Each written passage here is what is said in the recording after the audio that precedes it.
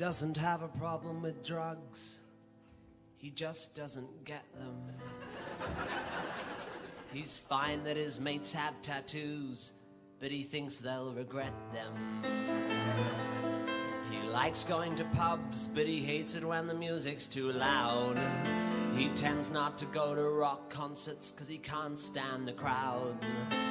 But all he's ever wanted to be is a rock star on Rage or MTV. But he knows that it's not fucking likely.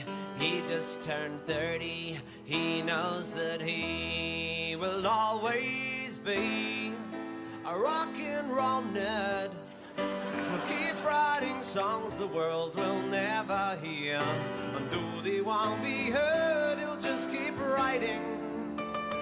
Oh yeah, but you see the problem is he always dreamt of being a star, but he learned piano instead of guitar, which in the 90s didn't get you very far. So while the other kids were learning Stairway, he was the piano to their forte.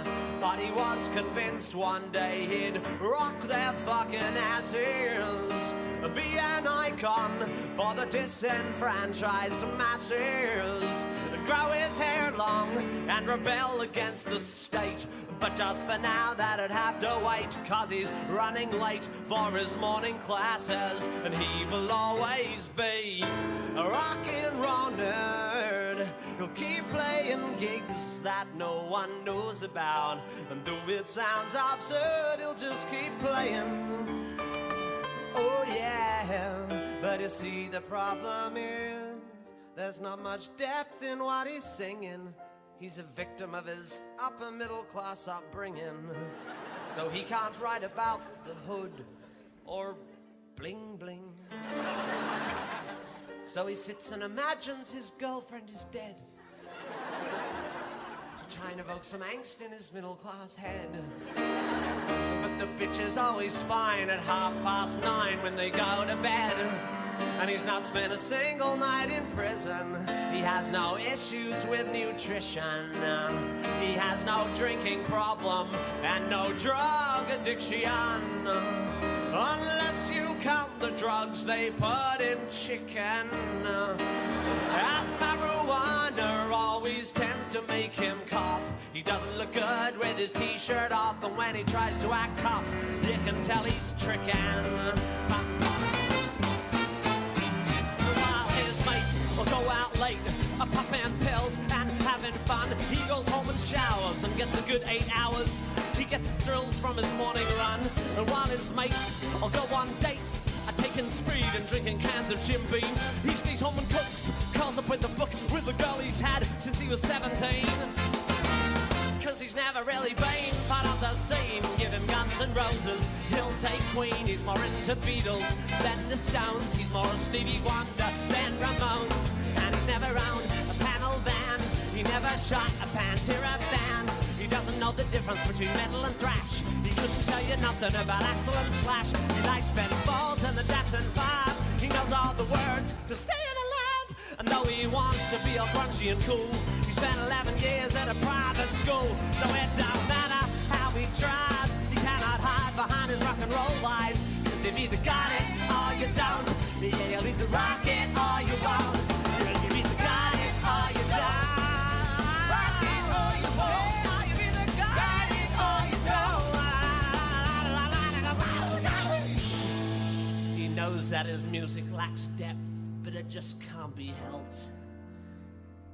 He has nothing interesting to say, so he writes about himself. But he doesn't want to seem self-obsessed, so he writes in third person.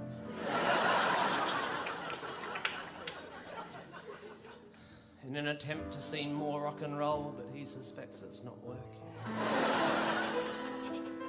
And deep in his heart he knows that he'll never be Silverchair or Eskimo Joe. And even if he was quite pretty with small pants like Kylie, he knows that he will always be a rock and roll nerd. He'll keep writing songs the world don't care about. Though it sounds absurd, he'll just keep writing. Oh yeah, yeah, yeah. You can criticize him, but he won't care, care, 'cause he wants to rock, and he will never be deterred. But he'll always be a fucked up little try-hard wannabe rock and roll nerd.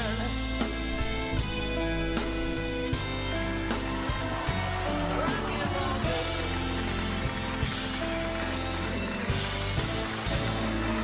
nerd. Rock and roll nerd. Oh yeah. How's everybody doing? How's everybody doing? You got to start with some Tim Minchin. You got to kick off the day. It's the only way, really, in my opinion. It's the best way to do it. Projector, create output projector. Put on the screen. There we go. It's comedy like Weird Al, not serious. Yeah, I mean, he's singing about being a rock and roll nerd. But he wrote all the music to Matilda, the musical, which you might have seen on Netflix. It was all over Netflix. I think it launched on Christmas Day. So it's all over the place. And by the way, Imperium, yes, I do have green beans today. Unironically, yes, I do. I wasn't expecting this being pre-chat. I used to start, I don't know if any of you guys were here for it, but I used to start like pretty much every stream that I would do back like in college with that song that Butters would tap dance to in South Park. This. To the song I've Got Something in My Front Pocket for You, here is Colorado State Champion Leopold Butters Stotch. Like I'd start every stream with this song. Something in my front pocket for you. Why don't you reach down in my pocket? I don't know why. I thought it was funny. Give a little squeeze and say, how do you do? There's something in my front pocket. There's something in my front pocket. There's something in my front pocket. So I would just play that, and I couldn't tell you why, but I just thought it was really funny. So that's how I would start every stream. Now at least we shake it up a little bit more. A little bit. Just, I mean, not much. Somebody was saying, I'm surprised Luke isn't playing King Cobra to start off the stream. Well, I've got to bring you guys in, then I have to explain King Cobra, and then I can play it. King Cobra JFS actually just dropped a new album. I haven't heard any of it. But some of you guys have heard the song I played for you before, which is like a message to his father. Bear in mind, this guy thinks he's going to be the next Ozzy Osbourne. Don't worry, I'll catch him on chat in just a second. I just want to show you what this is like, okay? So his dad called him and tried to have like a heart-to-heart saying, listen, dude, you're an alcoholic. You need to calm down. So he recorded the phone call and put it as the intro to his song.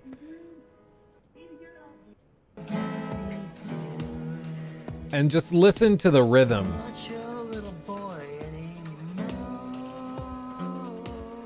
Yeah. Love it.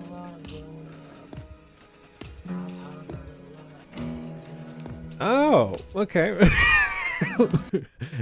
He also has one. What was that? It's like a Christmas song. Oh, I know what it was. It was his version of Silent Night. I'm just gonna play this for a brief musical moment so that you can enjoy it. Yeah, we'll look at Hogwarts Legacy PC specs. We'll look at there's actually an alleged leak for Grand Theft Auto 6, which I find hilarious. So we're gonna look at all of that stuff in just a second. But I want you to enjoy this a brief snippet. I'm not gonna play the whole thing, of course, but a brief snippet of his Christmas song, Silent Fart.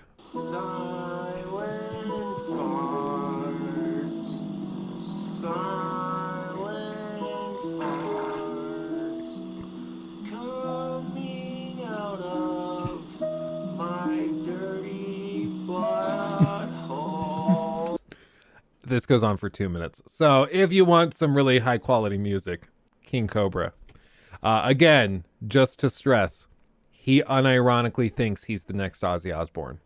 Okay, if you think I'm joking, go watch his videos. He thinks he's the next Ozzy Osbourne.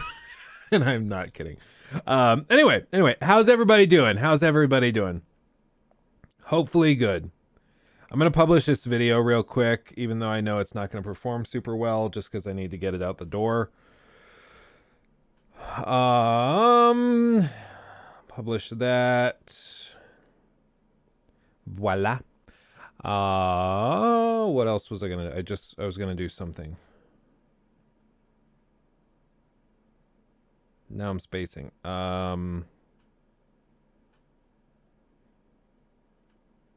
Jeez, I don't know. My brain melted. I don't know what I'm doing. Leaked Atomic Heart gameplay. I didn't see any leaked gameplay. I've seen a lot of the official stuff, but I don't think I've seen anything like that. You can totally dance party and I don't know. After that, what was it?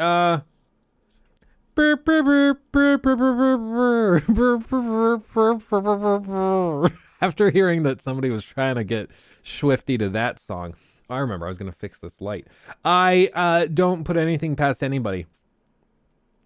You know, if you want to get, knock boots to King Cobra JFS's original Christmas song, Silent Fart, then you know what? I'm sure there's weirder stuff people have done. Oh man, this app. So these lights are controlled with an app called the Sidus Link app. And it normally works great, but it randomly signs you out of the app and then makes it send a code to your email, and then you have to use that code to sign in. You can't just have a password. You can't just use Face ID. It's painfully inconvenient. And I'm maybe I'm crazy. I don't think there's many people that are going to hack onto my Wi-Fi to turn on and off my lights. I don't think we need that much security, Oh, maybe I'm the weird one. Maybe everybody wants that security and I'm the one that's being weird. Anyway. Did you see the Justin Roiland news? I saw it on Twitter. It looks like he was arrested for accusations of something from 2020.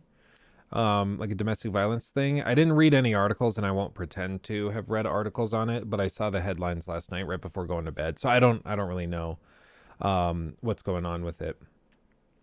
But yeah, upsetting. It brings to mind all of the discussions. Let's say Justin Roiland does go to prison or go to get some sentence for domestic violence. You're going to see people on Twitter saying that if you enjoy High on Life or Rick and Morty, that you're enabling an abuser. And it was the same thing with Johnny Depp. If you like the Pirates movies, or if you go to see the new Harry Potter movies, the Fantastic Beasts that he was in, then you are supporting an abuser and stuff. And I don't know why, but I find it interesting to gauge the public's perception and response to that type of thing.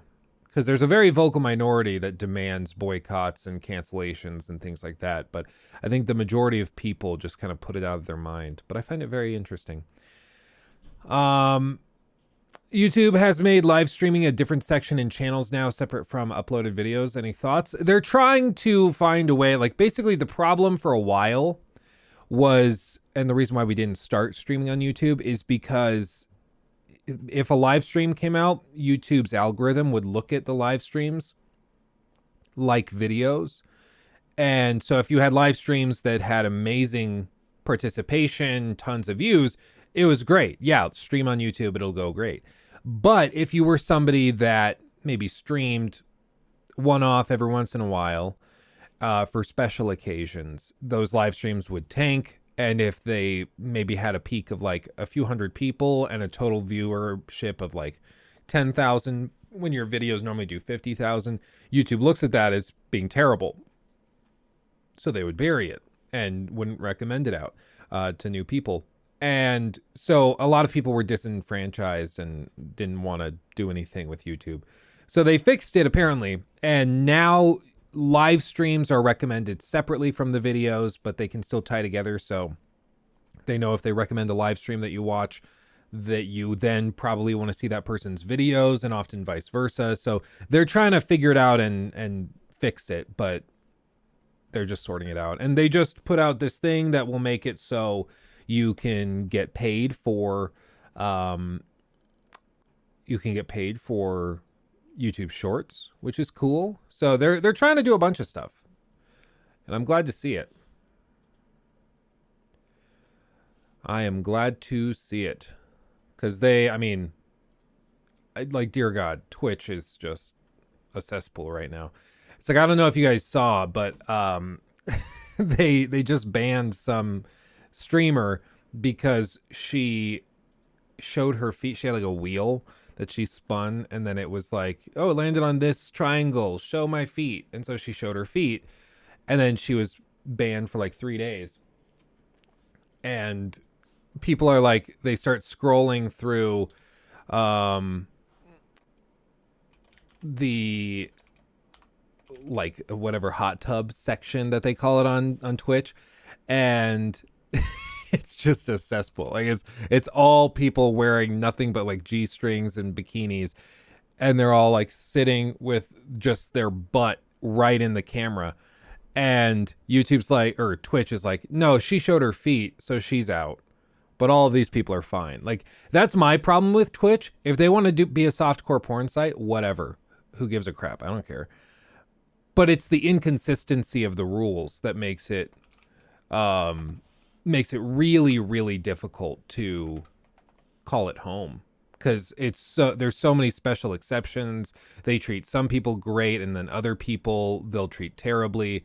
And that inconsistency is just, I don't want to make that my living. You know, I don't want to rely on that for my paychecks and being able to provide for my family. Because it literally is like, one day you might just wake up and have been banned permanently, and they won't even tell you why. That's what happened to Dr. Disrespect. He got banned, and they wouldn't tell him why he got banned. And so he sued them. They apparently told him and settled with him because they knew that this wasn't going to be good. So he probably got a fat stack, millions of dollars from YouTube or from Twitch to just not talk about it publicly. But not everybody has the money to just sue Twitch and push through for years doing that. That's very expensive. So, you know, if you don't have the money to sue somebody like that, it's weird, you know. So we'll see. I hope that YouTube becomes, you know, stronger and a better competitor to Twitch, but they've got to tackle some of this stuff. The fact that like the API for the chat is so broken that we can't use a chat bot regularly without it breaking. The fact that there's no strong or robust clipping system. There is a clipping system, but it's very, very weak. The emotes are kind of a joke. Support for moderation tools is amazingly terrible. Our mods do their best, but like if we have somebody come in here and start going crazy in the chat, mods can't ban them. They can only put them in timeouts. How is that a thing? Like, how have they not gotten to the point where they just give moderators, who the YouTuber approves, the ability to ban people permanently? I don't get it. Anyway, the Marvin G, thanks for doing the stream in the morning so guys from Europe like me can enjoy. Oh, of course, Marvin, I appreciate you, and I'm glad you are here. I found it's kind of tricky. A lot of the, like, my fans and viewers are from Europe. I don't actually have a huge following in the States. I have a lot of subs and viewers in the States, don't get me wrong, but other channels about my size that cover gaming stuff in our, like, my same niche, probably like 80% is in the US. For me, it's about 46%, which I find really interesting. For some reason, my videos, I think maybe it's because I focus so much on like The Witcher early on. But I find it very, very interesting that so many of my viewers specifically are international. I find it awesome. I find it super, super cool. But I've been trying to figure out why that is, and I don't know. You're probably too measured for most US viewers. I think you might unironically be correct, Budley. I'm not even joking. I was told by somebody, they were like, well, you know, if you really want to appeal to the US guys, and to the, I think they called it, basically, I guess let me back up. I had these guys come along, and they were a consultancy agency, marketing agency, and they said, we'd like to do a free evaluation on your company and your YouTube channel and all of your assets and projects. We will analyze all of it, give you a plan, and if you like what we have to say and what we bring to you, you can hire us to help you accomplish that, and that's when we'll get paid. But we won't charge you for the analysis. I was like, okay, yeah, sure, do the analysis. I don't care. And so they did it, and they basically came back and said, we see a hole in the 13 to 17 age demographic for young males. And most of those guys, they really like the hot takes, the memeable content, the reaction stuff. And they basically said, if you want to appeal to those people, we need you to be a little bit more bombastic and a little bit more outrageous. I was like, so you want me to be like IShowSpeed? Like, you want me to set off firecrackers in the studio? Like, what? I'm good. I was like, I appreciate the analysis you did, but that's just not me, you know? So if I'm gonna be successful, it's gonna be because I am the way I am. I'm not gonna get up here and start pretending to be somebody I'm not. It was really funny though. Like, I don't know if you guys have seen those like knockoff IShowSpeeds. There's a lot of them, these guys that are trying to become like the next big streamer.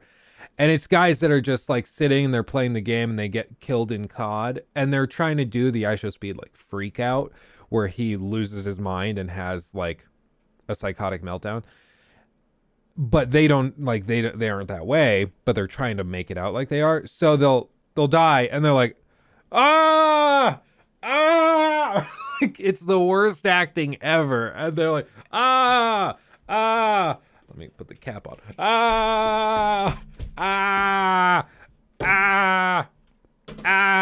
Like, it's so stupid.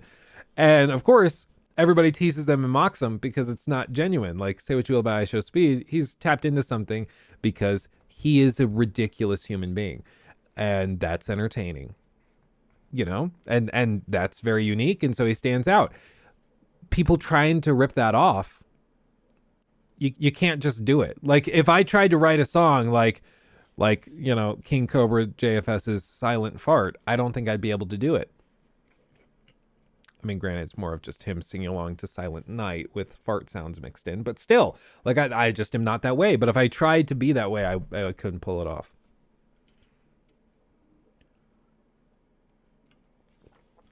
Never do this, Luke, please. Your serious critiques are the best. The Elden Ring critique style was my favorite, breaking down every aspect of the game. I'm glad, Renier. And yeah, I mean, that's just how I do things. And I think it's been a process of trying to learn how to package myself in a weird way, to make it more appealing to viewers and to get out and get more exposure. Because since we've started to figure it out earlier 2022, and the channel's just like exploded, I think a lot of it is the I Tried series, where it's a little bit more casual but has the same basic approach.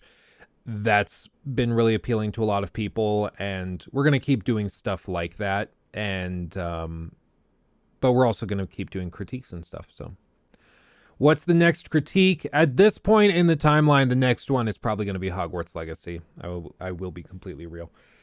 We're at a point where I've learned that anything from like 30 minutes to an hour 15 doesn't tend to perform very well at all. So if I'm going to do a critique and spend the time and effort to do that, I want it to be on a big game that's worth the time. So I think Hogwarts Legacy is the next one that lines up. As for Forspoken, I think that's one that will justify a review, but I'm going to be completely real. After playing that demo, I really don't know if I will have the strength to finish that whole game. So, I mean, maybe I'll start it and I'll be like, oh my God, the demo was horrible, but this is actually great. I hope that's what happens. But if it is not what happens, and if I play it and I'm just miserable after 10 hours, I probably will stop. I'll do the I tried Forspoken so you don't have to video, and we'll call it good. Because I'm just, there's very rare occasions when I will play something I hate all the way through to make a video on it. Usually that will only be the case if it's like a video that's going to do really well. If it's something like Gotham Knights, you know, a very clickable video. Skull and Bones being delayed another year. Yeah, I mean, I can't say I'm shocked. It's stupid. But Ubisoft at this point doesn't know what they're doing. What unannounced or unconfirmed games are you wanting to see in the coming year or two? Unannounced or unconfirmed? I mean, obviously, like Grand Theft Auto 6, they're working on it, but it hasn't had like an official formal announcement. But I don't think that's really what you're asking. As for like total curveball games, I don't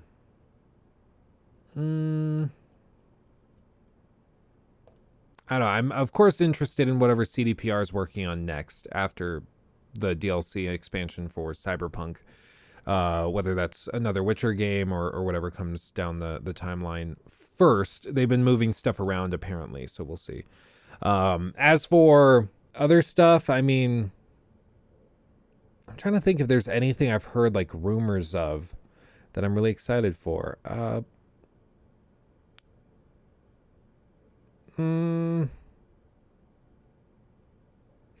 don't know. I really don't know. I'd have to think about that. Because I guess I'm blanking on games that have not been announced. Yeah, I guess Ghost of Tsushima 2 could be really cool. I'm open to that. But yeah, I'm not sure. I'm not sure. I'll have to think about it. Dead Space remake, yeah, we'll do like a video on it and we'll look at it. I don't foresee doing like a whole critique or whatever else. But I would expect that we do something for it. I don't know if we'll get review codes for these. EA's always been really weird to me. And Square Enix as well has always been really weird to me. Even like, it was weird. When I went to E3, they were also weird. Like they looked up my channel. Because basically, if you haven't been to E3, basically like they have the big show floor and then on the edges of the room, they have basically like these kind of small buildings that they built within the space. The big conference center space, and these small buildings have, you know, doors and locks, private rooms that you can go into and talk business. And some of the bigger companies rent out those spaces. So Ubisoft had a big area, Square Enix had a big area, EA, you know, all those big guys. And Square Enix, like they had their little greeting area, and I went up to talk to them, and I gave them my name and everything, and they looked up the channel. And they said like, okay, well, thank you so much. We'll be in touch soon. Walk around the floor. We'll give you a call when somebody's ready to speak with you. And they never called. It was really, really weird. I mean, there wasn't much to talk about. Like it was Final Fantasy stuff, but maybe it is just that they look at my channel, see that I don't cover much Square Enix stuff. And so they just say, we're good. I don't know, but it's weird. Let's see. Hey, Luke, I want to do some research on Ubisoft as a cigar, but investment. I'm going to take a look at their balance sheet and cash flow statements. Thoughts? I mean, I'd say go for it. I think what you will see is that they burn like $500 million on projects that never came out. They spent a ton of money on Ubisoft Quartz, which was their NFT thing. They've done some ridiculous stuff. And basically, like, if I had to boil all this down, the problem with Ubisoft is that they are a big company with tons of employees, and so they need a lot of money. But instead of creating really robust franchises that players enjoy playing and look forward to every year and are willing to spend a lot of money on, they try to cut corners and go the route of get-rich-quick schemes with like NFTs or with these really lazy multiplayer games that end up releasing after millions of dollars have been poured into them, and then they get canceled or abandoned like a month or two in. And so they are just like desperately trying to grab on to whatever flotation device as they're in the deep pool or the deep end of the pool drowning, instead of just learning how to swim. And at this point, I think that they're starting to sink below the surface of the water, and it might be too late to teach them how to swim. I think they might just be headed down deep. Yeah, Gamer Guy, I do agree. They have a ridiculous number of employees. And so, like, in the video that just went live on the main channel, I do describe how pretty much they offered 3 strategies for how they're going to right the ship in the next 2 years to investors.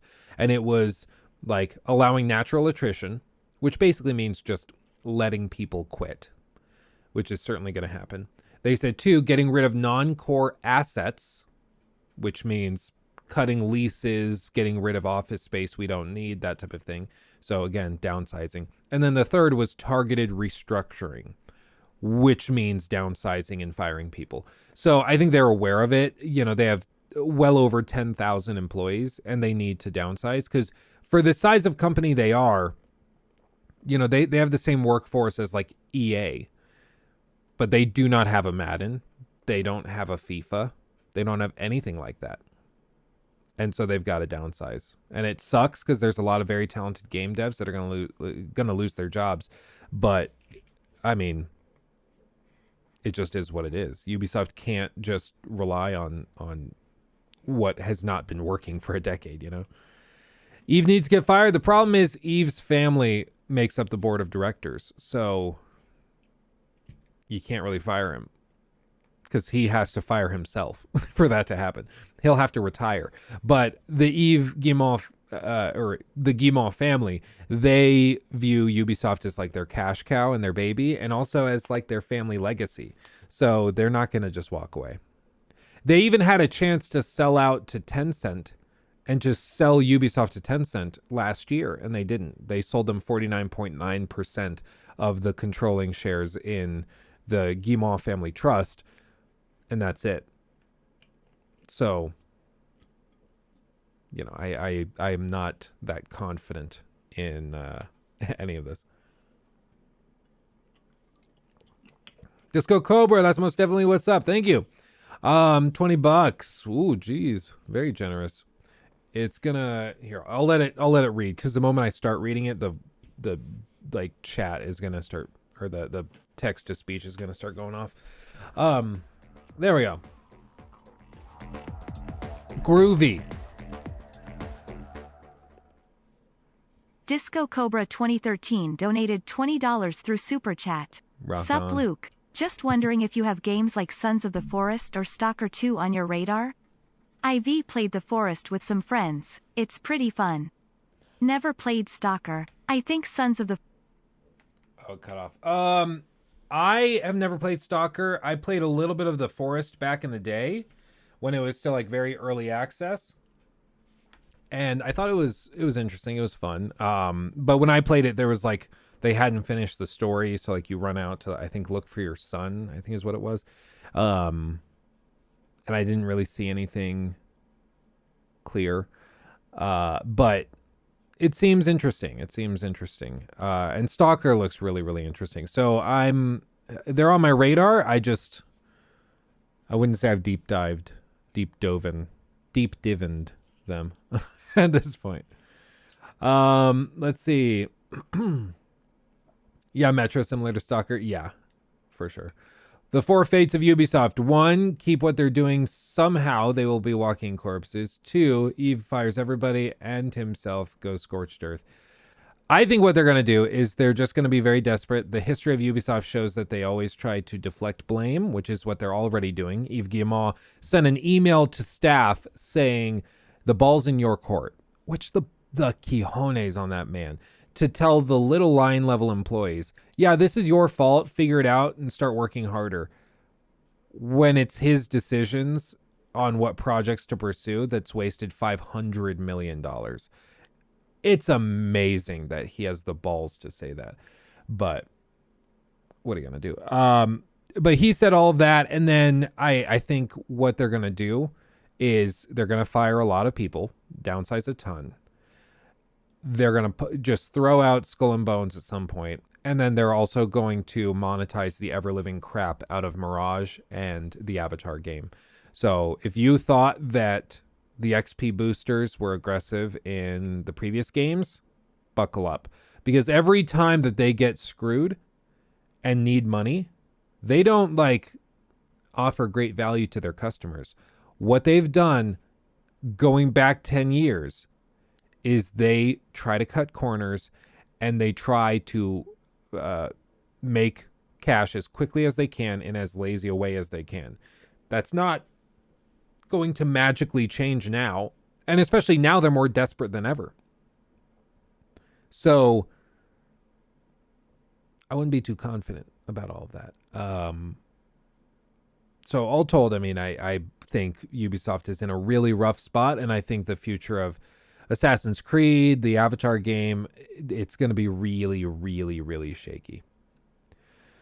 What would you do to turn around, or what would you do to turn around the company? Any fun ideas? For one, if I were in the CEO position, I know this might be unpopular. I mean, at this point, if I took over, I don't think there's any option but some downsizing, because they do have ridiculous numbers of employees without any games to be able to pay for them. So it sucks. If I were running the company 10 years ago, I would have tried very hard to get to the point where we never had to fire any employees. But if you take over a ship that's sinking, you've got to get rid of some weight in order to save some of the people that are still on the ship. There's no magic fix, you know. So I think downsizing, unfortunately, is a necessary thing. You probably need to close down some studios. Like, obviously, the studio that's building Skull and Bones, I hate to be that guy. Clearly something's not working and hasn't worked for a while. It's like, clearly you got to rework some stuff. They're probably going away, and then there's other studios that probably can be cut, and you just rely on Montreal, on the Paris studio, on Quebec, on those. Thank you, Vexner, for the $10. Appreciate you. So I do all of that, and Vexner3 donated $10 through Super Chat. Dilly. Do you think Spider-Man 2's story has a chance to beat GoWR? When do you think we'll get ES6? How will it look, feel, play? UE5 graphics or better? Please give us hope for ES6. Well, I appreciate that. I'll get to that in just a second. What I'll say is to finish up how I would try to fix Ubisoft. So yeah, downsizing and cutting costs. Obviously you need to do a lot of fixing with the budgets and things to stop wasting so much money on projects that never see the light of day. And really that seems to be the consistent issue, is Yves Guillemot and the others involved in executive leadership. They're approving all these projects that never go anywhere. So they spend $500 million on games that never release. So it's wasted money. And if you have good leadership, they're only greenlighting games that are going to pop off. And that's what you saw with like Sony during the Sean Layden era.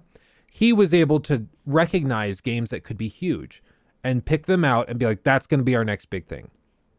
And he had very few flops while he did that. The biggest thing I think you could say was close to a flop for them was Days Gone. And Days Gone still is considered a pretty significant success in the long term. In the short term, it didn't sell very well, but in the long term, it did very, very well. But you look at everything else. I mean, he was able to spot Ghost of Tsushima. He was able to spot the potential of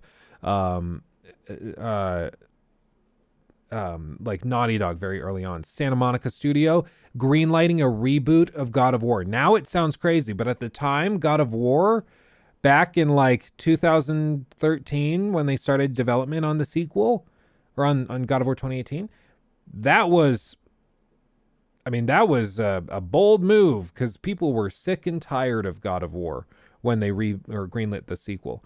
So he was able to spot the potential of that stuff. And there's just no vision like that within Ubisoft. And there hasn't been for a very long time.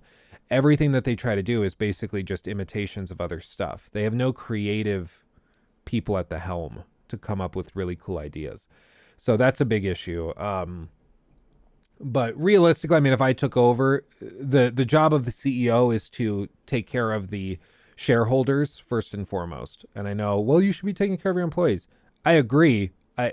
As somebody who runs a company and like employs people, yes, I take care of my employees and all of that. But part of that's because it's a private company. Like, I own my company and that's it.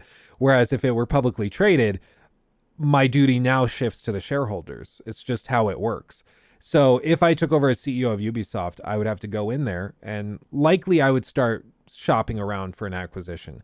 If Yves Guillemot really cared about the company and really wanted it to see a bright future and take care of the employees and everything, avoid major downsizing, I think he would just start shopping around for a buyer.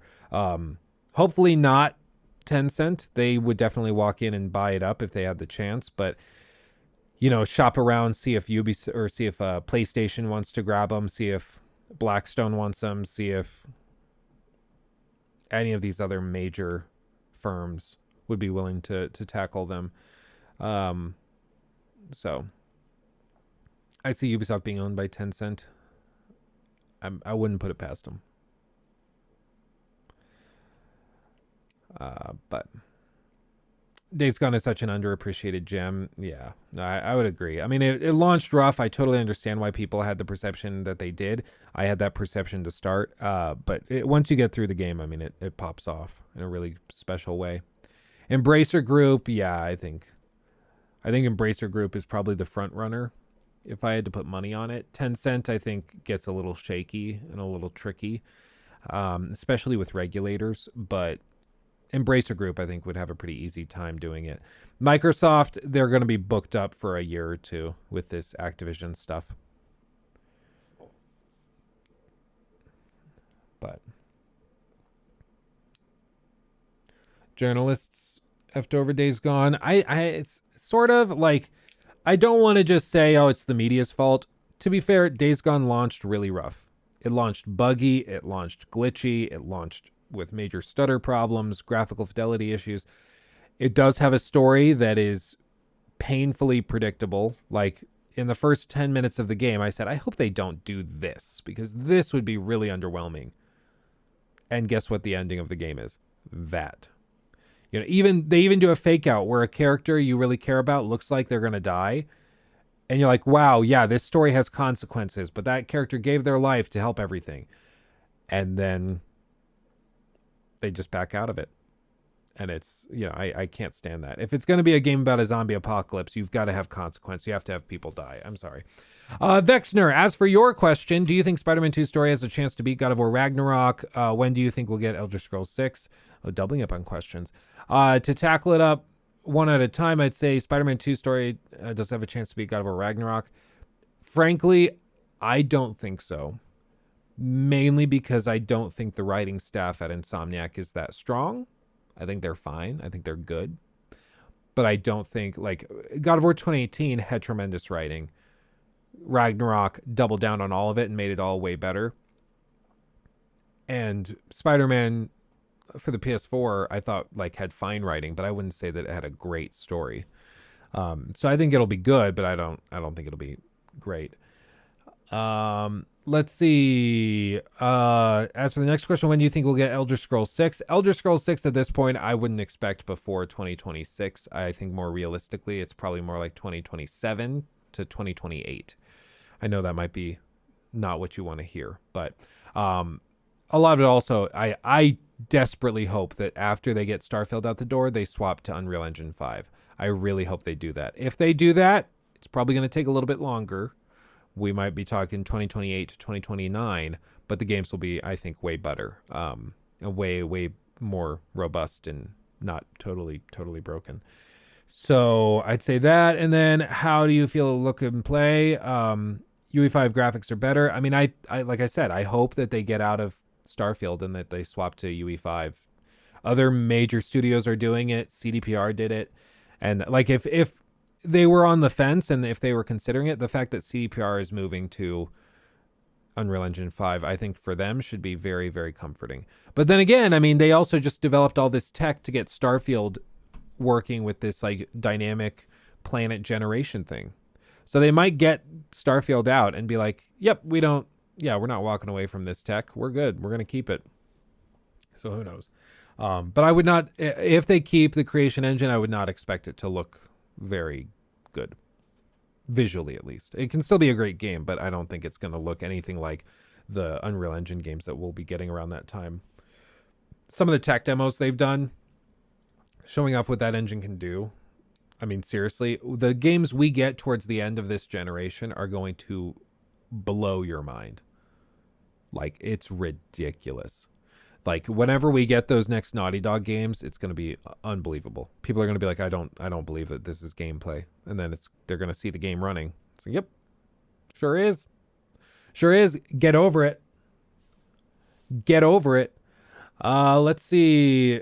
Luke, what do you think of Far Cry 5? Never heard you talk about that one at all. I think it was fine. I didn't really like the structure. I don't like the 3 segmented mini bosses before the big boss.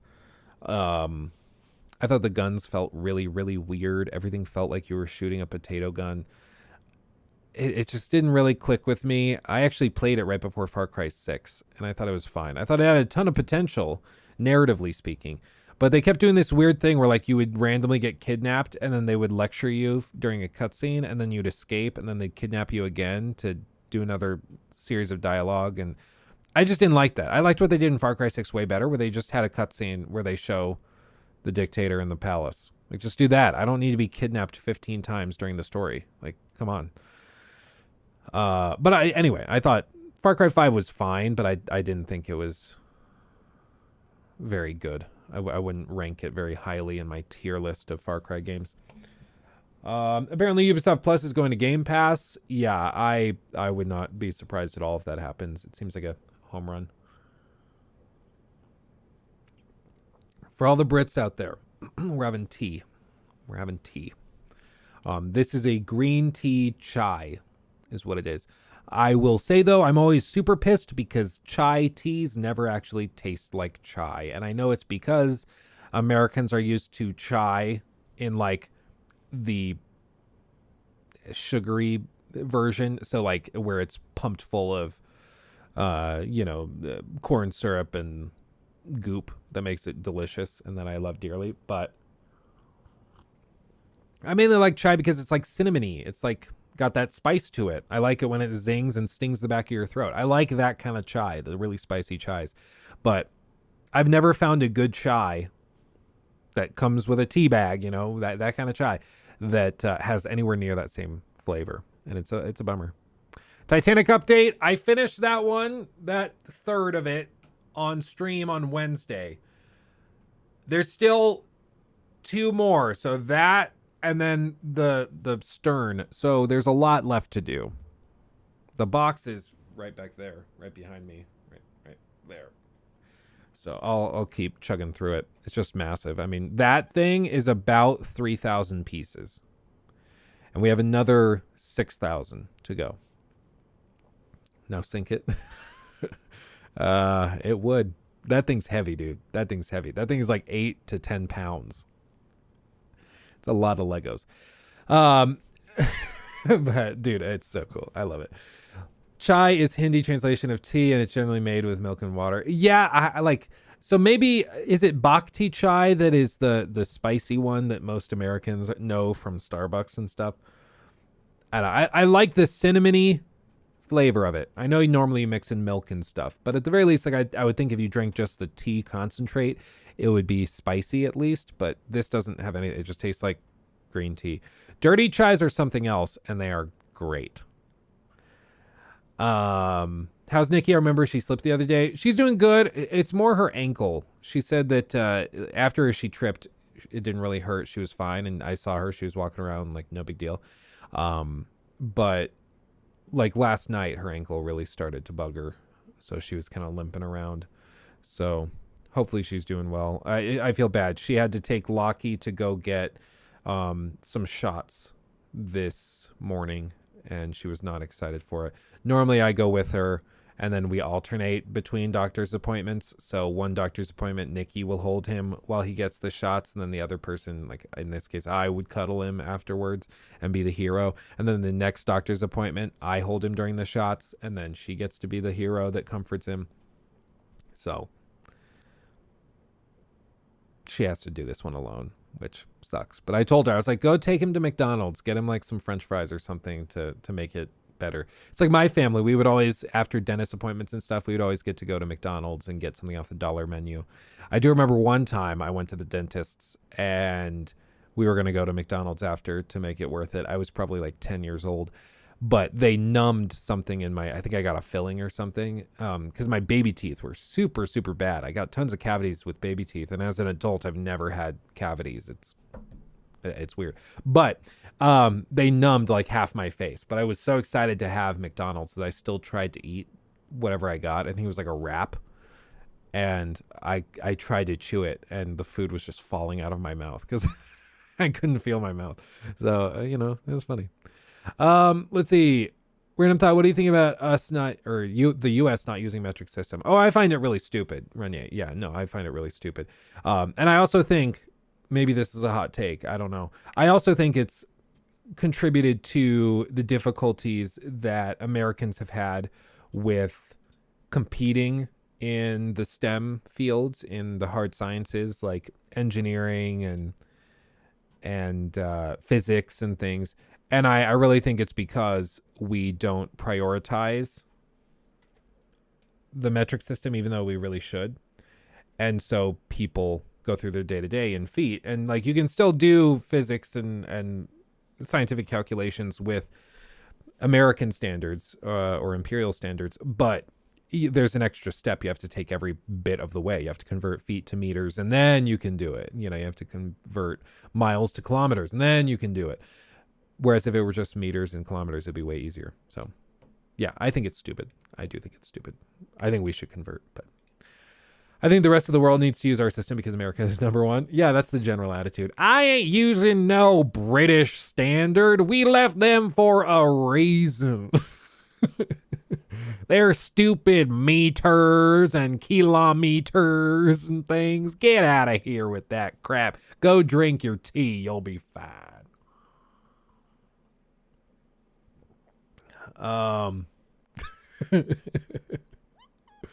Oh man.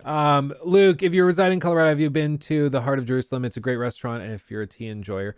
Oh, it scrolled past. Hold on. And if you're a tea enjoyer, it's amazing. Great euros too. Ooh, I have not been. I should go. Is it in Denver? Where is it? Because I'd be down. Green bean mukbang. Okay, I will finish my green beans. I'm sorry. Yes, they're cold. I don't want to be that guy who streams and then sits here like right in the microphone. Like some of the, like, I'm not Hassan, I'm kidding. I know there's people in here that really like Hassan. That's why I'm poking you. I'm prodding. But for me, it's like I have that thing where if I hear people chewing, I have to like turn it off. I can't do it. So I always try to only eat on stream when we're like reacting to a video or something where I can mute, and so that I don't bug you guys, because I know it would bug me. That's at least my thought process. The metric system is also French, not British. Little spoiler for Americans in general. Americans think that everything that is not American is probably British or Chinese. Recently, it's been China. Everybody thinks everything comes from China. But yeah, no, I do agree. The metric system is French, not British. So actually, you guys would be historically loyal to the guys who helped you kick out those British redcoats. Yeah, no, see, it would make more sense, but American schools don't focus a whole lot on world history either, so it's not really a priority. I used to hate getting shots. I had to go get my flu shot, and that one, maybe she used an extra thick needle or something, but I swear I could feel that thing plucking through my, I don't know if that's even a word, but that one I could feel like the tension, and then it goes in like that. That's the one that freaked me out. Let's see. And I just watched the Ubisoft update you posted. I'm scared for the future of AC even more than I had been. Yeah, just like every step of the way, whenever we start to think, oh, maybe they're figuring it out. Nope. It keeps getting worse. And the common thread is this guy, Yves Guillemot, that cannot admit that he might be part of the problem. And that message, that email he sent to employees just pisses me off. The gall of like going out and like texting and emailing employees and being like, the ball's in your court, fix this. Like, oh my God, dude, you're the problem. And you're telling your employees, you guys got to figure this out, guys.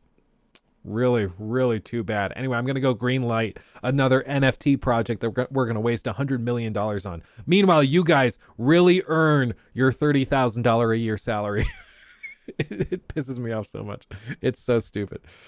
Robbie, hey Luke, just recently got fired from my job. That sucks. That I loved for some insane reason watching your content to cope. Thank you. Oh, Robbie, I'm sorry to hear that. Hopefully you find something new soon that is all the more fulfilling, because that does blow. But you'll land on your feet, I'm sure. So hopefully we can have some fun in the meantime to take your mind off things and to make everything a little bit easier. The unmitigated go. Do you think COD has finally won the FPS battle over Battlefield? I mean, at this point, yeah, there's not really any competition.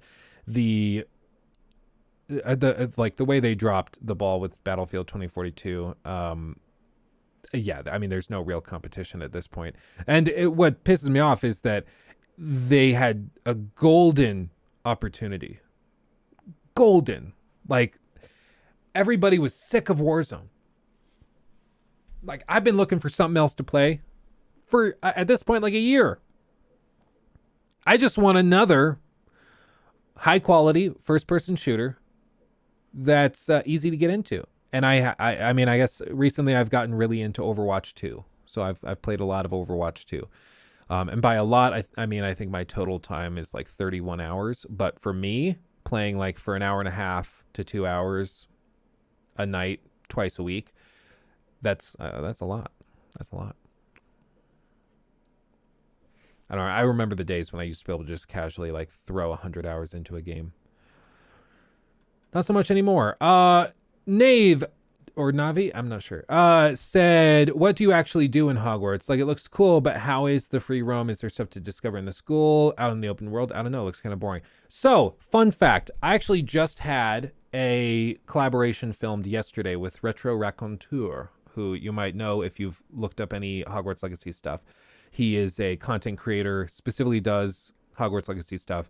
And yesterday we filmed like an hour-long discussion going through my frustrations with Hogwarts Legacy, with all of this stuff. And it was really, really interesting. I went through like common misconceptions, one of which, Thesaurus, thank you for bringing that up. A lot of people think that the game is multiplayer. No multiplayer, single player only. A lot of people think that it's like going to have MMO components. No MMO components, single player only. A lot of people think that there's microtransactions. No microtransactions. They've confirmed it. There will be DLC and expansion content. There will be items that you can purchase on the side, but not within the game itself, which is what, like, how they're getting away with the Dark Arts Arena. If you want the Dark Arts Arena and you don't buy the deluxe, then it's like an extra $10 expansion, maybe $5 expansion on the side if you want that. So no multiplayer, to be clear. Yeah, no multiplayer. Thesaurus, you're not alone. I thought it was multiplayer until like 2 months ago. I don't know why. They never announced it as multiplayer. They never said that it was, but people saw it and just assumed that it was, which I find interesting in and of itself. But we talked about all this stuff, and I was also like, okay, so the process of gameplay, what does it look like? And what it's basically looking like is that it will be kind of similar to Bully. And I know that might sound crazy, but in Bully, if you ever played that, you have classes that you go to. So it's at certain points during the story, it'll be like, go to class. So you need to go to class. And you do that. That helps you level up, gain experience, knowledge, blah, blah, blah, new abilities. But then there's also multiple times during the game or countless times during the game, where you're able to just go explore the castle. Or you're able to just go out and go travel to Hogsmeade. Maybe you want to upgrade your broom. You can do that in Hogsmeade. There's a shop that allows you to customize your broom. And all sorts of stuff. So the structure is going to look like that. And I find that to be kind of a good sign, because I really liked how Bully handled stuff. The big question for a while has been the story. What is that going to look like? And one of the things that Harry Potter fans have been really questioning is why it starts in the 5th year.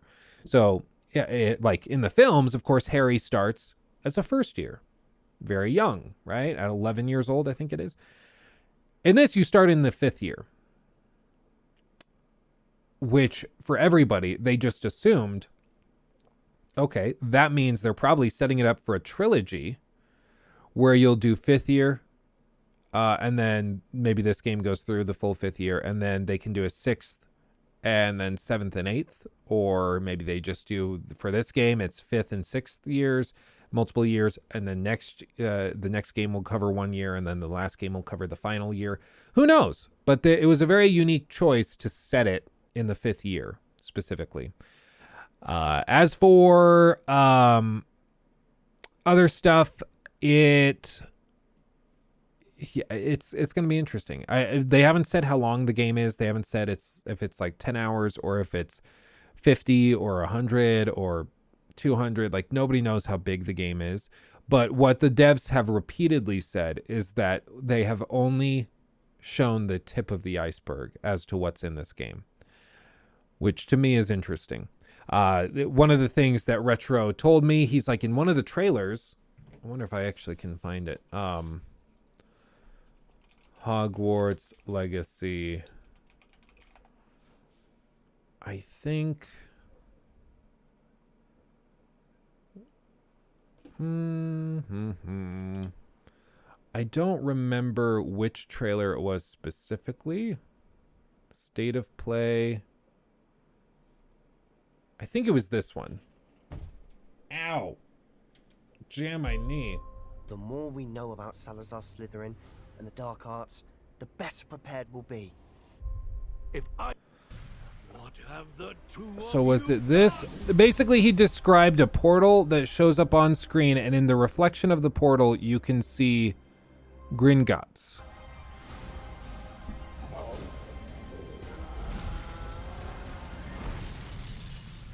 What have the two of you... Is it this? No.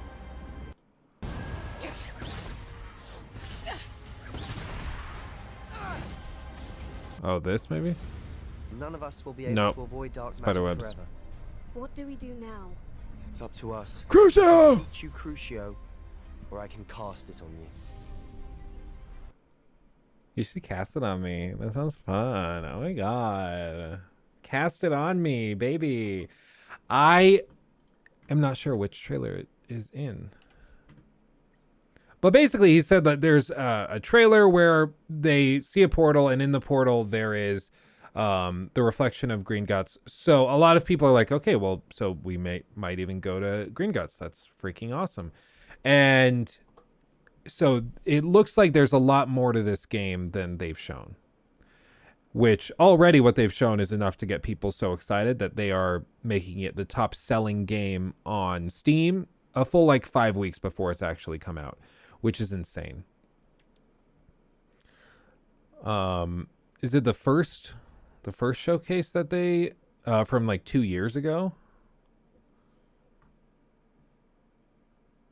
And I think the combat looks actually pretty good. And one of the things that they stressed was the guy that they've had playing the gameplay during these showcases and gameplay recordings. He is one of the gameplay designers, I believe, and he is very good at the game because he plays it for like 4 hours a day, 5 hours a day, 5 days a week. And he has been for years. So he's very, very good at it. And so they said he's making it look easy, but the combat can be pretty challenging and require some finesse and a good amount of practice to really nail down.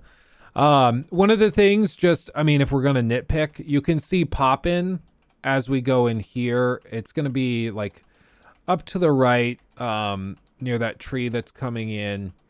There's a little bit of Pop-In as you fly closer. Doop, doop, doop, doop, doop. A little bit there. You see that right there on the far right. So like that pops in. There's a little bit of stuff like that. But, if we're being real, very minimal and nothing I would consider too concerning. Nothing that we've seen with like Cyberpunk where the game is like really, really aggressively loading things in. And just the idea that you can fly on your broomstick around the lands. I think for most people that's enough to sell them on the game. I've had people like reply to that video I did, and they said that I don't care if the game sucks. As long as I can just explore Hogwarts, I'm happy. And for a lot of people, that is actually how they are evaluating it. It's like, I would pay $70 just to run around the castle. And that might sound insane, but people spend hundreds of dollars, if not thousands, to travel to Universal Studios Orlando just to be able to go to the Wizarding World and then like go on these rides that give them a little taste of the castle. So if you think it sounds insane, it really is not. Harry Potter fans love this franchise and this world and the castle and everything inside of it. And so it's very, very possible that like even if this game launches with 5 out of 10 reviews, it's still going to be the best-selling game of the year. Do you know if review copies are going out for this game? I have heard nothing. I've been trying to get a hold of them. I do not know. I don't think anything's out in the wild right now. But it is a little early. So normally like 2 weeks before is when you really start looking. Massive games that are like 100+ hours long, those usually you should expect to get review codes maybe 2 weeks in advance if they're being generous. But I've also seen it where there's 100-hour+ games that they send you the day before launch. So it really just depends on the publisher and everything else. I've never reviewed anything for Warner Brothers, so I'm not sure how they typically do things, but we'll see. We'll see. Yeah, this base building is super cool. I can already tell you, Nikki is going to spend so much time customizing her little base and everything. It's going to be a problem. Hopefully they don't pull a Callisto Protocol with the review codes. Yeah, we'll see, Astro. I have a feeling like we will realize pretty quickly once we boot up how the game is running. Like there again, if we're being like totally nitpicky jerks. So watch this woman right to the left of my head. You see how she pops out and then back in? She disappears for a frame. Like this is one of those things. People are like, Luke, you're nitpicking too much. I'm like, yeah, but like you guys watch me to point these things out because I see these things and a lot of people don't. Like a lot of people just tune this out and don't spot these things. So I'm sorry. This is just how I am. But like she clearly disappears. So like I have to mention it. Do I think that it's a problem? Like no. And the great thing, you're exactly right, Simco. The great thing is in the world of Harry Potter, if anything weird happens on screen, you just like, oh, it's magic. That's not a bug. That's a feature. That's not a bug. That's a feature. Yeah. And this is a very small bug, to be fair. And what I think, what it looks like to me is basically there's a thing called culling, culling, which basically is like the camera draws what's on screen pixel by pixel. And one of the ways that they save on rendering power is they train the camera and the engine to see what's actually going to be seen on screen and to cut out or cull what's not going to be seen in the frame.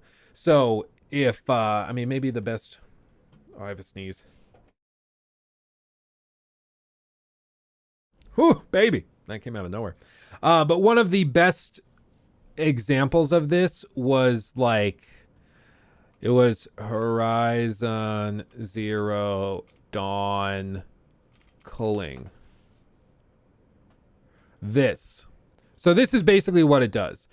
As you can see here, the camera pans, and as stuff is not going to be seen in the frame, they cut it out so that it's not being rendered and not being kept in the game's memory. This is a very common thing that happens in game development. And I know some people might be like, holy crap, that's so cool. But like, this is a common thing in video games. This happens with pretty much every game that you've ever seen. But this just is a really good visual of what's happening. So what looks to be happening here is that she, as a character model, was cold because she was behind this guy's head in the foreground. But something glitched out where the camera thought that she was not going to be seen again, so unloaded her, and then just for a frame, but then popped her back in. It's either that, like I was going to say, maybe it's a loading issue. She just hasn't loaded into the scene, but she clearly has fully loaded into the scene and then unloads and then loads back in. It looks like partially, like only her head is there and her hands are there for a second. But again, it's only for a frame. And if we look at this in the context of the video at full speed, like you kind of, your eye will notice something happened, but you're not going to think about it too much. So it's really not that big of a deal.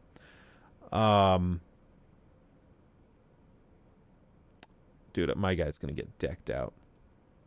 So I'm excited. I think the game looks really good, and I think that it's perfectly reasonable to be hyped and excited.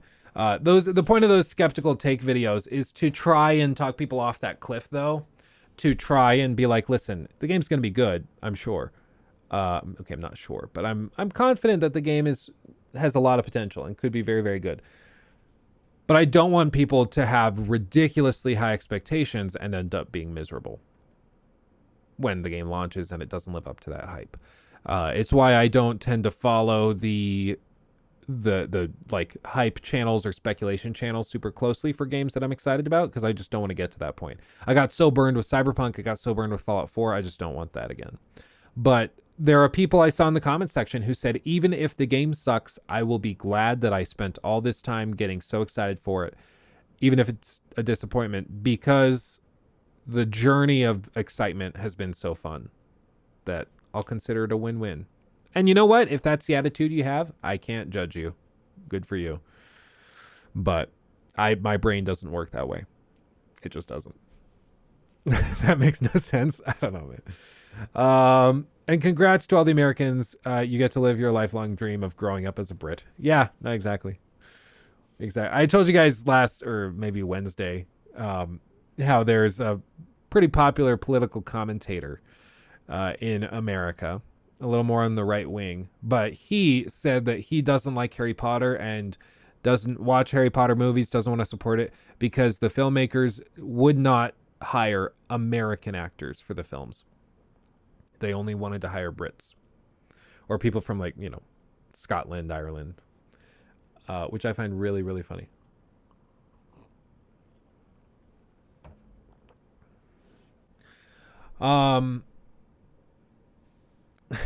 Wait, Luke doesn't follow podcasts now? Then how does he get his daily Hogwarts Legacy news and hype pieces? Yeah, well, I've heard from a lot of people. A lot of people have come forward and said privately to me, including other Hogwarts Legacy YouTubers, that Podcasts Now is actually a very skeptical, or has been very critical of Hogwarts Legacy at multiple points.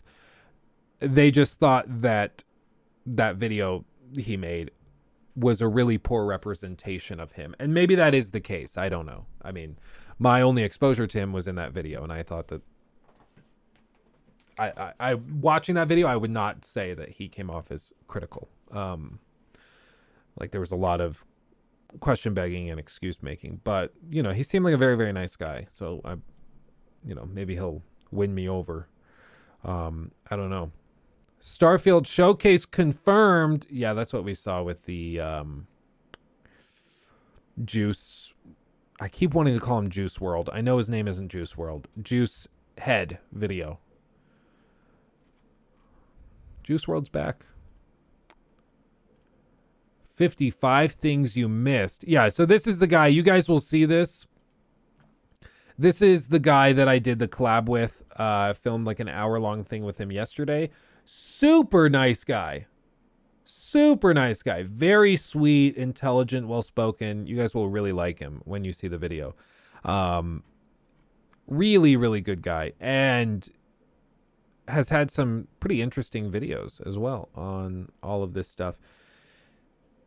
And he's followed it very, very closely. Like he's able to just reference, in the second showcase, they showed this scene and there's a reflection in the mirror that showed this thing. So a lot of people think that this could actually be Dumbledore as a first year student if the timelines line up. And I was like, oh, geez. Like, holy crap. Okay, wow. Yeah, that's why I bring these people on to fill me in on this stuff. But it is cool. There are some really interesting theories about timelines where they say like they haven't said exactly what year the game takes place in. They've said like the 1800s, late 1800s. And so people think maybe depending on the timelines, you could actually see like a young Dumbledore as like a first year student at the school. So you could be like, it's like, I don't know if your high school had this. My high school, it was Sevies. So 7th graders. Sevies were the most annoying kids. Everybody made fun of them. And it sucks because they're just 7th graders starting at the school. Like they've done nothing wrong. But it was like the jocks of our school, which isn't saying much. They would be like, the Sevies are the uncool kids. You're just a stupid Sevy, man. Stuff like that. And with this, I think it would be really funny if it's the first years that are not cool and that everybody teases, because then you could see like you could have a side quest where you have to like you're helping young Dumbledore because he's getting bullied for being a first year. You had 7th graders with you in high school, huh? Well, I mean, I don't think they were technically in high school, but they were in the same building as us. So yeah, I do remember that. To be clear, I never participated in the bullying. My brothers were, I had one brother who was a Sevy at the same time. So I tried very hard to shake that trend. But in the school culture was that Sevies were cringe. Which means, yeah, who isn't cringy when they're in 7th grade? I mean, come on. Hey, look, have you seen the new Meritocracy microphone? It's designed to prevent ambient noise and prevent voice loss. Do you consider using it? Meritocracy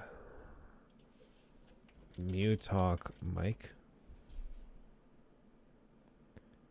for voice, internet, muffles in real life. Oh God. No way. Is that actually, are they actually selling this thing? Hold on. Guys, I'm going to just copy and paste this into the chat. Look at this thing. Are they selling this for actual money? They presented this at CES. It's a soundproof Bluetooth microphone that makes it difficult for others to hear your voice at the same time. Makes it difficult for ambient noise to enter the microphone. Dude, it looks like a ball gag. And I love the clearly photoshopped pictures of people. Like the lighting doesn't even match. Wow. They're painfully real. That's freaking hilarious, dude.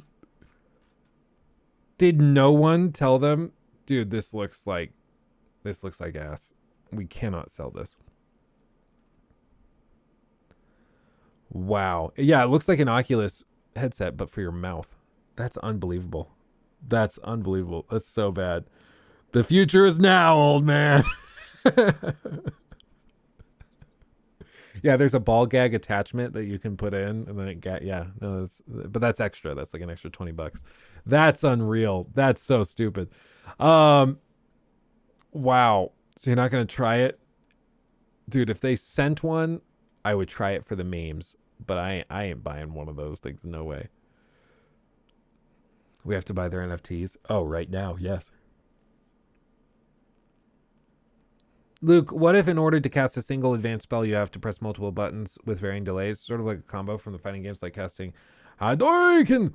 That could be interesting. What we've seen is like the more advanced spells, like even in the Dark Arts arena, things like Crucio or all of those are just like regular slotted spells.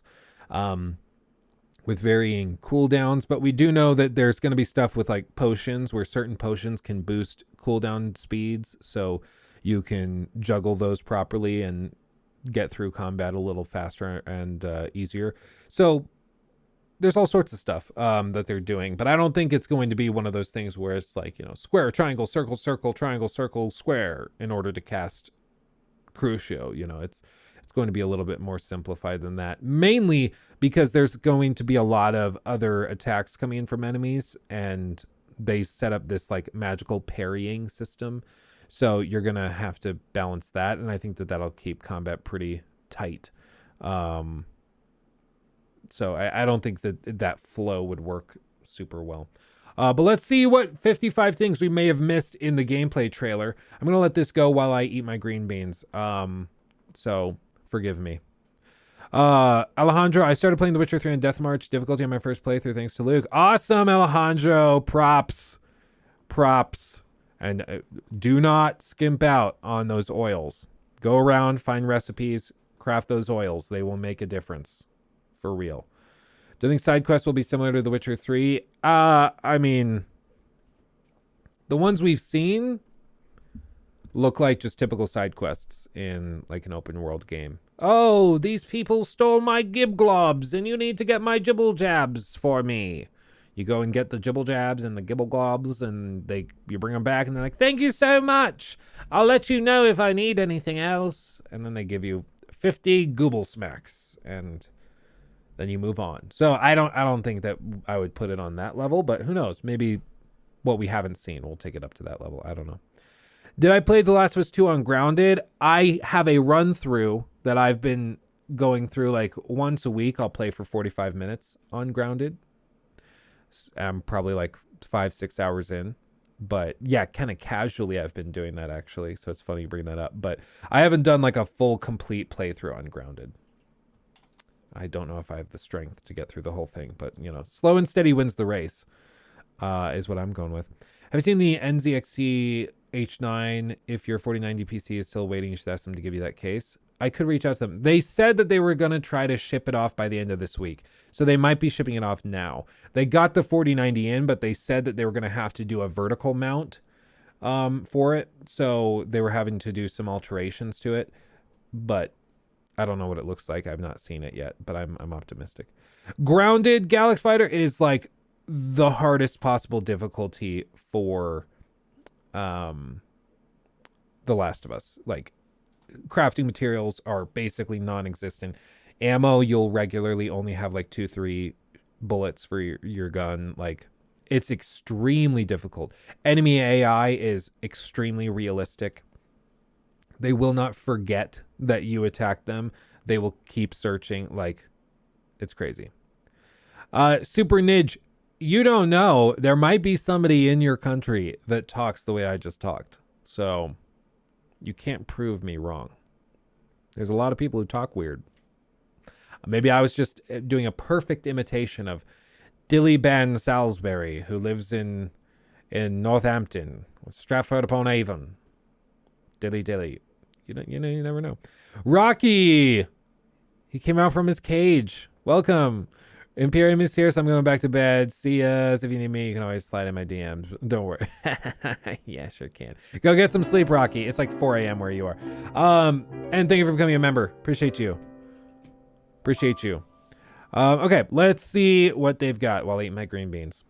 14 minutes of brand new Hogwarts Legacy gameplay footage. It's no surprise that 12 a.m., eagle-eyed sorry. fans are already It's finding 12 a hours, that's right, ridiculous 12 amount hours. of hidden details, Easter eggs, and secrets that are sure to please longtime Harry Potter fans. So in today's video, we're going to take a detailed look at the new trailer to talk about 55 secrets you may have missed. First up, at the 38-second mark, the main character approaches Hogwarts under darkness. If you look through this darkness, just behind the character, you'll see a familiar sight for Harry Potter fans and what is undoubtedly the Quidditch pitch. Quidditch still hasn't been officially confirmed to be in the game, or at least playable in the game. A little bit further in at the 51. They've since confirmed it is not in the game. I think, like, it's something we talked about on the call yesterday. They, they previously released Harry Potter Quidditch World Cup, and that was a standalone game that did pretty well. So I see no reason why they couldn't come out with a free-to-play Quidditch game multiplayer. And I think that would do gangbusters. I think if it's built well, it would do amazing.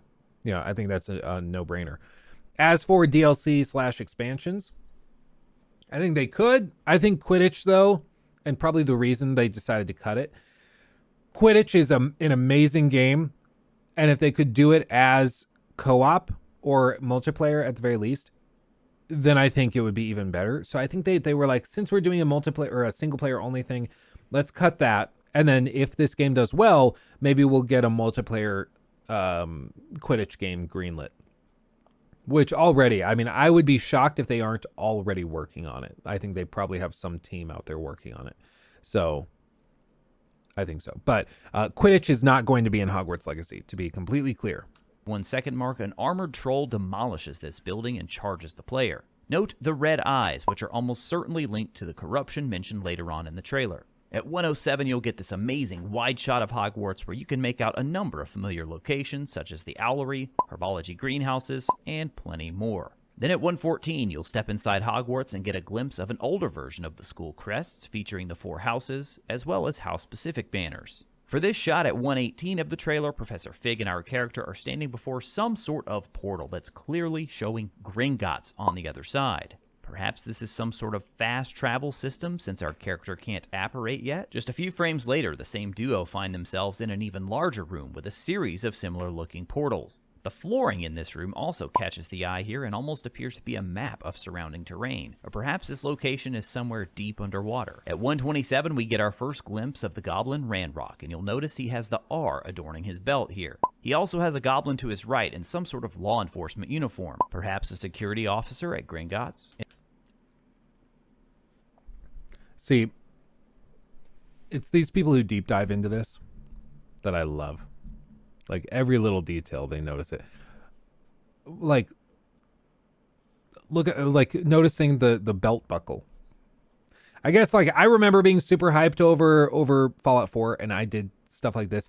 I remember the first big video I ever had was Fallout 4 gas prices dash cars confirmed ?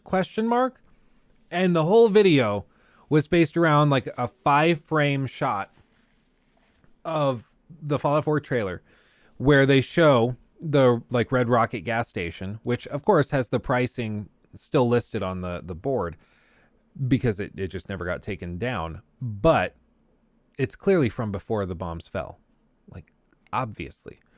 But I made a whole video saying how this might be a working gas station that you could buy gas in for a car to navigate the wastes. And you could drive a car around in Fallout 4.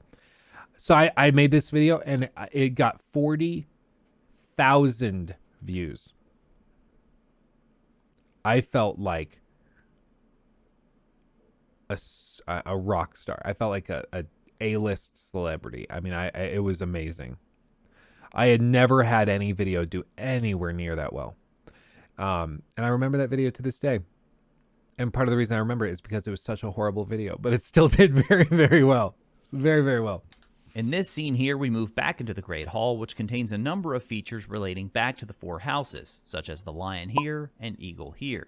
At 146, you get a close-up shot of the stained glass window, which also features the house mascots, as well as the winged boars of Hogwarts. You can also make out some text here that appears to be at least inspired by Latin. The first word means true, the second means learn, the third means truthful, and the fourth means magic. So, safe to say it's saying something about learning true magic. The various circles here below would appear to show different phases of the moon. As our character wakes up in the Gryffindor common room, you'll catch sight of a moving portrait in the background. This portrait turns out to be the first of many, as numerous portraits throughout the castle seem to have a life of their own. In the very brief shot of the Hufflepuff common room, we see quite a few plants scattered throughout. Perhaps this one here is a Mimbless Mimbletonia. Here we find 2 characters in a classroom with a number of spells printed on the boards behind them, some of which have yet to be confirmed as usable in the game. At 225, as we move into the Charms classroom, you'll catch sight of a diagram here showing a mountain troll. A few seconds later, we get a wider shot which reveals even more spells in the background. And let's talk about this professor for just a moment. If you take a closer look at the pendants he's wearing here, they appear to be snakes on both sides. Could it be that our Charms professor is the head of Slytherin House? As our character heads out into the courtyard, you'll see that the students are dressed in a variety of different clothing types. There are also multiple Slytherins in the shot that appear to be wearing Quidditch robes and equipment. At 323, our character makes their way down the hall toward a portrait in what almost has to be the Fat Lady in her position guarding the entrance to Gryffindor Tower. Later, at 348, we're treated to a quick look at the 5th floor prefect's bathroom, which appears to be designed nearly exactly as described in the books. I mean, look at this. It features a number of colored water taps and even the diving board, guys. They put the diving board in. Here, the students are in what is undoubtedly the history of magic classroom, and it looks like Professor Binns was boring students even back in the late 1800s. Also, if you look in the background here on the window, you'll clearly see the name of Merlin. And that's not the only mention of Merlin in this trailer. In this sequence here, our character casts Accio to retrieve a Should I troll Harry Potter fans in my videos and call him Mervin? I think that'd be really funny. Like the whole time. Like, especially because it looks like he's going to have a whole video or a whole, like, pretty important role in the game. Can you just imagine if, like, in my 5-hour breakdown of the game, I just repeatedly refer to him as Mervin? Dude, people would lose their minds. Oh my God. It'd be so funny. Then at the very end, I'm like, by the way, I know it's Merlin. I just was trolling you guys. Dude, it would be so funny. Or like, yeah, every time I say it, I keep slightly mispronouncing it more and more. So it's like Merlin, and the next one is Merloin, and Murden. By the end of the video, it's like, yes, and Muck Duck, he is very... Okay, that would actually be funny. Yeah, Mervilium. It keeps getting worse and worse. Murlob, and then Glibglob. By the end of it, I'm just like, Dave. Okay, I'm sorry, I'm stupid. Okay, I'm sorry.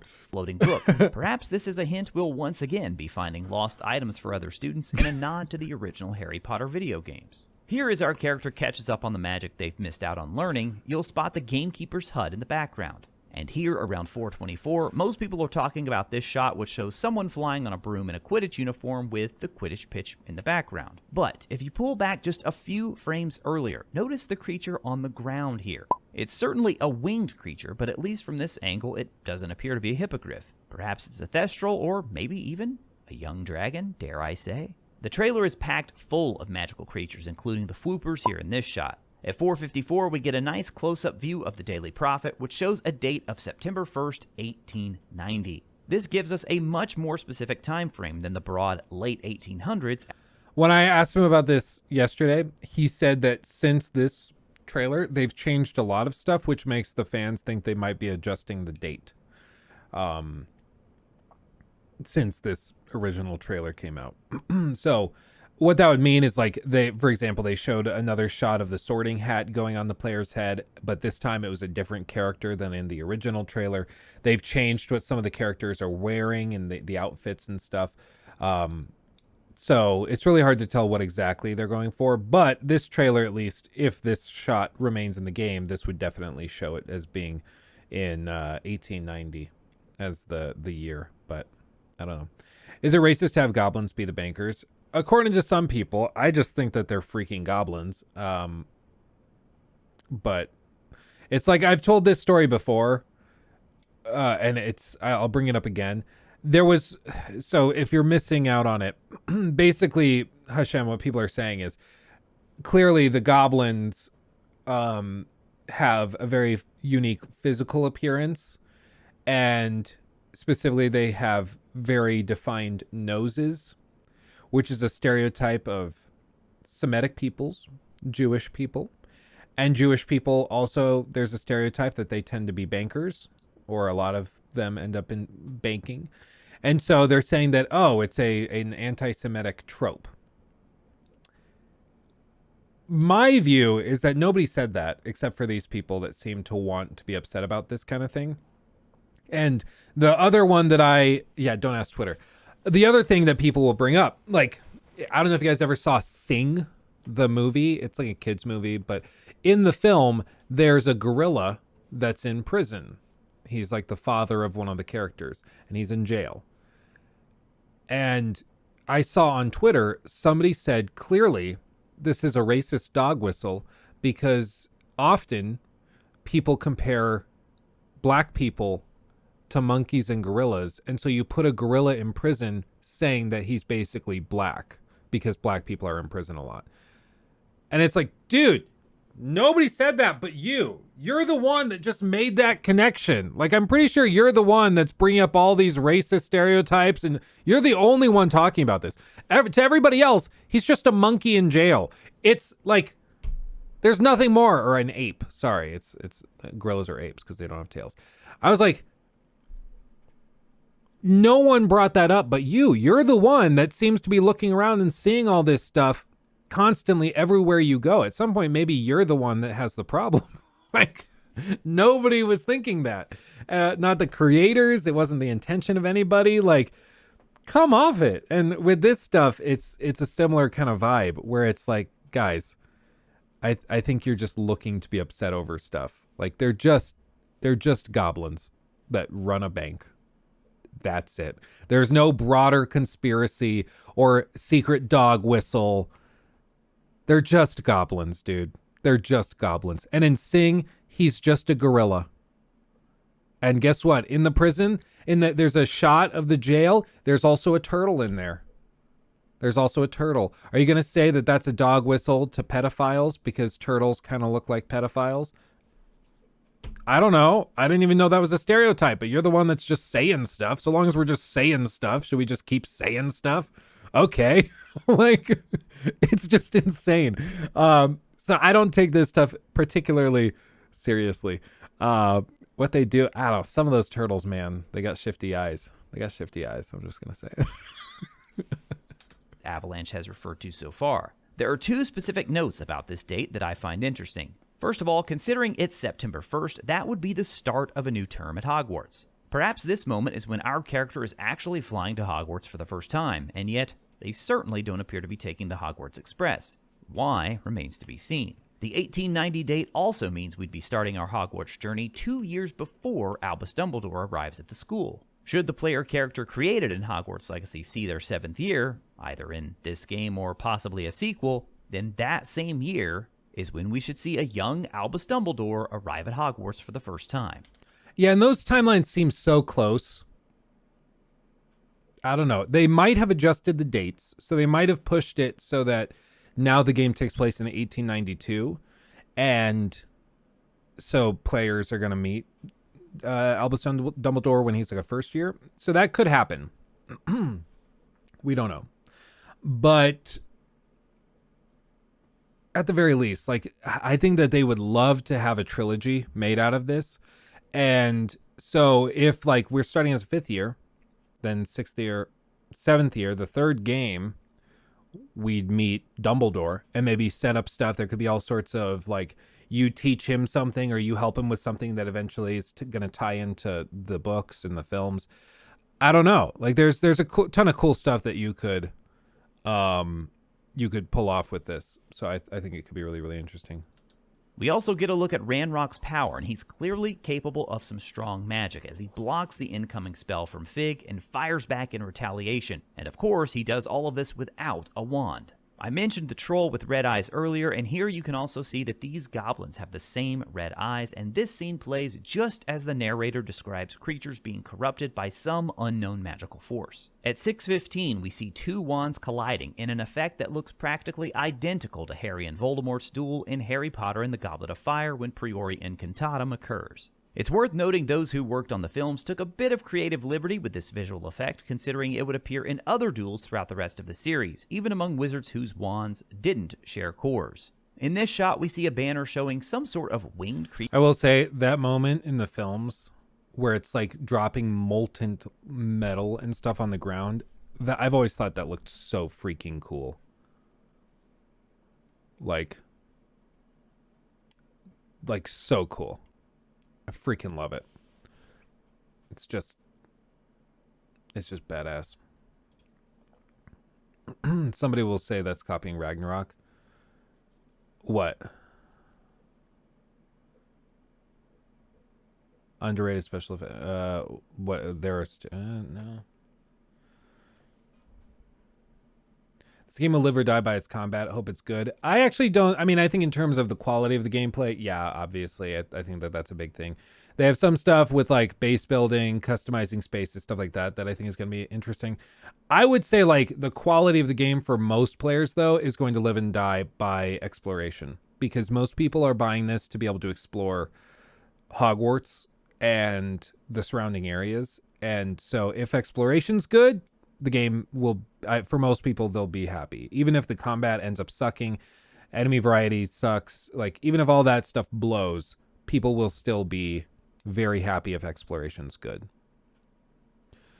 Can I be excited? Yes, Alejandro. I'll allow it. I'll allow it. Yeah, the Dumbledore and Voldemort battle in the 5th movie was sick. I completely agree. And the fact that during that fight, they don't worry about music or anything. It's just silent as they're fighting in the middle of the terminal.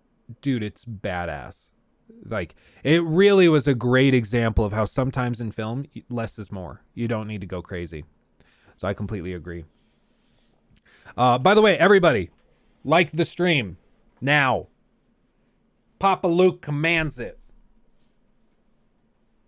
Peace. Creature, perhaps a phoenix? And later at 8:07, there's this adorable demiguise statue. Here we get a great look at the main menu of the game. Notice the character, inventory, talents, collections, challenges, map, outpost, quest, and settings tabs across the top. The cards in the middle also confirm we'll be upgrading core abilities, stealth abilities, room of requirement, and 2 others on the left that they don't hover over in the trailer. Yeah, by the way, the room of requirement, it's like basically, how can I customize this? It's basically like its own customizable room for the player, so you can really just tweak it and mess with it however much you want, which is pretty cool. Like to back at 4 a.m. Thank you, Phil. Appreciate you. The one on the far left is almost certainly spells, but what about the red one here? I'm just guessing here, but perhaps these are offensive spells, whereas the blue on the left are more for navigating the world. It appears our character will learn Revelio at some point. Notice how after they cast this spell, we can instantly see hidden objects highlighted in yellow through the walls. At 8:22, we get a quick look at some stealth gameplay after the character casts a disillusionment charm to sneak up on the unsuspecting wizard walking through the room here. The same room is also home to multiple loot chests, which you can see here and here. Again, staying in this same room, we can make out yet another banner on the wall. This one appears to be of a centaur using a bow. Here we get a nice look at the gear upgrade menu, which includes a section for traits, upgrades, and appearance. On the right side of this shot, you'll find an eerie sight of house elf heads mounted to the wall. That is mildly upsetting. That's messed up. This is in like your room of requirement space. So like this is a decoration you chose to put up. That's what happens when Dobby's naughty. That's what happens. Perhaps this is a nod to house elves hanging in number 12 Grimmauld Place back in the original series. And in this scene, we spot what appears to be even more students in Quidditch robes and Quidditch gear. Who knows, maybe the characters here are all heading down to watch a match between Ravenclaw and Slytherin. Throughout the trailer, you may also notice these little green flames that appear around Hogwarts. It's unknown what they are at this time, but my guess is they're some kind of landmark that may even serve as a fast travel point. That's what they are. So all of these are fast travel points, so you can travel through the world a little faster. It's unclear if you'll need to go to one to then fast travel to another, or if at any time you can just fast travel to any of them. I don't know. Either way, I don't think it's a big deal, but if they're being consistent within the lore, it would make more sense if you have to go to the flame and then travel. Kind of like The Witcher 3, where you have to go to the signposts and then you can travel around. Or maybe even a save point. Then again, most games these days allow you to save anywhere, so who knows on that one. There's actually another one right here, and on this one you can almost make out the writing at the bottom. Wildsmith, maybe? Maybe this actually relates to something we saw back in the menu titled Collections. Okay, for this next one, I admit, there's probably no way you missed this one, but how awesome is it that we're gonna get Peeves in this game? Peeves confirmed, you guys. Let's go. Appears someone is trying to sneak around, and Peeves is making things a little more complicated for them here. At 10:51, you can see a couple of violins playing on their own, which really helps to make the world feel alive and, well, magical, where the magic just appears to be working on its own. And oh boy, this one right here, I can't wait to see what people think, because this one, to me, looks like an all too familiar icon for fans of the series. That's right, to me, it looks awfully close to the mark of the Deathly Hallows. But with the wand missing, and instead in the middle it has a question mark instead. Here we jump inside the room of requirement, and you'll catch sight of a pot hopping on one foot. If you've read Tales of Beetle the Bard, you may remember coming across the story called The Wizard and the Hopping Pot. Author J.K. Rowling described the Hopping Pot tale as a moral story to encourage wizards to use their magic for good. Great shot right here where if you look closely, you can see what's clearly a chocolate frog on the desk just behind the menu. Also, I have to say, I love whoever came up with the idea to include the dung beetle statues here beside the fertilizer area. Inside the room of requirement, you'll be able to create your own menagerie where you can nurture magical beasts, and inside we catch a brief glimpse of what I think is an incredibly tiny owl. Shout out to Pig Widget, as well as this cat. So, pets confirmed, maybe even multiple pets confirmed. It would also seem this trailer reveals that our character has indeed witnessed and experienced death, as we can see the Thestral flying by here. In Hogsmeade, we get a look at a couple of different vendors, and the menu here confirms we'll be using currency true to the books, as you can make out what appear to be galleons, sickles, and canutes here at the top of the menu. Looks like it will cost you a full galleon to pick up a Wiggenweld potion. At 12:35, we get a quick shot of the Ollivanders branch located in Hogsmeade just behind the character here. More Thestrals here at 13:37, this time with our character interacting directly with them. This next shot, to me at least, is one of the most fascinating shots of the whole trailer. We see a goblin chauffeuring our character and Professor Fig through what I think has to be Gringotts. If it's not Gringotts, it's clearly some elaborate tunnel or cave system that's been designed by the goblins. But again, my money here is on Gringotts, especially when you combine this with the earlier shot where we were looking through that portal. Because through that portal, I think 100% Gringotts. On this... By the way, guys, I'm about to post a poll to see what house affiliation you have. YouTube will only allow me to do 4 options, so I cannot have an I don't know option. So, quick rundown in case you don't know anything about Harry Potter stuff. The usual distinction is that, like, Hufflepuffs are for, like, the really, like, upbeat, cheerful kind of types of people. Very, very glittery.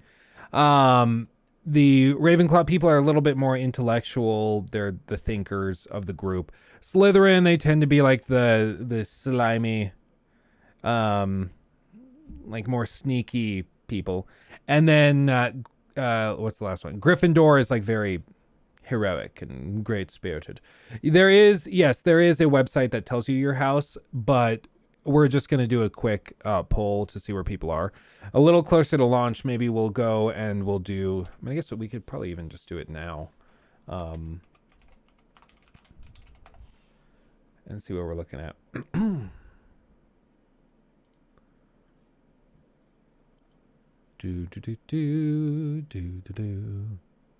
Scooby-Doo-Doo. I know that's the wrong song.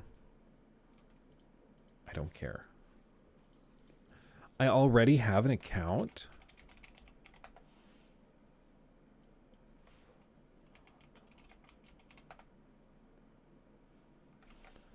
Okay, well, I can't remember my password, so I'm going to make a new one. Okay, let me put in this info while you guys are voting on that.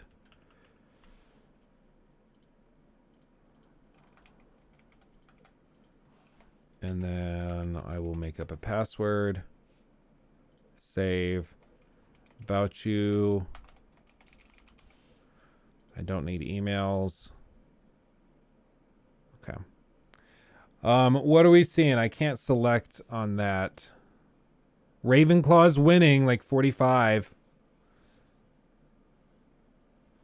Oh.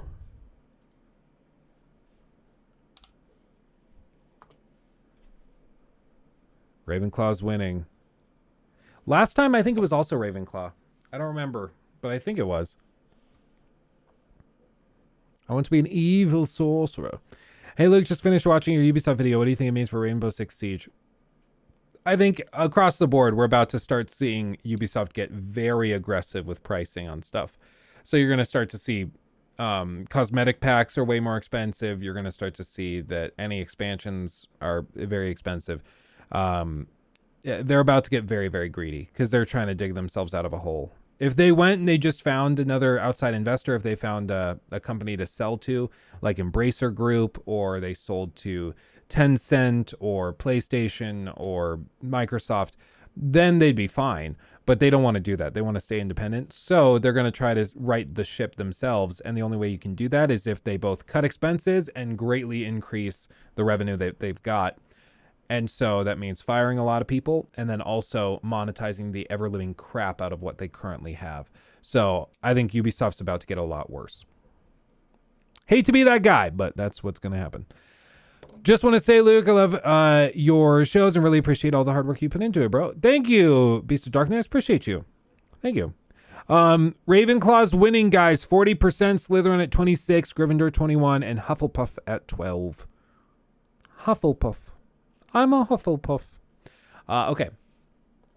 Get sorted now.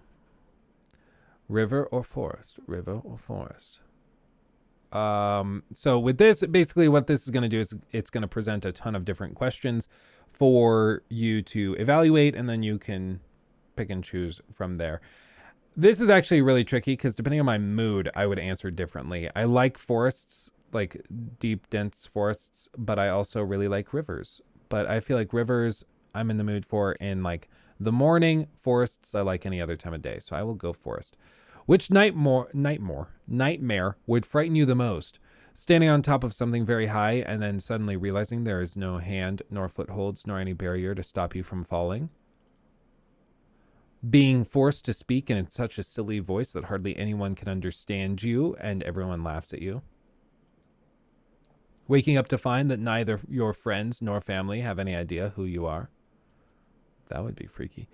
An eye at the keyhole of the dark, windowless room in which you are locked. Oh, dude. They're all kind of spooky. Probably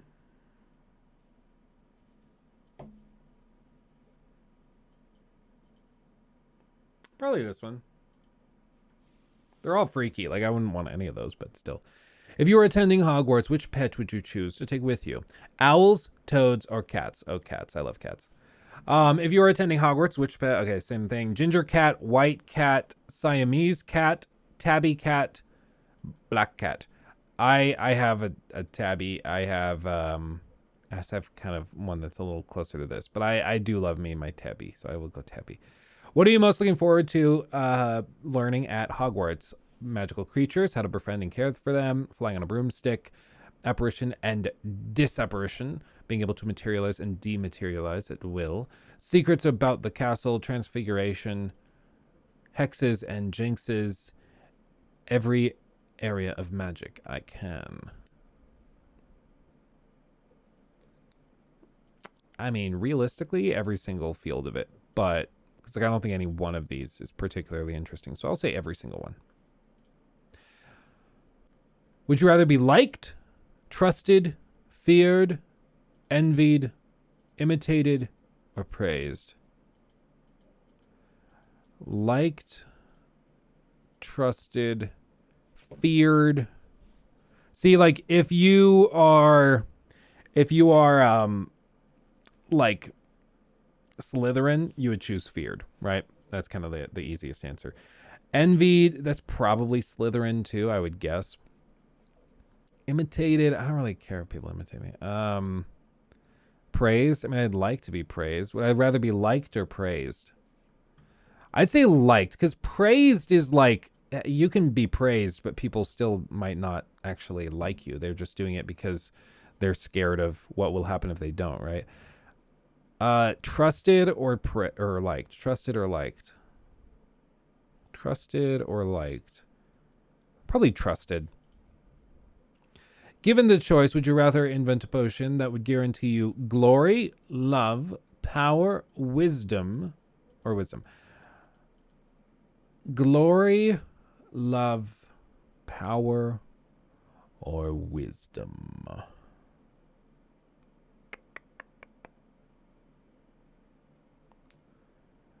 Probably...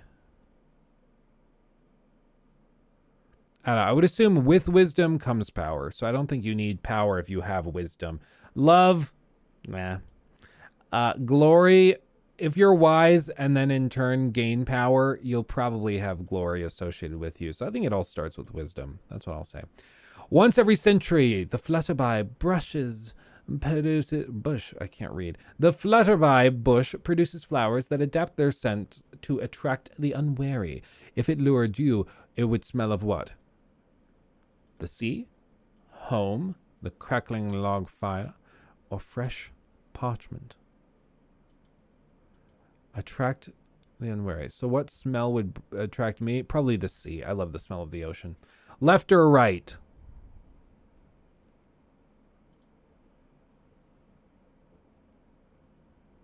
Left. I don't know why. Turns out I'm a griff. I'm guessing Raven. When I did this last, you're only supposed to do it once, but when I did this last, I got Ravenclaw. But we will abide by the rules of the Sorting Hat. What's it gonna be? What's it gonna be? Ravenclaw. Knew it. The Sorting Hat has spoken.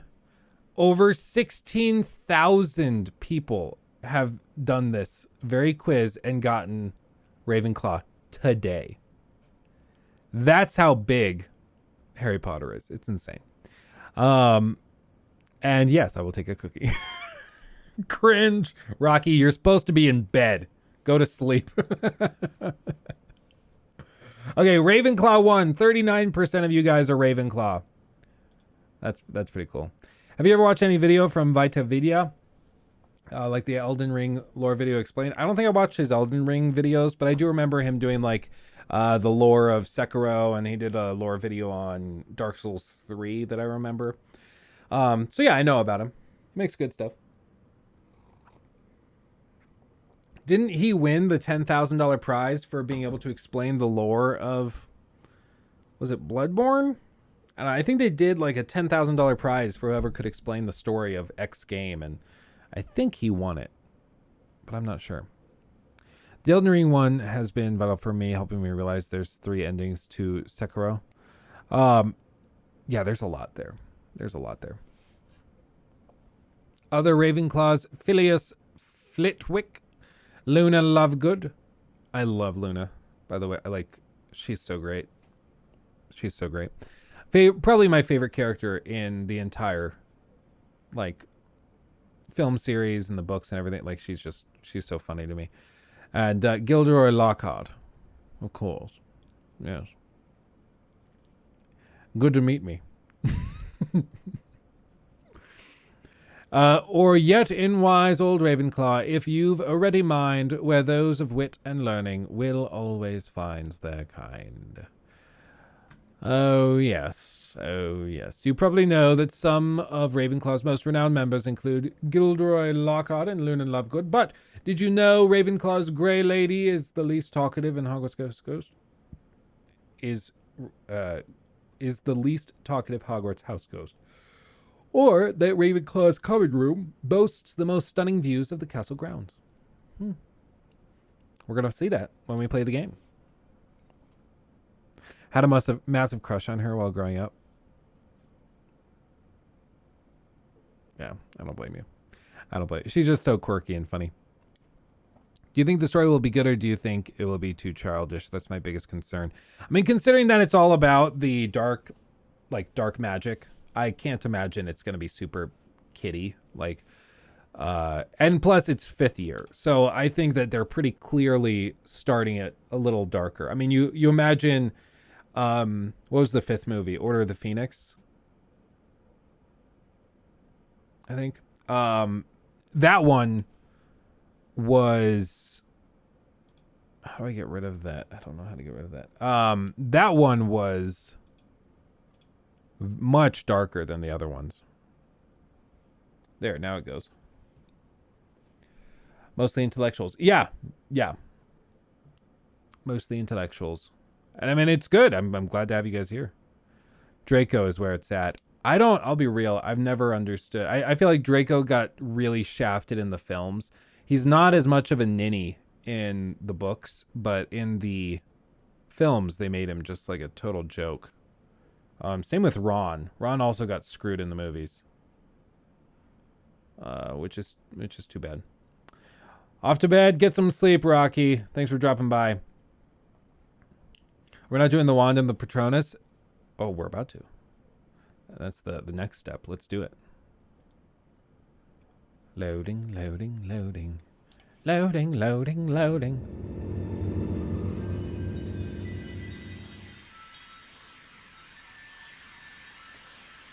The Patronus is a kind of positive force, a projection of the very things that the Dementor feeds upon. Hope, happiness, the desire to survive.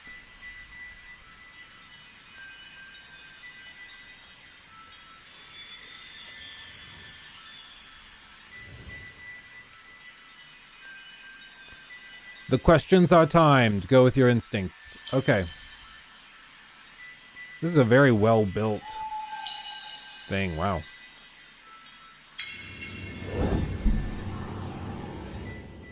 Think of your happiest memory. Okay.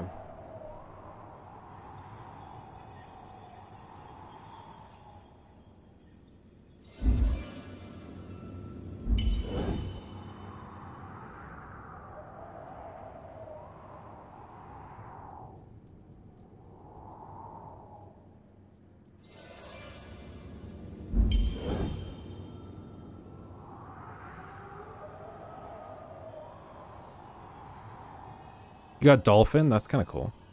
I don't think I've ever heard that before.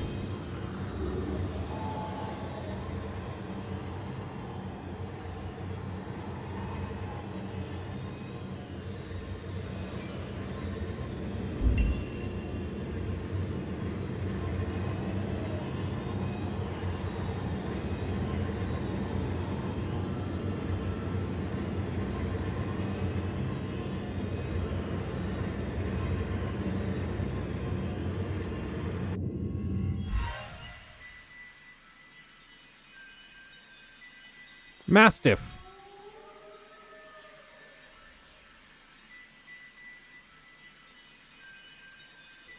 Huh.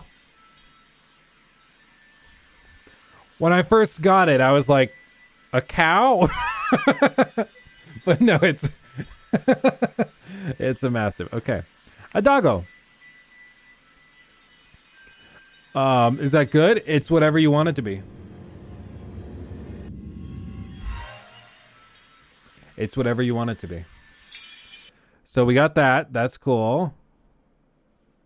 So one of the things they said is that when you log in to Hogwarts Legacy, you can tie in your account from here. And so it'll bring in like your house. And then I think it said it'll also bring in your wand. But it will not bring your Patronus. So people are wondering if you'll actually have a Patronus, if they'll do that in this game. Or if they're going to make you select it in the game. Who knows? Okay.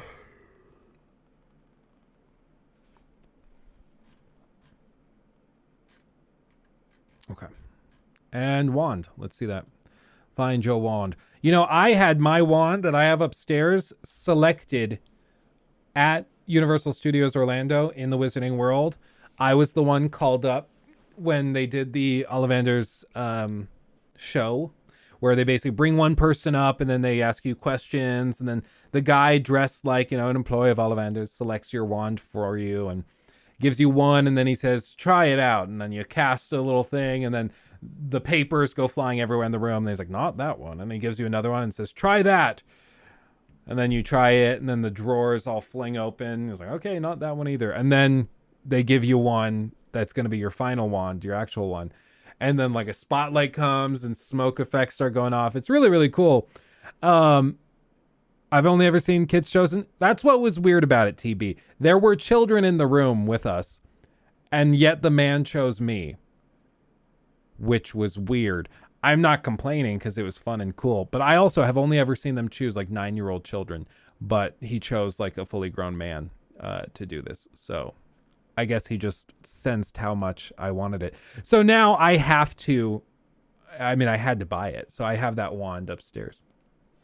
I'm a baby man. Yeah, I'm an adorable child. I don't remember if I was shaved at the time. If I was shaved, that could explain it because I look 12 whenever I shave. Let's see. I identified as a 9-year-old that day. Oh, yeah. He sensed Luke's eagerness. Yeah. Oh, for sure. Average height, I don't know. What's 6 foot? I'm 6 foot. I know everybody says they're 6 foot, but I'm actually 6 foot. What is that, tall, average, or short? I think it depends on where you are in the world. I don't know. Like in my circles, it seems average, but I don't want to assume that. Tall, I'd say. Like it's not short, but I don't know. It's above average. Yeah, 5'11". Globally, at least, it's tall. Okay, I'll go tall.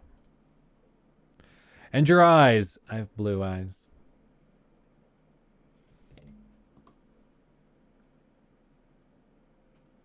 Sorry, was that too much? Blue. What's the day you were born? It is an odd number. June 17th. Do you most pride yourself on determination, originality, optimism, imagination, resilience, kindness, or intelligence?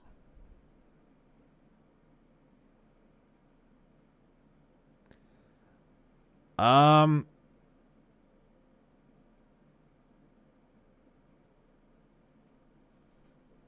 don't know. I probably determination, because I don't think of myself as particularly smart.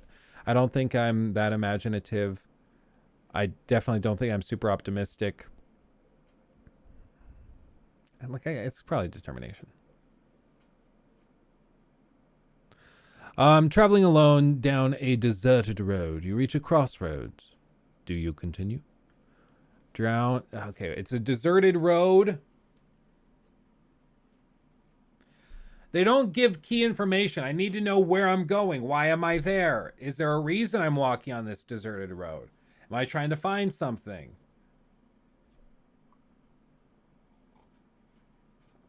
These are important questions. What question is this? This is just look up the wizardingworld.com. Wizardingworld.com. And it'll have you make an account, and then you can select your house, your Patronus, and your wand and everything, so you know what it is before the game comes out. Super cool. Crossroads. Do you continue, head towards the forest, castle, or the sea?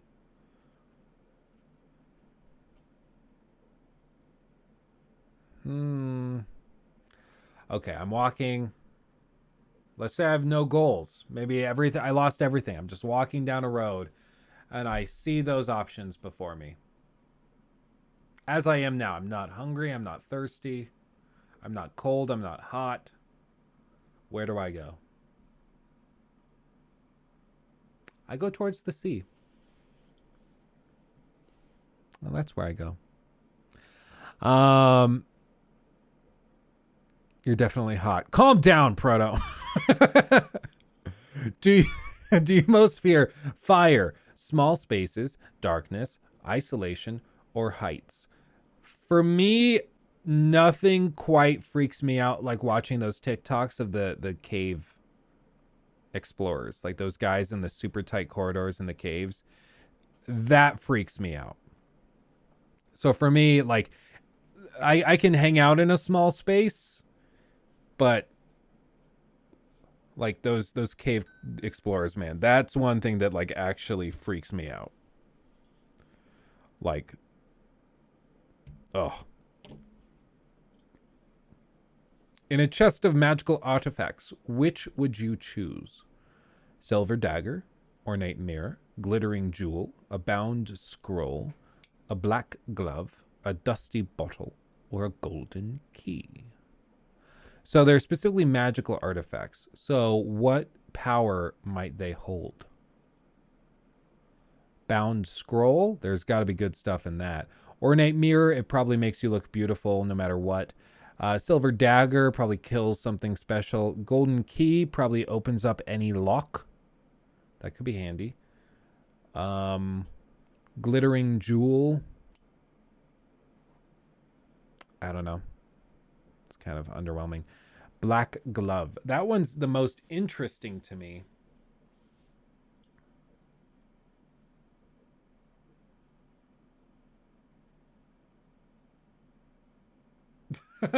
Lucky Frost.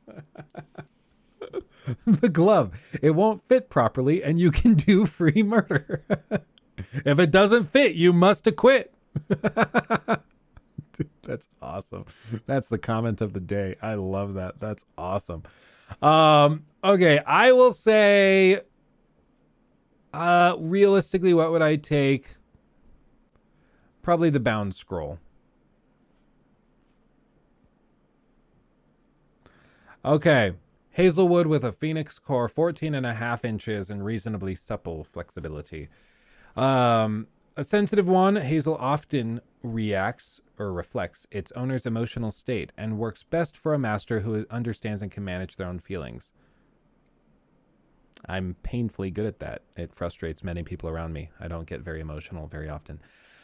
Others should be careful handling a hazel wand if its owner has recently lost their temper or suffered a serious disappointment, because the wand will absorb such energy and discharge it unpredictably. The positive aspect of a hazel wand more than makes up for such minor discomforts, however, for it is capable of outstanding magic in the hands of the skillful and is so devoted to its owner that it often wills, which is to say it expels all its magic and refuses to perform, often necessitating the extraction of the core and its insertion into another casing if the wand is still required. At the end of the master's life, if the core is unicorn hair, however, there is no hope. The wand will almost certainly have died. Hazel wands have also the unique ability to detect water underground and will emit silvery, tear-shaped puffs of smoke if passing over concealed springs and wells. I have a phoenix core, though. It's the rarest core type.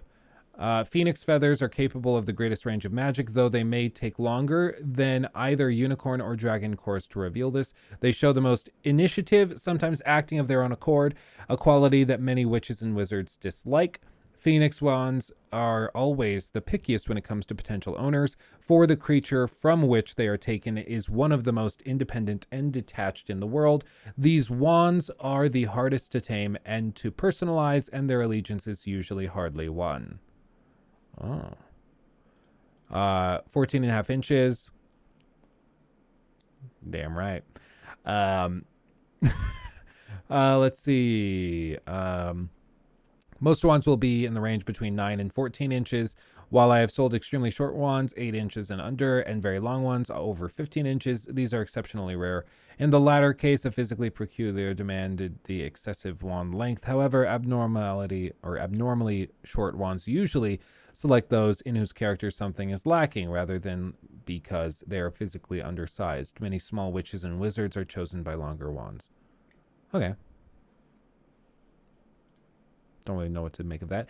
And then lastly, reasonably supple flexibility. Wand flexibility and rigidity denotes the degree of adaptability and willingness to change possessed by the wand and owner pair. Although again, this factor ought not to be considered separately from the wand wood, core, or length, nor of the owner's life experience or style of magic, all of which combine to make the wand in question unique. And then, you know what? That'll do. I took the key. Oh, dang, Phoenix Core. That's awesome. Yeah. Yeah. It's pretty sexy. Pretty sexy, right? Pretty baller. Okay. Well, we've got our stuff selected. Now we're ready for the game, right? Jesus. I flicked my fork. Stay. Okay. Not bad. Oh, well, we're there.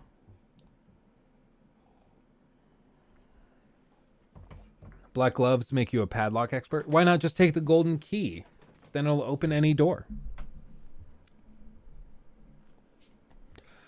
You're 6 foot. How many pounds? Like, I fluctuate. But no, usually I walk around like right around 190. I would like to drop down to like 180. Then I'd be happy. At one point I ballooned up to like 200 I think was my heaviest ever. I got to like 200 flat. And so, you know, it just kind of depends. No Legos today? We can do Legos. Yes, I do need to keep working through that. The big thing is I have to find something to watch and react to. So that we have something to do while I'm building Legos. Because otherwise I'm just like kind of casually sitting here. Let's see what there is. The Death of Narnia is being recommended to me.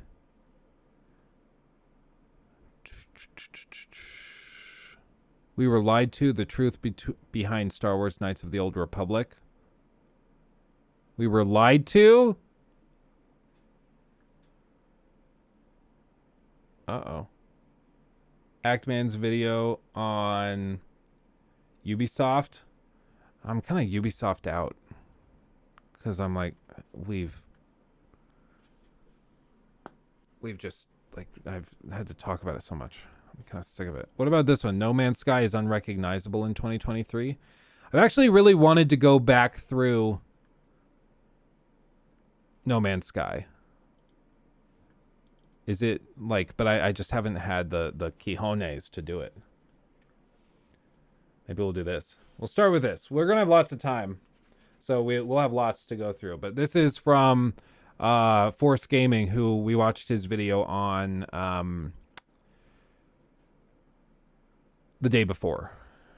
So, and it was good. So let's see what he's got. Something that's really interesting and rather unique about No Man's Sky is that it's one of the very few titles that consistently gets brought up whenever a new game comes out and has a rough launch for whatever reason, whether it's like lack of content or bugs or poor performance, whatever really. Whenever that happens to a new title, you'll often hear people say, hey, maybe they can pull off a No Man's Sky.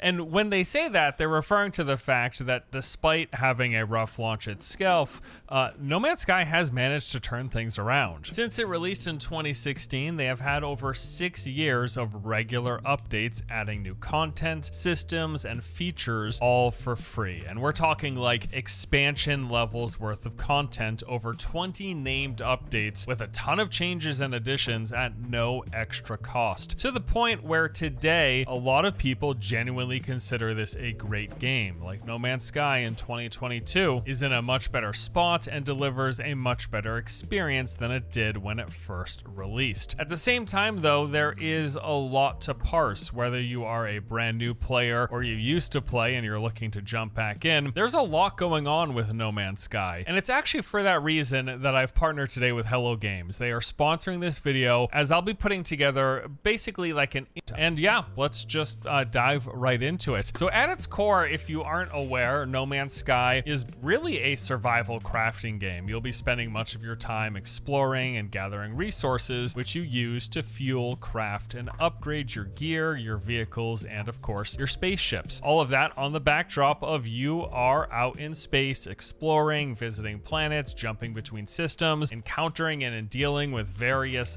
alien life forms, as well as space pirates, and of course, also following a story. Now, when you begin your very first playthrough, you do spawn in on a random planet somewhere out in the universe, and you have broken equipment and a crashed nearby ship. And then the game guides you towards seeking out the resources necessary to repair your ship and to build up the basic tools needed to begin your journey. The start is all pretty straightforward as the game's revamped tutorial kind of walks you through every step. And then after repairing your ship, you're able to take off, leaving the planet and setting out into space for the first time. From there, the game guides you through some more of the basics. You get an introduction to base building, to space stations, and then you are given the... And this all like is very interesting to me. I'm down to try it. It's just like, I don't know. It's like 10, 20 hours of this like grinding and getting set up. Because I asked somebody who played a lot of this and I was like, okay, so realistically, how much of this game do I need to play to see like it in its best form? And they said, probably like 30 hours. And that's a lot. Because I'd like to get into it. Because there's segments of this that look really badass, but I'm like, do I really want to play 30 hours to maybe start liking it, you know? I don't know. Steam listing has removed the release date of what? What release date? I don't know. I tried No Man's Sky. It's still the same game despite everyone saying it's so much better. The release date of Hogwarts Legacy. Oh, so you mean like implying a delay? I can look it up on my stuff, see if it's still listed. Because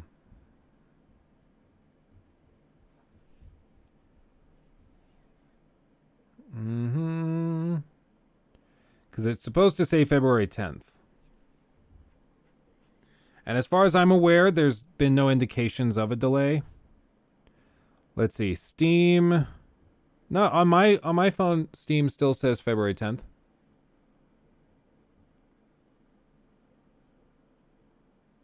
So it says coming soon, and then it says release February 10, 2023.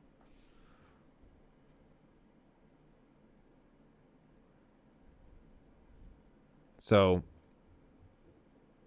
I don't know, maybe that's just me. Mine's saying coming soon.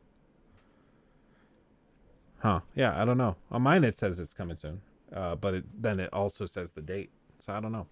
I've not tried it since the base building update. Basically, I tried this back at launch in 2016. That was the last time I really played it. And then since then, I've put like 30 to 45 minutes into it occasionally. But I've just never sat down and like actually tried to grind through it. So I've not touched this in a long time. Items needed to repair your hyperdrive, which enables warp speed jumps between neighboring systems. And it's here, after a few more steps in the main quest line, where the game really opens up. But it's also where people kind of start to feel lost. As mentioned earlier, after all of these years and all of this time, things have changed quite a bit. And so now what I want to do is take you through some of the highlights of every major No Man's Sky update, touching on what it brought to the game, because it is really this variation that has added so much depth, and this will give you an idea of what's in the game. And then if you think any of it's cool, maybe that's just what you go towards. That's what you work on just doing, basically. So the very first update was Foundation, and this introduced base building to the game, letting you claim your very own base that was abandoned on any planet, and you had the ability to expand and customize these. They also added a farming system where you could grow and harvest crops. They introduced freighters, which are these bases of operation out in space. They're not only massive ships that act as like extra storage and other means of travel, but they also allow you to send out followers on various missions for rewards. And they introduced 2 additional game modes: creative mode if you're looking for no challenge, just to explore and build, and survival mode if you want more of a challenge with more hazards, a smaller inventory, and increased costs. The second update, Pathfinder, brought a total visual overhaul: textures, lighting, post-processing, other effects. This was actually the first of many visual passes the game would get. They also added ship specializations and classes, so there's different types of ships that are stronger and weaker at all sorts of things. There are new vehicles called Exocraft. These provide extra storage and then a better means of traveling while on a planet. They also added multi-tool specialization and classes, as well as various modes, and they introduced permadeath mode, which is kind of like survival, but you only have one life. That's a big ol' no thanks for me. Permadeath stuff can be fun, but I don't know. I just find it frustrating. Some people love it. They thrive on it for the high stakes stuff. But the game has to be really solid for me to trust it in a permadeath run, you know? Because, like, if any bugs, hitches, weird mechanics, anything like that pops up, and I die because of it, I will never forgive the game. Like, I will be forever pissed. You still die from glitches? Yeah, so that's a big old no from me on permadeath. Yeah, I'm not touching that. Atlas Rises update introduced an entire new storyline. It's actually about 30 hours worth of story content. They added additional worlds and increased the variety of planetary biomes and added exotic planets as you get closer to the galactic core. They also introduced crashed freighters. This is just kind of another thing that you can see on planets. You'll find these all over the place. They can be scavenged for resources, and they added a mission system. These are basically your side quests. They have tasks for you to complete for rewards and standing. Then there was No Man's Sky Next. This is a huge one where they added full-on... That's the one I heard so much about, was Next. A lot of people did it. Real quick, I'm going to do a poll in chat. I want to know if you guys have played any of this, have you played, let's say, more than 3 hours of No Man's Sky?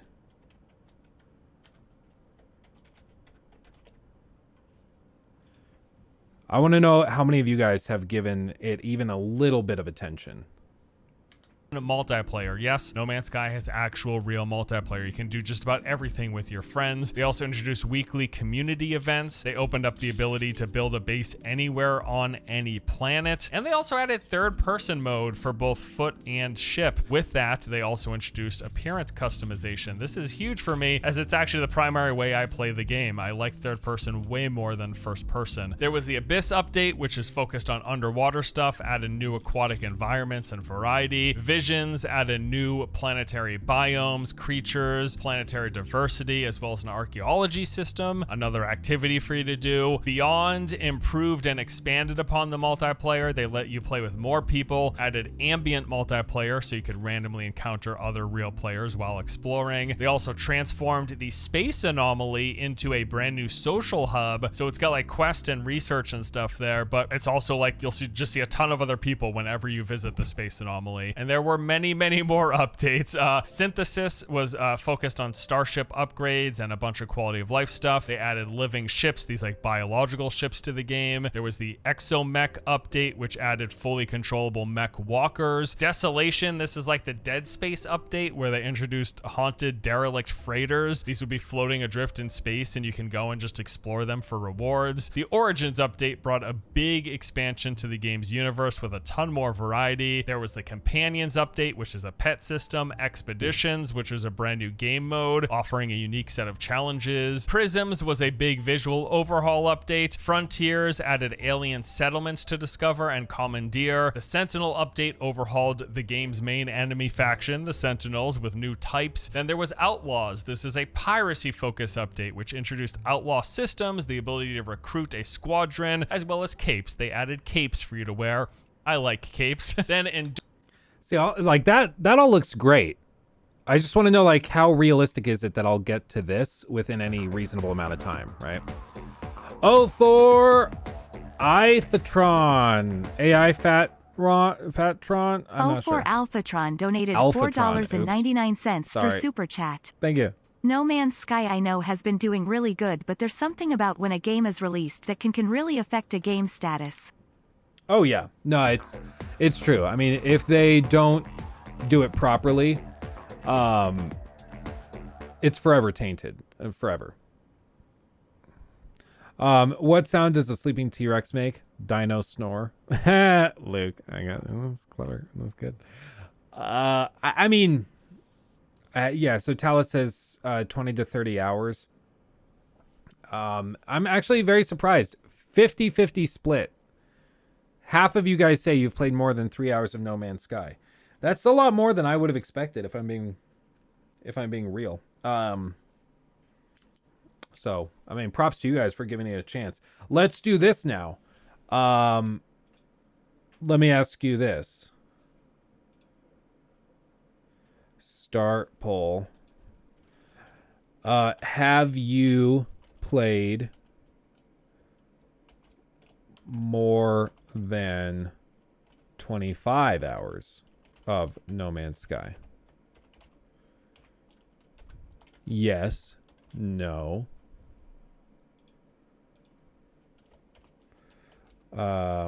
Less than that. No. Haven't played at all. Okay, let's see what you guys say about this. I want to know how many of you guys have actually gotten to this content that he's describing here.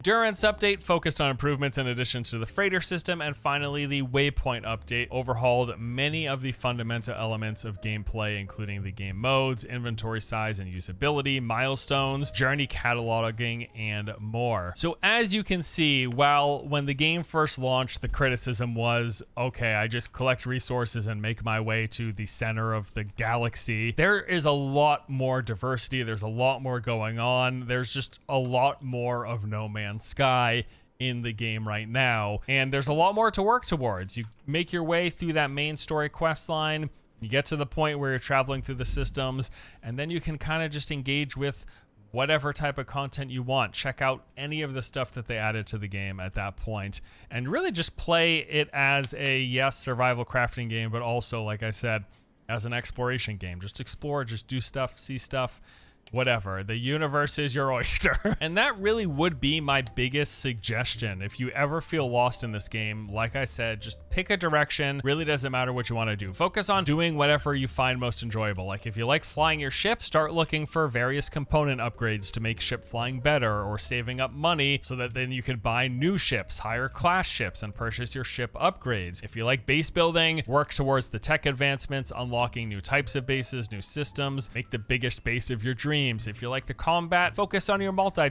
That's the base of my dreams. Young out. Tool. Improve the multi-tool, get better blasters, get different types of attacks, and then go out there and engage with some of those sentinel locations, those sentinel nests around the planets. If you like exploring the systems, well, focus on your ship as well, or maybe improve your freighter. There's just so much more to do in the game. Now, if you do decide to check out No Man's Sky, I also wanted to, with this video, give you just some basic introductory tips. There's a whole lot of real detailed, real granular tips from people who have played this game for 6 years straight. I want to give you like a nice introduction to kind of ease you into the game. So from the very beginning, as we mentioned with all those updates, there have been a lot of different modes added. Besides the normal base original experience, they added relaxed mode, creative mode, survival, the community expeditions, as well as custom games where you can basically just make the game out to whatever parameters you want. As a brand new player, or even as a returning player, I would just suggest going with normal to start. I kind of feel like this is like the way the game was meant to be played. It is that kind of experience. So while the game's tutorial does take you through some of the key components,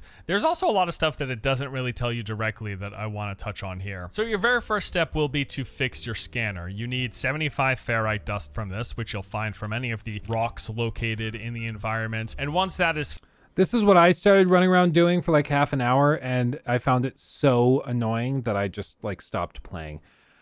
So I'm excited to see what comes after that. Fixed, you were then able to highlight certain nearby valuable resources. The game tells you to collect some sodium, which is the yellow Na, but you should also really gather pretty much everything else that shows up when you scan. Grab the blue dihydrogen, grab the red oxygen. You're going to need plenty of this as you continue to progress. In fact, I would suggest getting just about every resource you see around you. Specifically though, you should focus on getting a lot of ferrite dust from those rocks, as well as a lot of carbon. This will come from like plants and trees, but really just get everything that you see early on. It's nice to have a nice little early game stockpile. And then early on, your mining beam, I should mention, it'll be fairly weak, but one nice little tip is that the closer it gets to overheating, the stronger and faster it becomes. To gather quickly, you want to try to keep it as close to red without fully maxing it out, because then it will overheat and go on a cooldown. Really, I just pay attention to the overheat bar that shows up in the center of the screen. Once that gets close, just let off the throttle a bit, but this is going to make mining much quicker and easier. And one thing they don't tell you soon enough, in my opinion, is to build your analysis visor as soon as possible. This is a massive help early on. Holding down the visor gives you a detailed heads-up display, shows you the location of valuable resources, items, buildings, and even where your ship is, which is kind of important on your first planet when you're just starting, because you might find yourself lost. The visor can also be used to scan, which is a nice, good money-making tool early on, but especially once you upgrade it, which we'll get to shortly. So how do you get a visor? Well, in order to build it, just open your inventory, go to the I think I did all of this.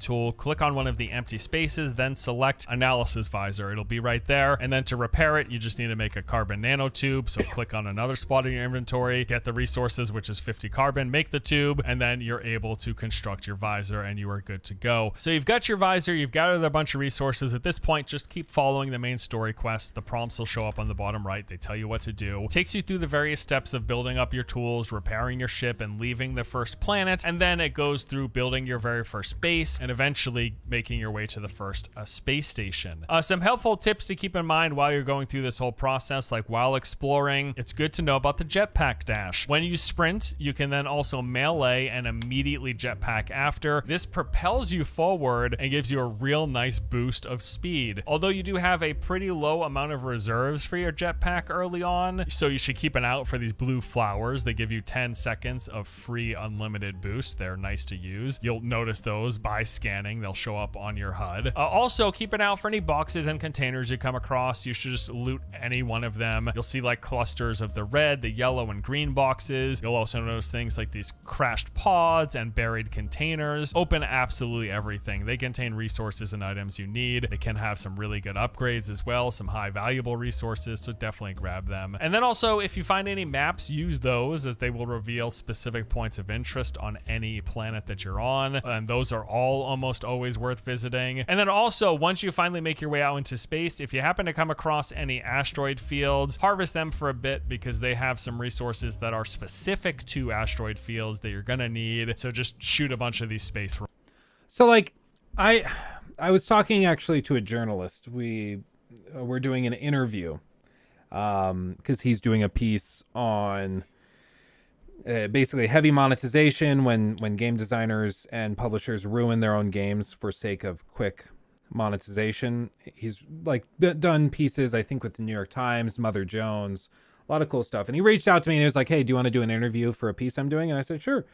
And it was really interesting to talk to him because he's a gamer himself, but he is, of course, involved in a lot of other stuff too. And he had a very interesting perspective on a lot of stuff. And the way he described a lot of these types of grindy games that end up getting monetization stuff packed in for like XP boosts and crafting materials being sold separately and stuff like that.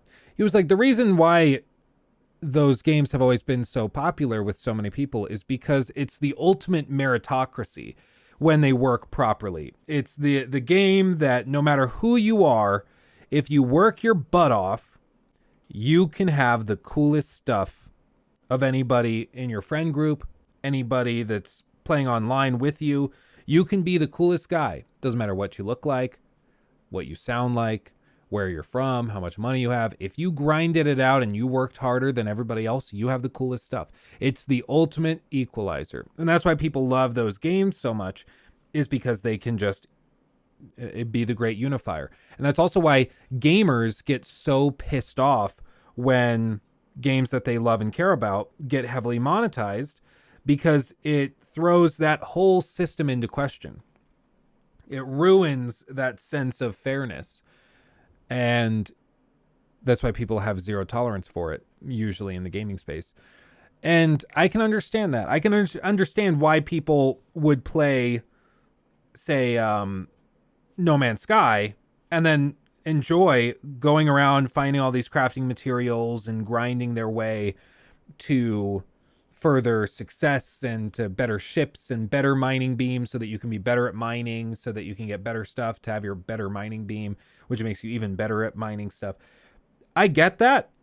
I understand why some people might like it. But for me, it just doesn't hook me. Like, it doesn't get me. What I could see this game being is a great, like, junk food game. A great game that you play while watching Monday Night Football. A great game to play while you're watching a movie on the side, right? That's where I can see this really being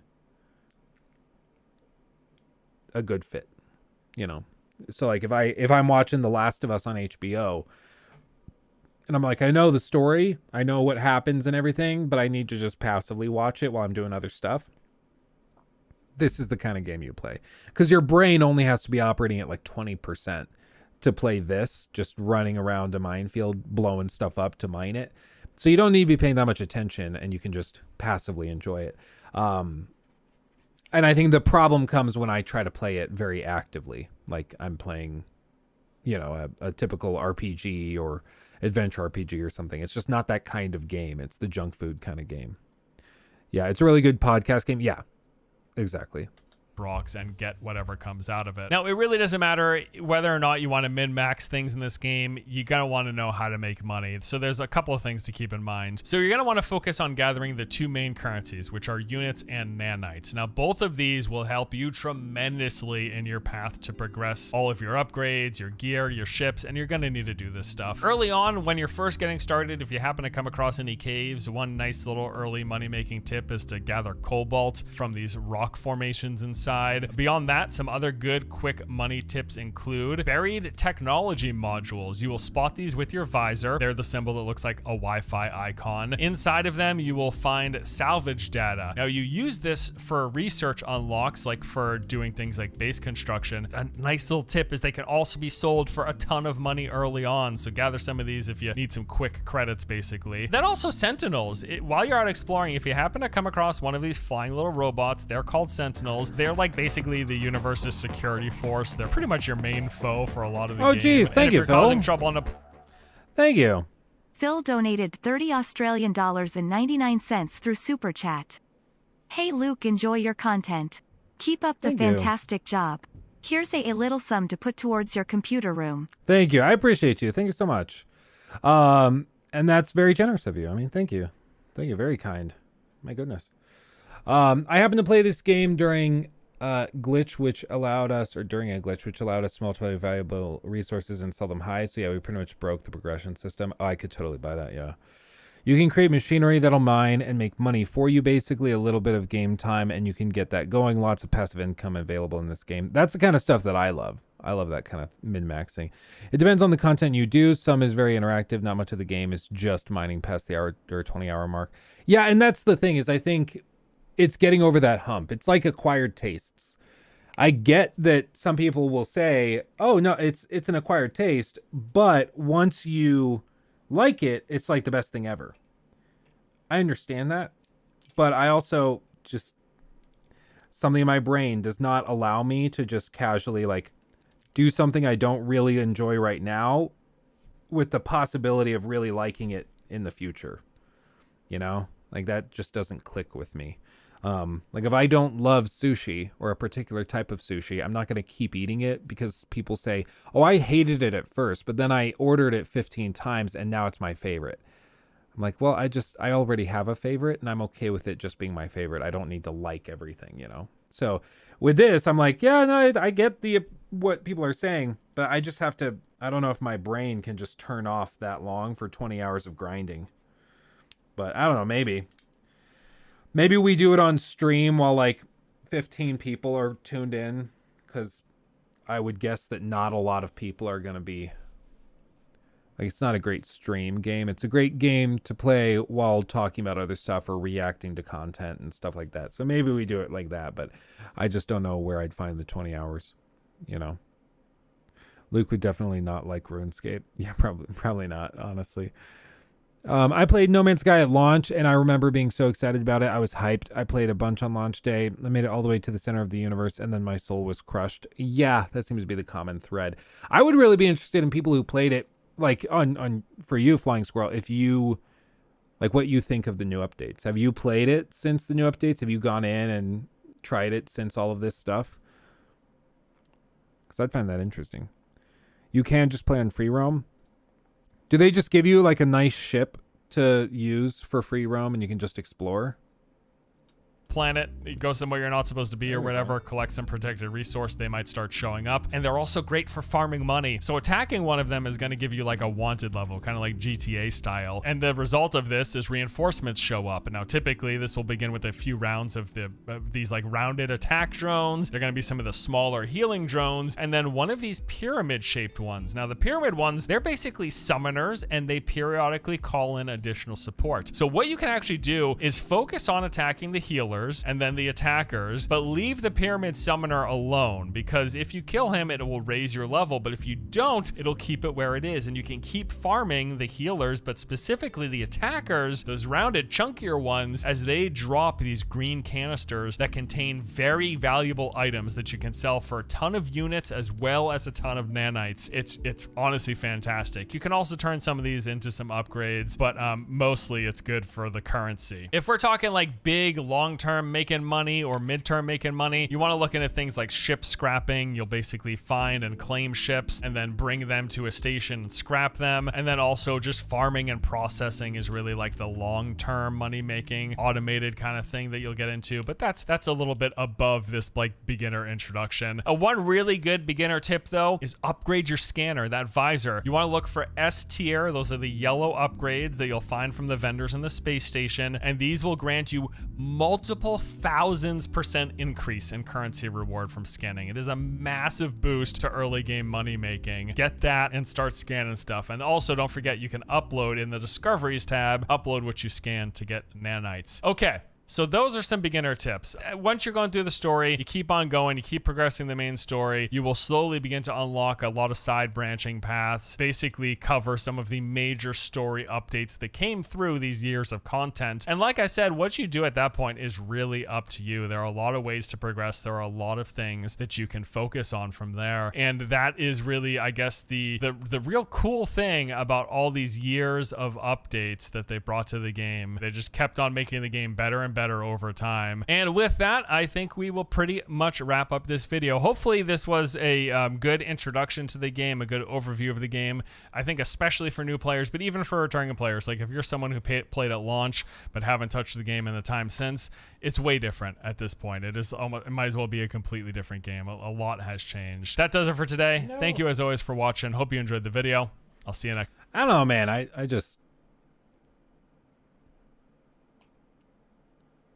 I get that. I just haven't seen something that really makes me go, okay, that's worth the 30-hour grind to get through it, you know?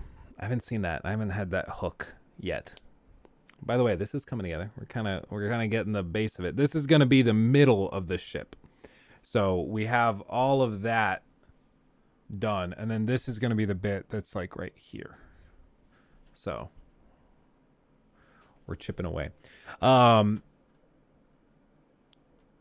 So I don't know. I mean, I get that this was a sponsored video, so obviously they were just trying to introduce people to it. I totally understand that. But yeah, Avowed, that's a weird one. It's been basically non-existent for a while. Nobody has any idea where it is. Let's see. Anything else that stands out to us? I don't know, man. Star Citizen, Xeno Threat. Fakest Flexer. Oh, he looks fun. Oh, hey, I know that video. Steve-O, George R. Martin on Elden Ring.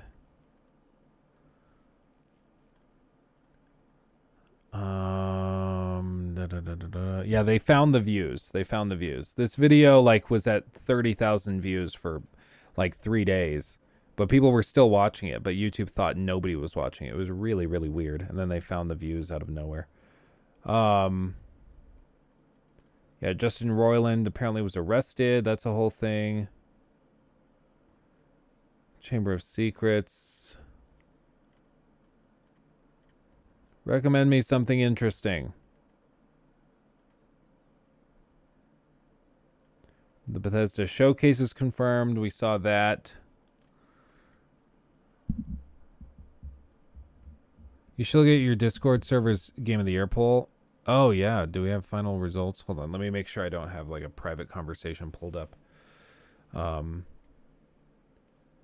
Let's see. Game of the Year voting. Okay, so we started out. Daniel's been busy. All of these people selecting their High on Life, Lost Out to Stray, Cult of the Lamb. Yeah, no shocker there. So basically went all the way down, and everybody voted on each step. Round 1 is now over. Matchups for round 2. Roller Dome, Modern Warfare. Modern Warfare beat Roller Dome. Sniper Elite beat Cuphead, the last course. Yeah, this came out and then nobody talked about it. It was really weird. Signalis, Cult of the Lamb. Yeah, Cult of the Lamb. That was close, but Cult of the Lamb is very popular. Multiverses beat Stray. Tunic. Yeah, that doesn't really surprise me. Elden Ring lost. What?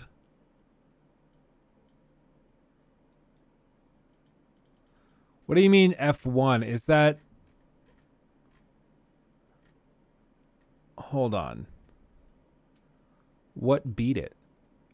F1 2023? Is that Formula One? Okay, are you guys trolling? You guys trolling on the Discord? Really? Really? LMAO. Wow, okay. Citizen Sleeper, okay. Bone Lab, yeah, that is great. I do like Dark Tide, though, but Bone Lab, I get it. Martha's Dead lost to Goat Simulator 3. I can kind of understand that. A lot of you guys liked Plague Tale Requiem. Callisto Protocol beat Evil Dead the game. Okay, okay. Seasons, Lego Star Wars Skywalker Saga. Yeah, that's a good one. Vampire Survivors beat Dying Light 2. Xenoblade lost to Splatoon 3. Gotham Knights lost to Sifu. Sonic lost to God of War Ragnarok. Round 3. Modern Warfare 2 beats out Sniper Elite. Cult of the Lamb beats out Multiverses. Tunic beats out Formula 1. It's a tie between Citizen Sleeper and Bone Lab. Goat Simulator 3 and Plague Tale are tied. Callisto Protocol and Lego Star Wars 1. Round 3, Dying Light 2 wins. And I thought Dying Light 2 lost. Oh, maybe I missed it. Overtime, another pick. Overtime, Plague Tale. Okay. Round 4, COD beats Cult of the Lamb. That hurts. Goat Simulator beats Tunic. Lego Star Wars beats Plague Tale. God of War beats Dying Light 2. Round 5, Goat Simulator beats COD. God of War Ragnarok beats Lego Star Wars. And here we are, the finals. It's been an interesting week with some upsets, twists, and turns. I'll allow 1 or 2 of the following surprise knockouts another chance. Goat Simulator 3 or Ragnarok. Come on, guys. I'll provide the tiebreaker. And that's where we are. I'm sorry. Elden Ring losing to Formula 1. Come on. Come on. That's freaking hilarious. Why did you vote Ragnarok? Sorry, not sorry. Sorry, not sorry. No Man's Sky is really fun for me, but for me, it's running at like 10 frames a second. Oh, that sucks. We were so close. You guys knocked out Elden Ring for F1.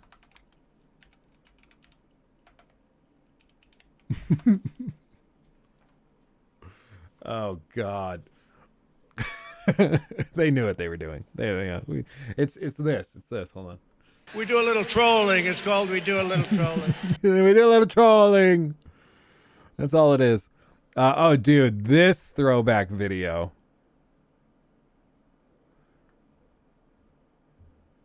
That's funny. That's a throwback. I gave Assassin's Creed Valhalla another chance. Yep, it still sucks. Yeah, you guys remember this setup? I don't know. I've thought about going back to this. We had like the big vertical monitor mount. I had the 2 up here, the 1 monitor over here, the PC on the left, and this camera was straight behind me looking at the setup. I kind of liked the vibe of it, but I don't know if it's worth it because I have the second camera right now that's right here looking down on the Legos, but I don't know. I don't know if it's worth it. I like it.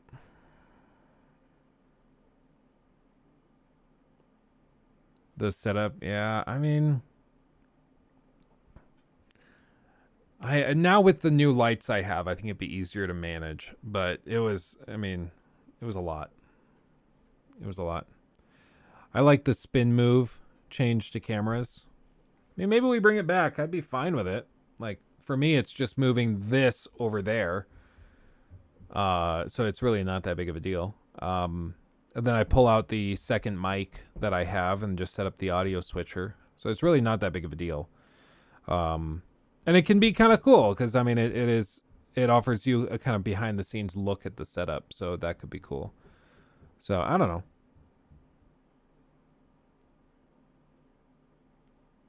I remember how proud you were when you had the 2 desk cameras. Oh, I loved it, dude. I think actually the reason why I changed it is because I swapped to these headphones.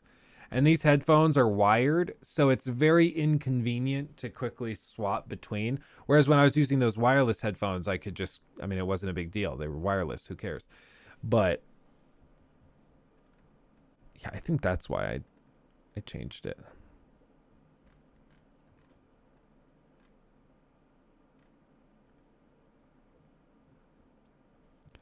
Yeah, this video did way better than I thought it would. It's funny. Every time I'm like, this video is going to suck, it ends up taking off. And every time I'm like, this video is going to rock, it ends up sucking. Just goes to show you I have no idea what I'm talking about. That's the lesson. Let's see. Understanding The Last of Us Part 2. Understand it.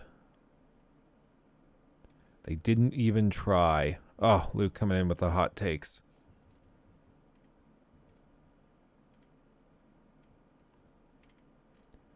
I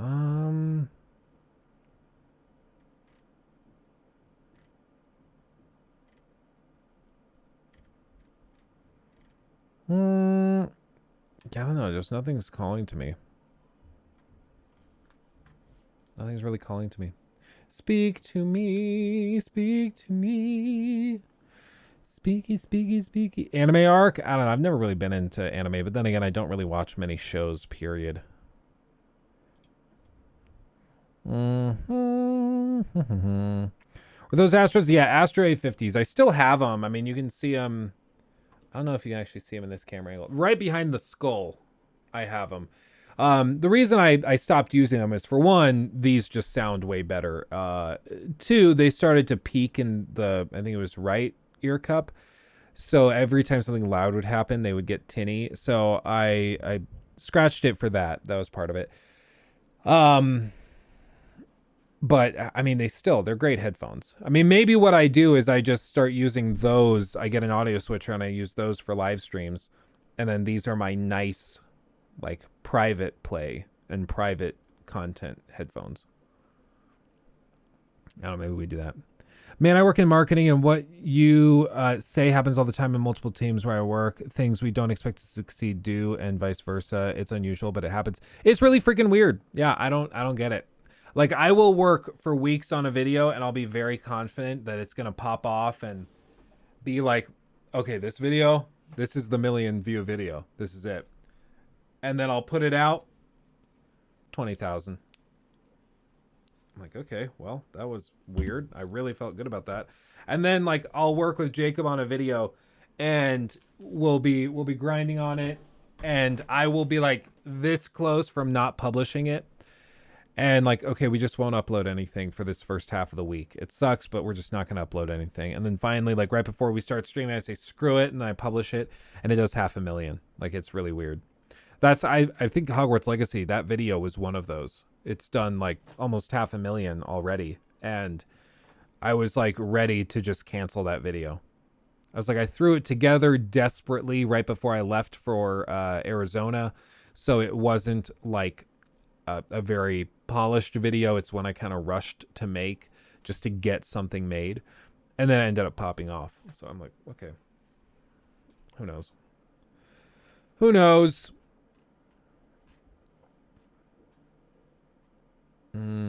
I can't believe you're a millionaire.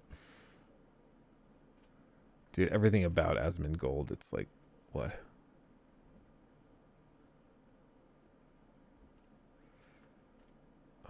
Dude, I've had so many people reach out to me and say, like, actually, Gotham Knights is a really good game, and I think you didn't give it a fair shot. Like, I finished the game. And I don't know if you guys have finished it, but the ending is insane. Like, it's really, really dumb. Way more dumb than you might know. Holy crap, did Angry Joe get, like, his teeth done? Have they always been that white? Hold on. Those are some pearly whites, dude. I'm jelly. I need to go get my teeth done like that. Jeez. Jeez. Shiver me timbers. Sons of the Forest. So this is what you guys were referencing earlier. I have not seen this, so I guess we could check this out. What is this?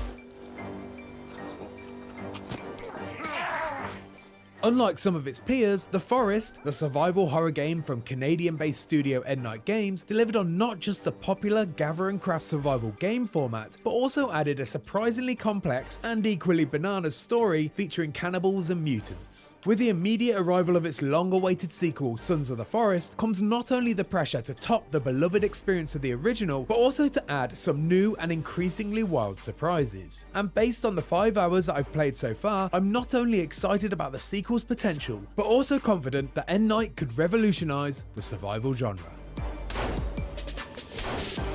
High praise. The Forest begins with a simple premise. You've crash-landed on a mysterious peninsula and begin your quest to survive at all costs. There was also the optional objective of finding your kidnapped son, a task that would take you down a wild and disturbing narrative rabbit hole populated by flesh-hungry mutants. Sons of the Forest largely shares the... I'll be real, and I hate to be this guy who's like, because it's kind of cringe, and I'm sure like Family Guy's made fun of it with Brian. Hold on, maybe I'll just pull it up because I can't do it justice if I try to just say it. Hold on, please hold.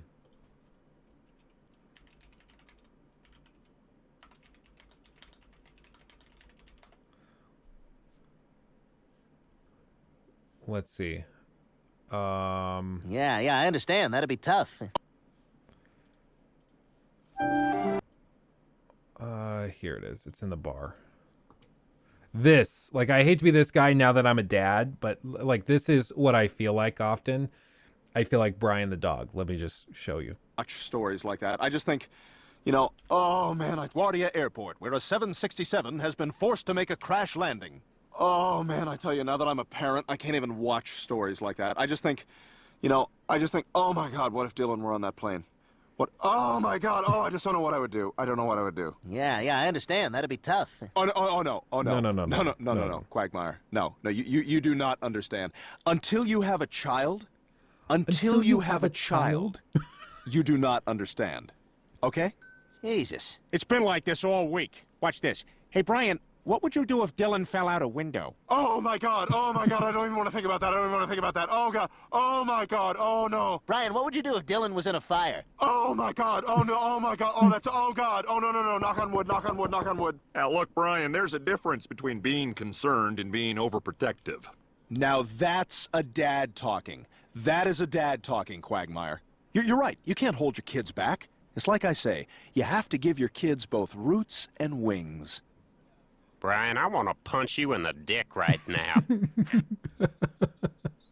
So every time like these games come up with you know, like a story of you losing your son and then having to go find him, and so like it hits extra hard. And I don't want to sound like Brian. Oh my God, I don't know what I would do. I just don't know what. No. Until you guys have a child, you do not understand. Like, it hits me different. It just hurts. Same setup, substituting your son for a missing billionaire. It's a basic idea, but one that allows you to... I'm sorry. Okay, how do we top the first game where you're a desperate father trying to find his son? What's more sympathetic than a child? A billionaire.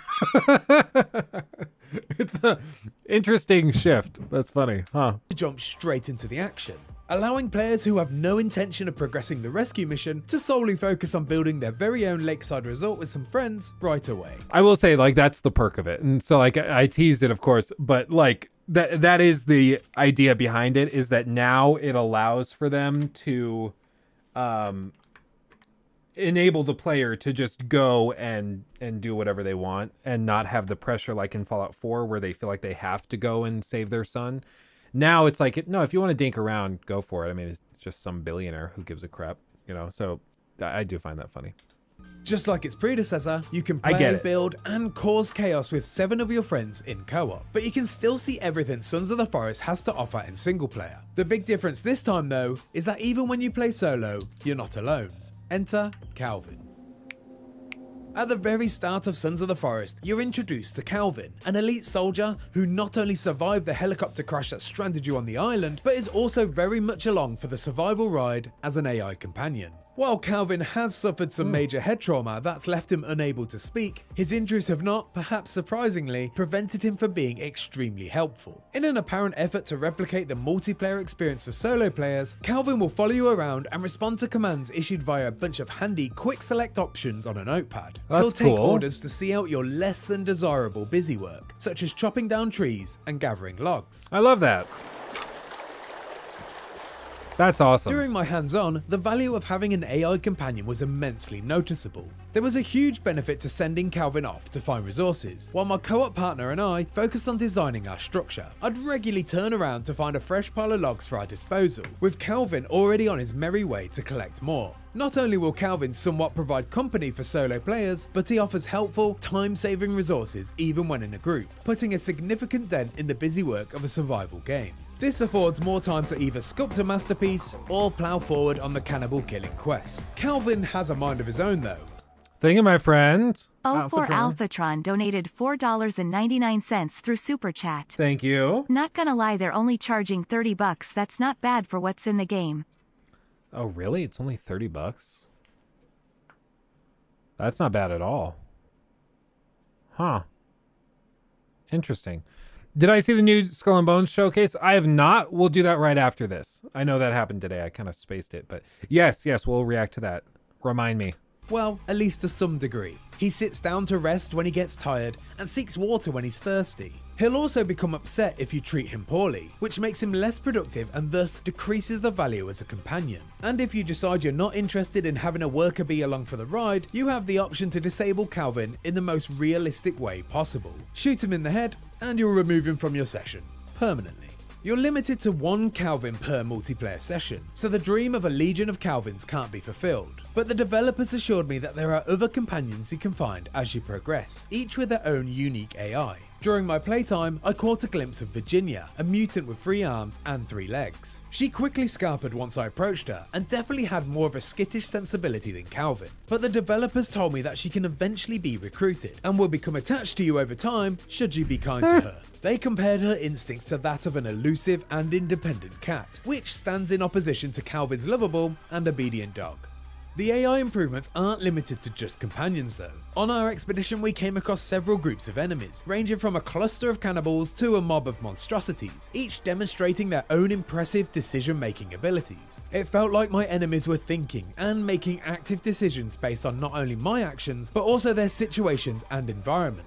Particularly in first-person horror games, enemies generally have 2 modes of behaviour, patrol and attack. But in Sons of the Forest, some foes would just be extremely wary and just interested in watching what I do, while others would charge in aggressively, only to back down when things didn't go their way. I saw enemies consoling their fallen friends, changing their clothes depending on the weather conditions, and even trying to destroy my newly erected home when my back was turned. It was clear to see that the enemy's brains were not only following coded rules, but also adapting their thoughts based on the external influences. The developers explained to me that certain enemies with leadership qualities can influence the decisions of others, and even promote ideas in their ranks such as religion, and that each individual has their own tastes, desires, and proclivities.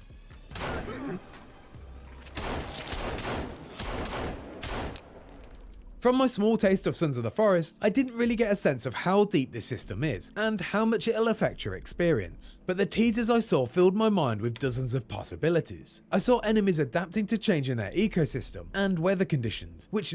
That's super, super cool. I love that. Sorry, I'm like, my brain is breaking because this doesn't match up. This is supposed to be 1 block longer, so the whole thing must have gotten shifted. But that's lined up properly. Yeah, that's right. And then this is built correctly. Then when placed, it lines up with that.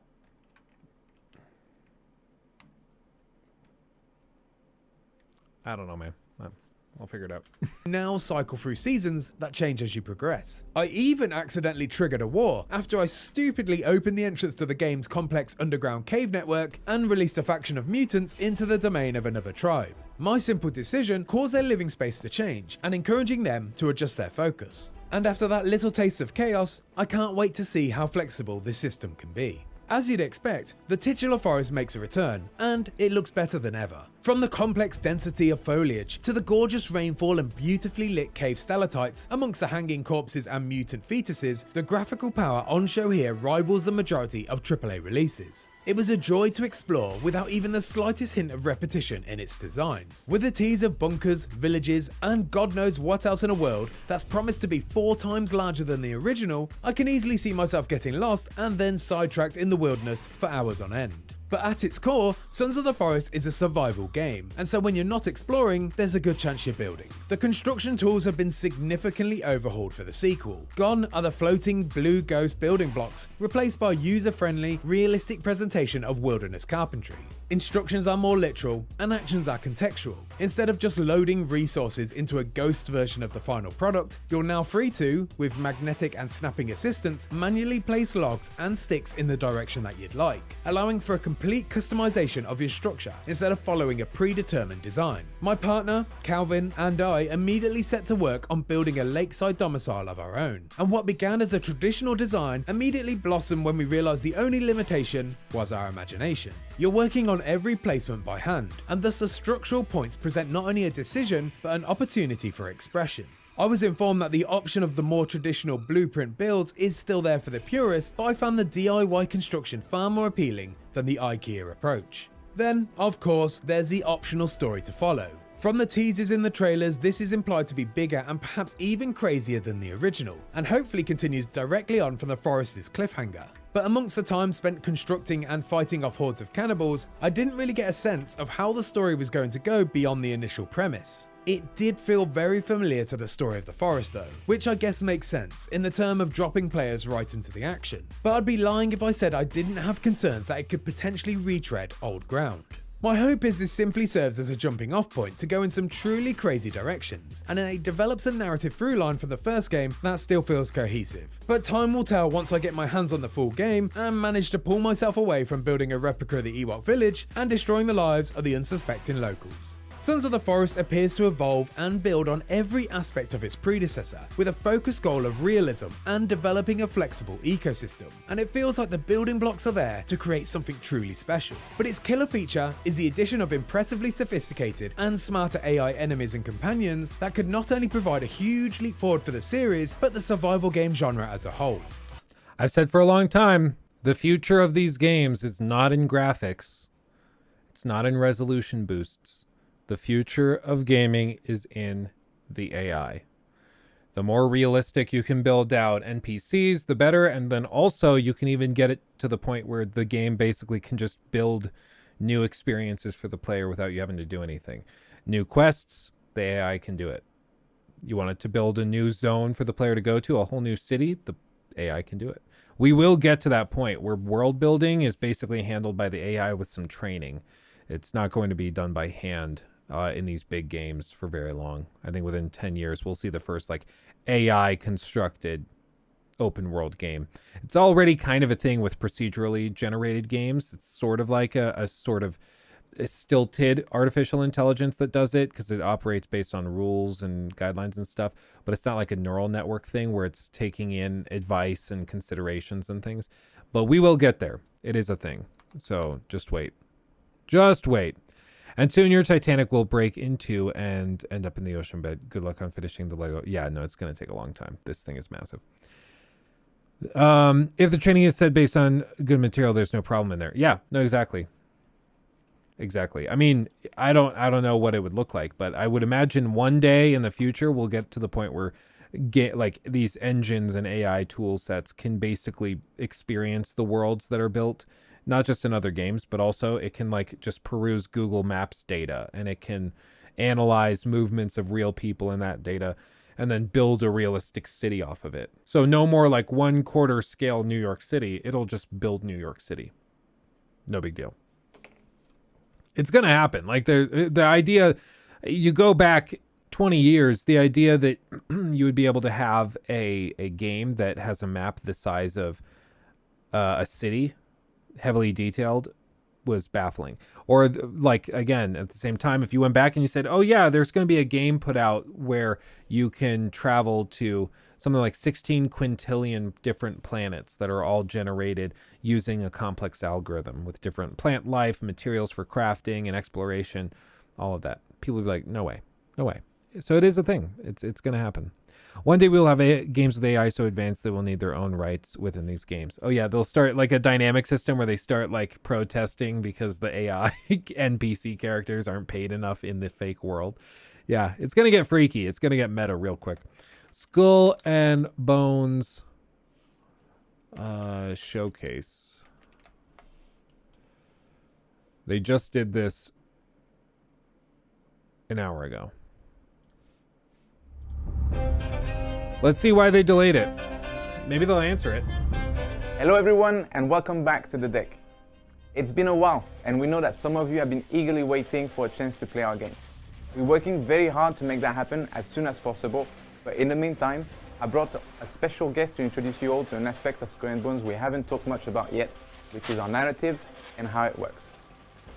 In just a minute, we'll be taking you through about 40 minutes of exclusive gameplay, which we just recorded in our studio. But before that, let me introduce you all to our world context with this short trailer.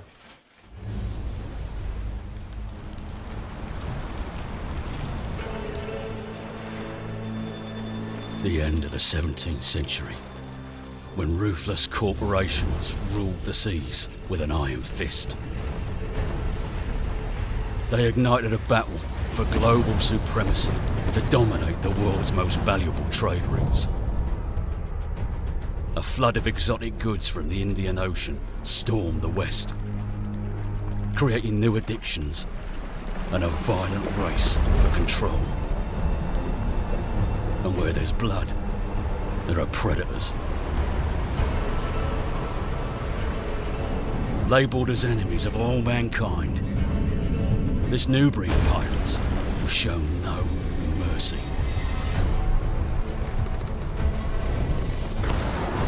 Sailing through dangerous waters, they created secret trading networks and built their pirate empires. But they were always on the edge of losing it all and sinking to the depths as Skull and Bones. Already that seems way more coherent than like a vision for the game than anything we've heard before. So I mean, I'd say that sounds decent, but it's a CGI trailer. Like there's not much to take from it. All right, welcome back. I hope you all enjoyed this little introduction to our world context. I'm here today with Joel. Hi, Joel. Hi, Alexi. So Joel is our narrative director. He works on everything narrative for Skull and Bones. And today we're going to be showing you a bit of that. So can you tell us a little bit more about what we're going to show today, Joel? Yeah, we're going to play an investigation, Alexi. And so investigations in Skull and Bones are really a way to tell a story through a series of steps. The player kind of follows a trail of something that they think is going to be interesting and likely going to lead to some kind of treasure or some kind of score. But it also tells a story about our factions and our world. And we do that by finding, for example, messages in bottles, scraps of lost journals, sometimes talking to different characters in the world. And through that, we're able to tell a story. All right, cool. So I'm going to pick up the first clue of this investigation. I'm going to read it out and then we'll find out a bit more. We'll talk about it a little bit together. Sure. All hail Queen Alice for the mighty victory over our treasonous brother and King Wenye. The throne of great Ukuta is now fortified against foreign invaders. And our alliance with the Sultanate of Soha help ensure the prosperity of the Confederation of Ungwana.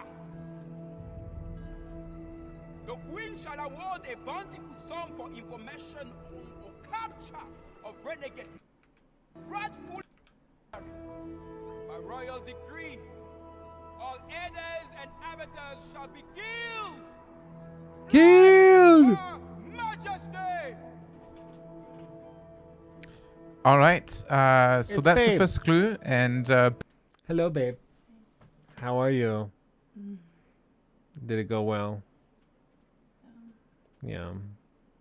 Lucky had to get his shots. Yeah. He's napping. Good. Did you guys do something fun for lunch? No. No. He learned he loves grilled cheese, though. Oh, he loves good cheese? Oh, yeah. Like No. tomato soup. He loves just cheese in general, He puts it in, so. like, soup and he goes, oh.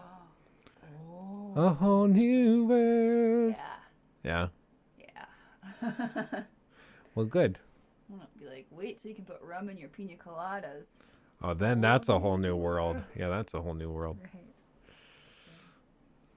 You gonna, like, go get... I was gonna go to the gym every copy or something, but I think I'm just... You do that. gonna take a nap. Bring me down the baby monitor. You can run and do that. Nope. No, take a nap. Okay. I'm gonna take a nap. Nap it up. Much love. Sometimes the nap just hits right, you know? basically what's happening there is a little bit of a fight between brother and sister. Both of them believe that they're the rightful heir to the throne.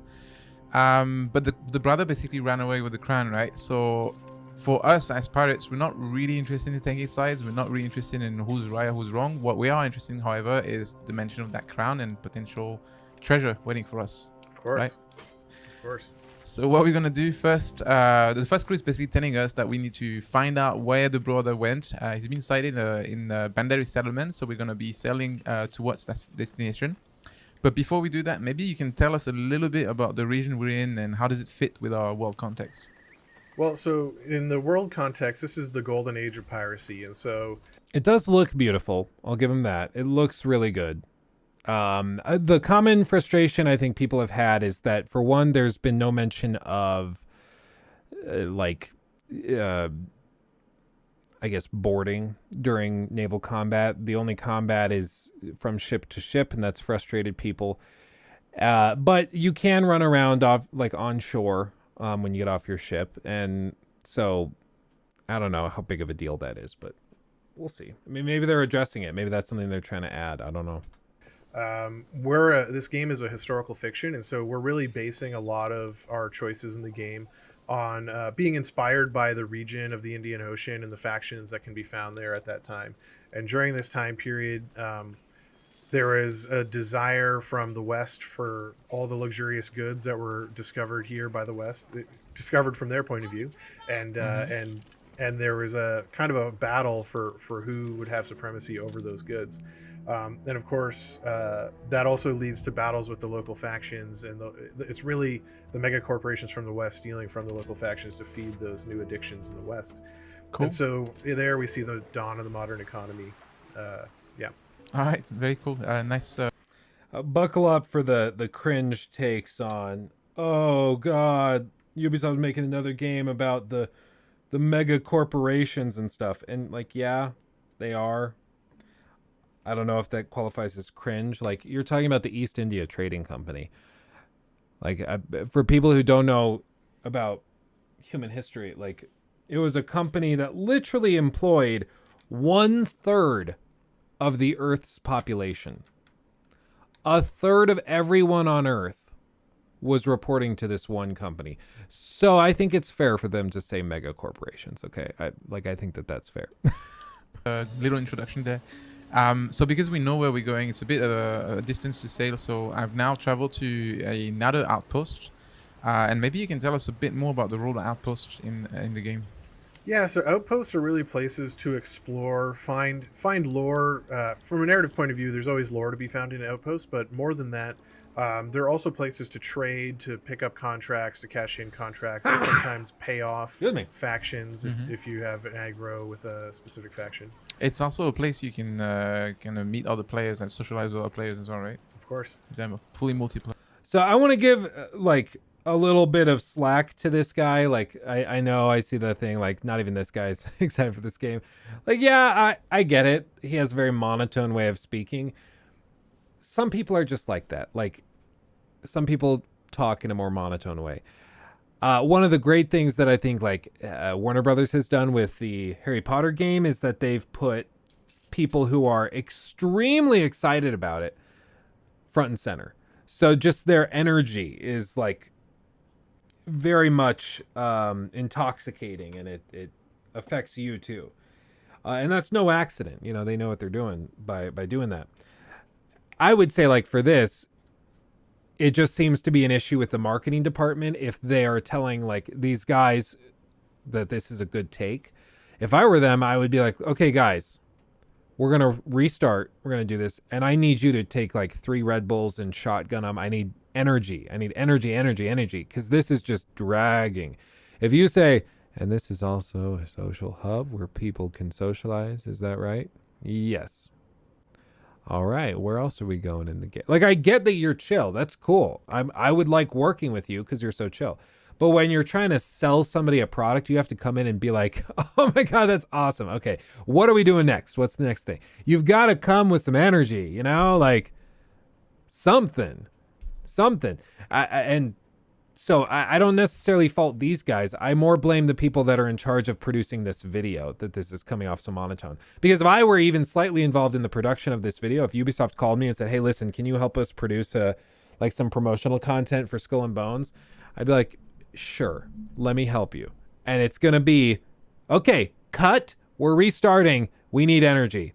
You've got to be excited about it. If you're not excited about this, why should the audience be? Why should your customers be? You've got to come in here and be pumped. Come on. Cool. So now we know that our next destination is going to be that Bannery settlement. I'm going to talk about it a bit later as we get closer to it. But our objective is going to be to plunder that settlement to find the next clue, right? Yes. But for now, as we're sailing, maybe there's more you can tell us about the exact region we're in and the regions of Skull and Bones in general. Yeah, so we're in the coast of Africa region here, and as you can see from the landscape, it's a bit of a arid landscape compared to some of the others in the game. And here, there's 2 major factions. There's the Confederation of Iguana, who are really more the local faction who've historically been here, and they're a nomadic faction and quite aggressive faction in terms of the game. But the thing about the people from the Confederation of Iguana is that they're nomadic partially by circumstances, and part of those circumstances is the fact that the Company Royale has moved into the location, and the Company Royale is really a mega corporation from France, and they're the colonial power who has disrupted the lives of the Confederation of Iguana, and there's a whole backstory and quite a bit of lore that can build up that sort of relationship. Yeah, so one of the cool things about all this as well is that as we're sailing through and we see other ships passing us, the more you play the game, the more you find out that these ships actually have a lot of elements on them that are giving you information, right? First of all, you can see the equipments they have. So the ships we just passed, for example, they were equipped with a lot of cargo. Thank you, right? Also the sails and the... Rari2XX donated $5 through Super Chat. You're the only person I've seen give actual critiques properly. I agree in regards to being skeptic of Hogwarts. You think there's some more positives? Yeah, no, and I agree, and that's exactly where I'm at. I think it's frustrating for more skeptically minded people like you and me, because we will look at something like Hogwarts Legacy or Skull and Bones, and we can point out a lot of issues, a lot of concerns. That doesn't mean that we think the game is going to be awful. It doesn't mean we're not excited for it. It just means, yeah, there's some problems. And here they are. But there's also positives. And so, like, looking at Skull and Bones, I can say this looks beautiful. And they've got some amazing weather tech and some water tech. And clearly they've taken their time with it. They're trying to restart it into something that works. The game's changed its outlook many times. And like Sea of Thieves has shown that this type of game can be very fun and very successful with friends. And so, like, there's a lot of good things too, to the negatives. But some people just seriously do not understand that way of thinking and really do see it as just you raining on their parade. Like, they don't see it as anything less than you being a negative Nancy and trying to upset them. Which is, you know, fine, but I really think that it's mostly just tied up in how I don't blame those people. I more blame the average content creator, because let's just say even slightly intelligent takes on the gaming industry are fairly rare nowadays. Nowadays, the extent of gaming critiques and content is like I show speed, or, you know, what's his name? Jacksepticeye screaming about something and giggling about it. Like, it's fun, it's entertaining, I get it. But it's not about like trying to have a thoughtful discussion on a game. It's about being entertaining first and foremost. And I get it. That's why they have huge channels and are very, very successful and very, very wealthy. But I think that we could all benefit from a little bit more sophistication, you know. Play shit out of Black Flag. Oh yeah, no, I did too. I love Black Flag. And if this even taps into it slightly, I'm down. The emblems they have will tell you which faction do they belong to and stuff like that, right? Yeah, of course. So there's visual identifiers. You know, there's all kinds of things that really help bring authenticity to the different factions in the game, whether it's visual, linguistic, you name it. So a lot of work went to like making sure that when you're sailing through the coast of Africa, you feel that you're actually on the coast of Africa. Absolutely. There's also a lot of other elements like the wildlife, the vegetation, all these things that make you really feel like you are actually sailing in the coast of Africa, which is very nice. Yeah, and if you want, which is very nice. I get your chill, dude, but like, come on. If I did this in like my high school theater class, or even, let's be real, like one of those high school courses on public speaking, I would have flunked. And I'm sure you're a very nice guy and you're very good as a community manager, but like your job right now in this video is to sell some very skeptical people and critical and even potentially cynical people on this game that's had so much trouble and so many problems. And this just ain't gonna do it, because this comes off as like I've had dentists while they're working in my mouth show more energy than this. At least they seemed like moderately excited because they were like taking all of my money. There is wildlife in the waters that can be hunted by players, but not with the ships that we're sailing right now. Of course, you know, Skull and Bones has all different kinds of ships, and you're encouraged to use those different ships in different ways. Some are better for combat, some are better for fast navigation, some for carrying large loads. And of course, there are very small ships that can go through narrow waterways and are useful for... What ship do you have that will carry the biggest load? Like just a crazy big load. Like imagine a big load and double it. I need a ship that can carry that. What ship would that be? Essentially hunting water-based animals, and so that is an opportunity that we could explore in the coast of Africa, but because I think we're trying to complete our investigation, we'll have to do that next time.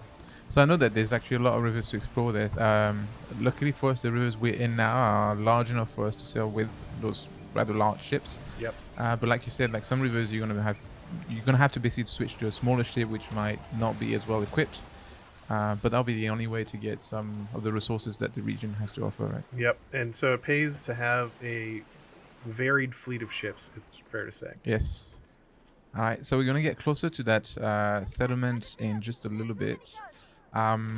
There's a couple of information that we need to keep in mind when we get closer. First of all, so far nobody's really bothering about us because we're just not being very aggressive, right? But the moment we attack the settlement, that's going to change, obviously. Yeah. That settlement belongs to the local faction. But we're not here to actually plunder any resources. We're here to find the clue. So what we're going to do before we start the plundering is we are going to plan our escape route to make sure that we don't get into too much trouble. Okay. So yeah, I'm almost there now. But essentially, yeah, that's the key thing about Skull and Bones when you want to engage the combat. Depending on your objective, you want to make sure you're prepared for it. So if you want to plunder all the way, then you need to make sure you're ready for a long fight. On the other hand, if you're just looking for one specific item, then you want to plan an escape and you want to make sure that you can run away without getting too much heat. Yeah, because the way the plunder feature works is that the longer the fight goes on, the harder it gets, the more there's going to be reinforcements, and the more aggressive these reinforcements are going to get.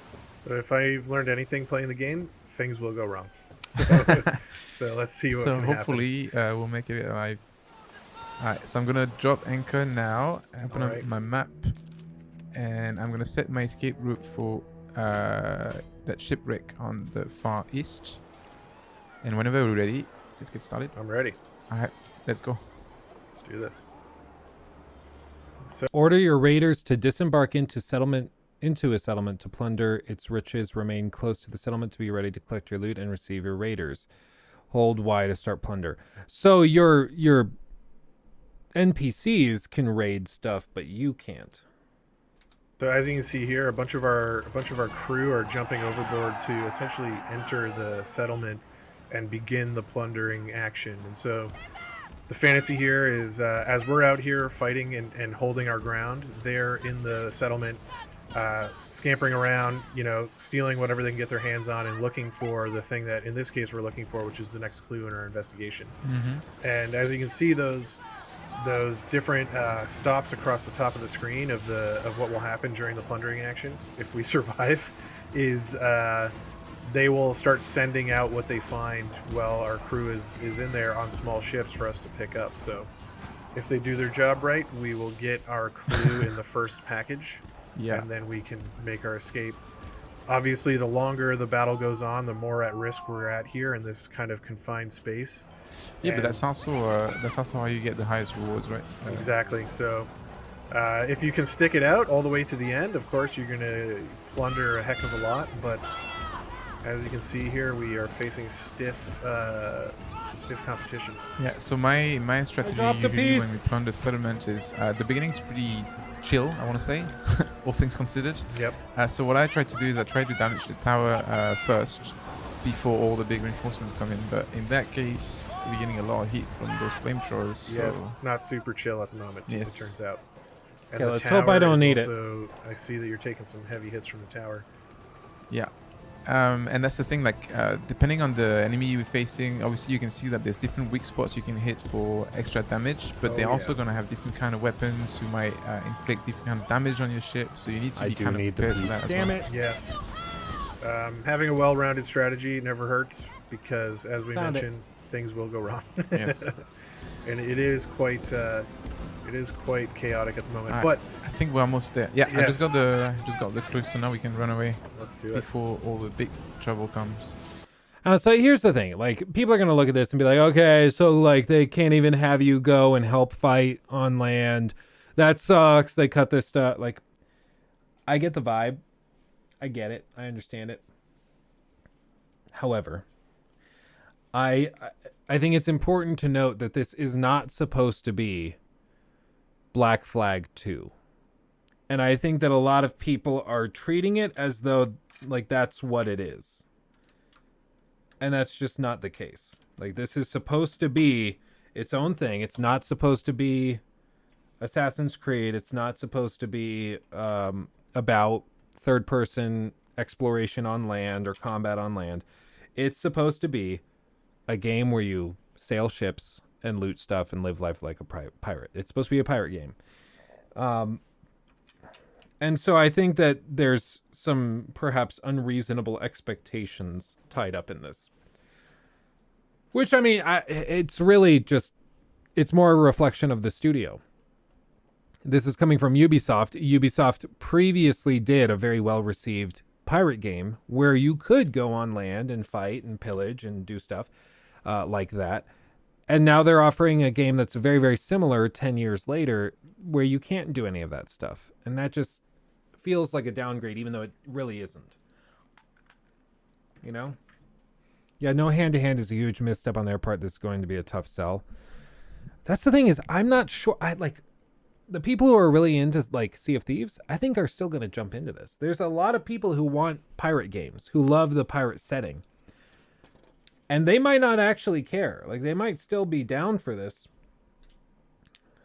Because, like, I don't want to just assume that everybody thinks exactly the same way that I do. For me, like, if they're charging full price for this, that's a really tough sell. This as a Game Pass title, I think is a good offering. I think that this could be very successful on Game Pass.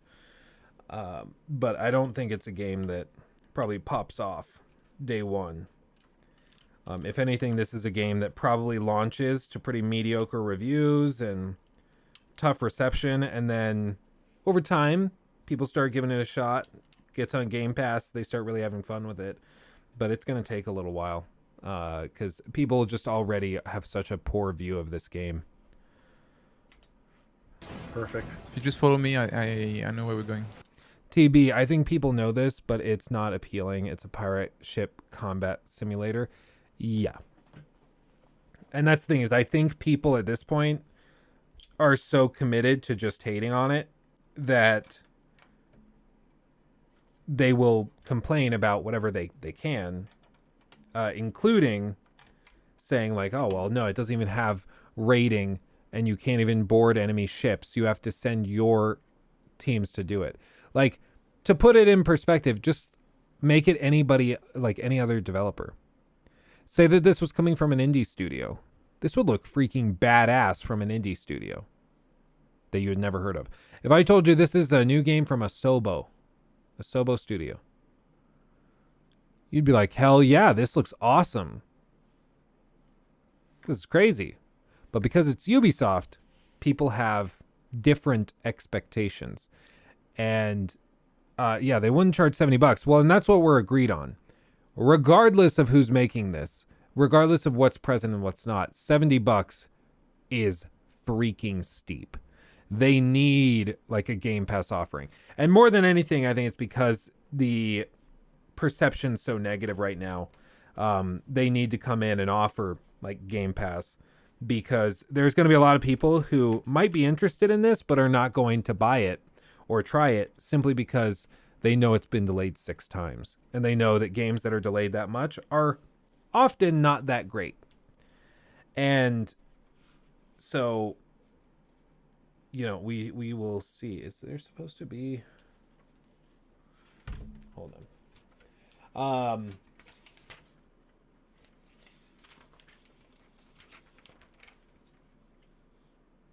No, they left that empty. Okay. So yeah, we'll see. We'll see.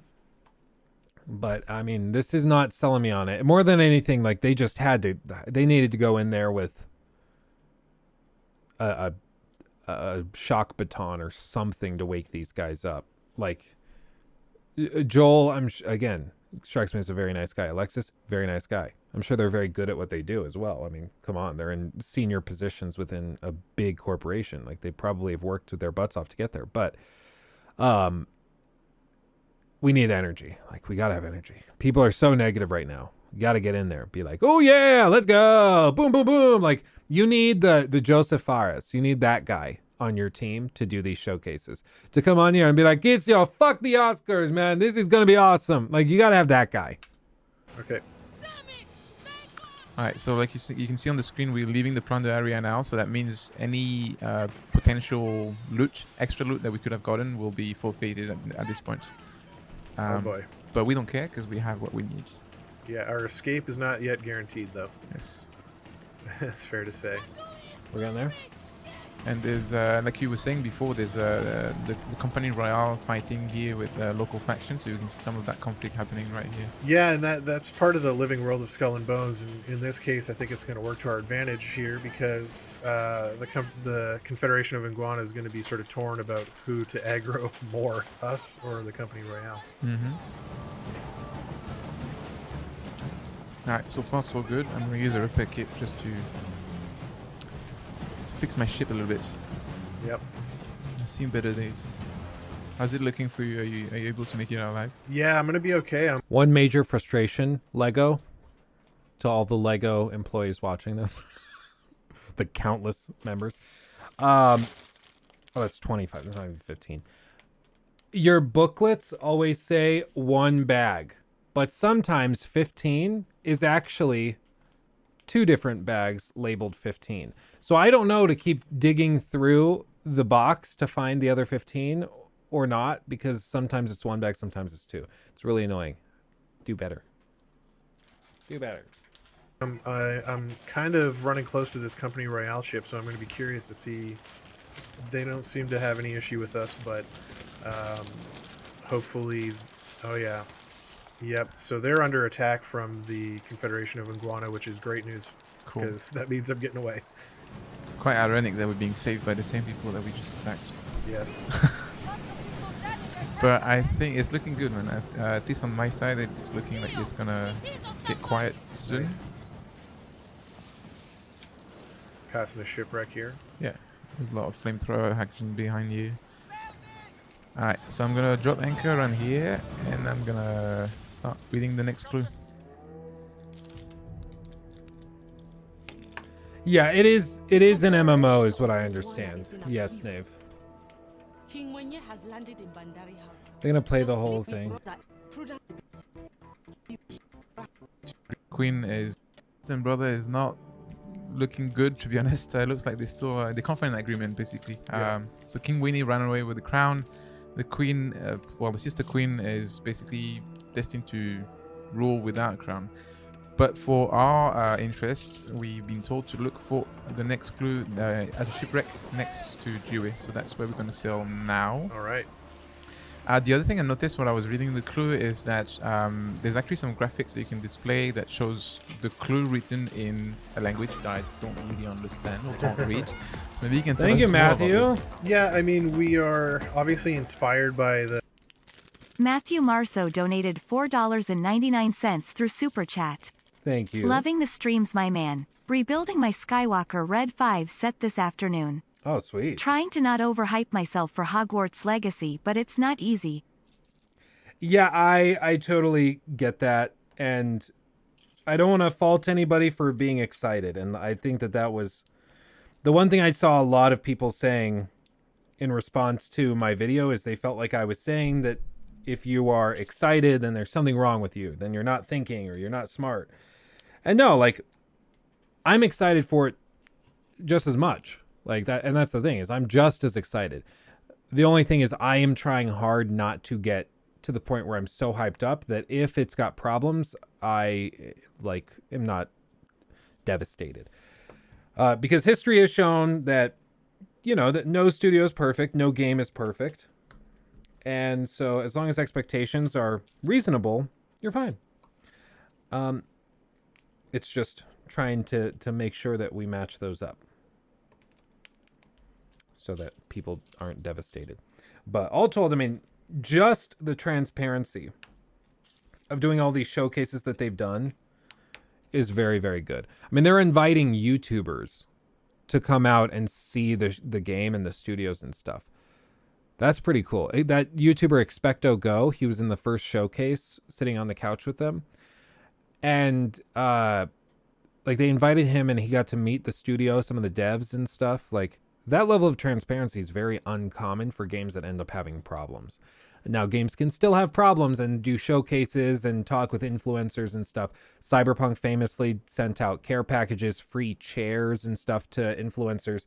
But I would say that Cyberpunk was such a huge deal because that type of thing happens very, very rarely. Normally, that type of thing is a very good sign. Normally. So, all told, I think it's perfectly justified to be very excited for Hogwarts Legacy. I don't think there's anything wrong with that at all. The people of the region, and so we've worked really closely with historians. And also, good luck rebuilding that. That sounds awesome. As well as language and culture experts. Fabio, what do you think of the whole transphobic discourse? I think that's a very good question. For one, I will say I don't think people really care about my opinion. I'm just a YouTuber. Like, I make games, or I make videos on video games. Like, why would anybody think that I have an important or informative opinion on such an important topic? So for one, I just think I'm not the one to really discuss it. What I know is that my audience is extremely excited for the game and is going to be very interested in my opinion of the game because I have opinions on games. So I'm going to cover it for sake of those fans. As for the broader topic, I think it is a little bit of a stretch to try and connect that a consumer is a bad person for consuming a piece of content that's related to somebody who has said things that you disagree with or find distasteful. And so I would say I think that can be a bit of a stretch, just because then you start to very quickly dismiss all sorts of things in your day-to-day life. Like, all of a sudden you can't drive a Volkswagen, you can't all the way across, you can't buy a shirt from Hugo Boss. You're not going to be eating most foods because they might have been grown, like parts of the food might have been grown by Monsanto, who also previously produced Agent Orange in Vietnam that caused horrible pain and misery for countless people. So like you start to fail to exist in society pretty quickly if you start to play that game. And so I just don't think it works practically. I think if you want to, like, I won't say you're a bad person or that you're wrong if you choose to boycott it or something. You know, that's your prerogative. That's your right. I would encourage you, if you're going to do that, spend the $70 you would have spent and donate it to a charity or a cause that you support so that a net positive comes out of it, instead of just you throwing a tantrum, because that seems to be most of the complaints. Seems to be a lot of that. Johnny, thank you for the £1. Appreciate you. Thank you. Let's see. There's a difference between subjective and objective. Yeah, no, for sure. I've played a lot of Sea of Thieves, 100+ hours, and every pirate legend in Sea of Thieves hates quests like the one being shown, usually super tedious. I hope the rewards are good to make these quests worth it. Yeah, I mean, the one thing is they're encouraging you to build your own fleet of ships so you can have variations. And I think that that's something that actually could be really cool in the long term. Like, imagine you have 5 different ships for all different use cases. That's cool. I like that. How that ties in, you know, it's going to be tricky to see, but I think that that could be something that's unique and cool. Whereas Sea of Thieves, you know, you load in, do you want the big ship, the medium ship, or the little ship? And then you can swap out any cosmetics you want. Whereas in this, it's like, no, that's your ship. You have that ship. The other players don't have that ship. You know, I kind of like that differentiation. So how many hours would I need for 5 ships? I don't know. What's transphobic discourse? Basically, JM, it's just that the author of Harry Potter, J.K. Rowling, is a TERF, which is her term. It's trans exclusionary radical feminist. So she thinks that trans women should not be considered women for sake of feminist issues because they haven't lived the same experience as women. So they should be a different group. So, you know, her stance is that trans issues are trans issues, women's issues are women's issues. You shouldn't try to lump them together.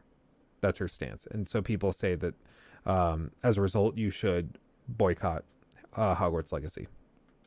To make sure that we're being accurate and being taking that inspiration as far as we can in terms of showing the authenticity that comes from the... This is the tedious part. This is going to turn into the side of the ship. Like that's going to cover this entire sidewall. But I have to cover it with a bunch of these little black pieces that are going to go on and then hold these even smaller pieces that are like the backpacks for Lego minifigures. And then those face up and those will hold the smooth edged side railings and panels. So it's a little tedious, this part. Different factions. Looks great when region, it's done. I should say from portraying the different factions in this region. Mm-hmm. And yeah, another thing that I like a lot about, you know, talking about regional factions and regional cultures is the shanties. I'm going to play one right now, so maybe you can talk to us a bit more about shanties. The shanties are back! Yeah, so the way I see it is we really have 3 different types of shanties in the game. Of course, we have your classic pirate shanties that I think people come to expect, myself included. But we also have some language-specific shanties like we were talking about, some that are not translated and are kept in the language of the local factions, which I think is very cool and really exciting. And in addition to that, we also have certain shanties that are really specific to the world lore of our game. So shanties about the characters in our game, about some of the legendary kingpins, about some of the myths and the overall fantasy of our game. Nice. Very nice. Nice. Very nice. Very nice. So yeah, as we setting a bit, we can enjoy the different sceneries and changing the lighting as we get closer to nighttime. And one thing I like as well when I'm sailing and there's not too much combat or action going on is taking advantage of the different cameras that we have in our game. So yeah, absolutely. Really I mean, if you take the time to make your ship look awesome, you want to celebrate it when you have a moment, you know. I mean, that's the key thing about a pirate, right? You take pride into making your ship impressive and good looking. That's a key thing about being a pirate. Showing off that merch. Right? Right? That's the thing. What you building? The Lego Titanic. You can see the remnants, or the first third right there. We are a third of the way through. So now we're building the middle section. Right there. We're on our way. Looking. Exactly. You just like your hand is going to be encrusted with rings. You also got to have your ship encrusted with cool stuff. Yes.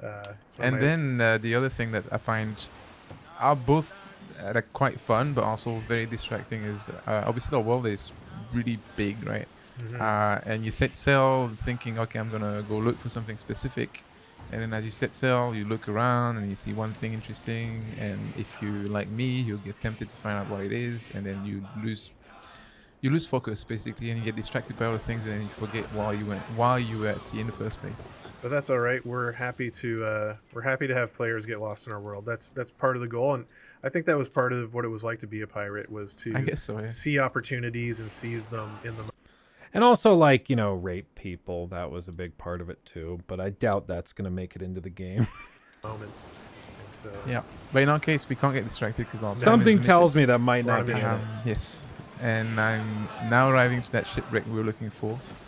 So I'm just going to get a little closer, drop anchor, and then I'll read the next clue.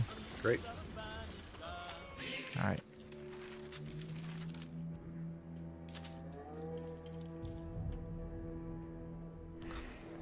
That would be paid DLC. Oh my god. You never know. You never know. And thank you, Tom. Yeah, no, it's coming together. I mean, it's a beautiful set.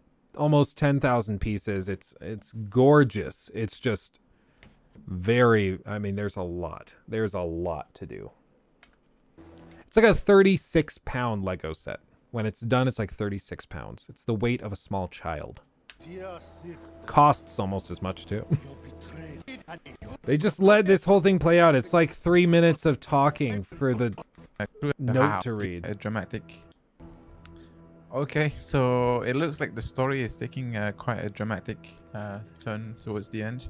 There's a couple of things I've learned from that clue, actually. The first one is, after years of working in that game, I finally found out how to pronounce the how. I didn't know it was pronounced that way. But the other thing is, so like the story said, basically the King Weenie had a very unfortunate encounter. He met a certain Captain Freeman, who then convinced his entire crew to basically abandon him and live free in a place called Mitra. Yeah. So maybe you can tell us more about this Freeman and. Yeah. So Captain Freeman is really a mythical character. I like to say he's part of. Oh my god. Okay, it's confirmed. Ubisoft, your marketing team,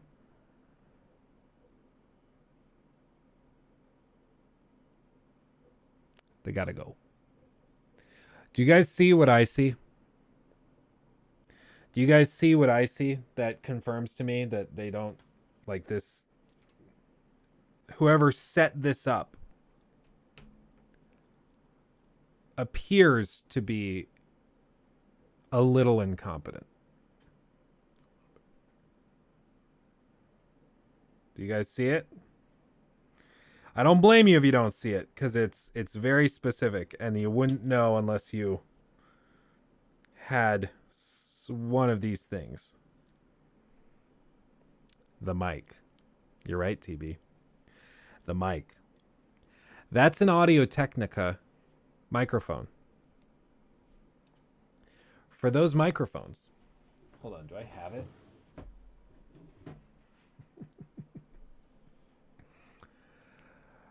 For those microphones, you don't talk into the top of it. You talk into the front of it.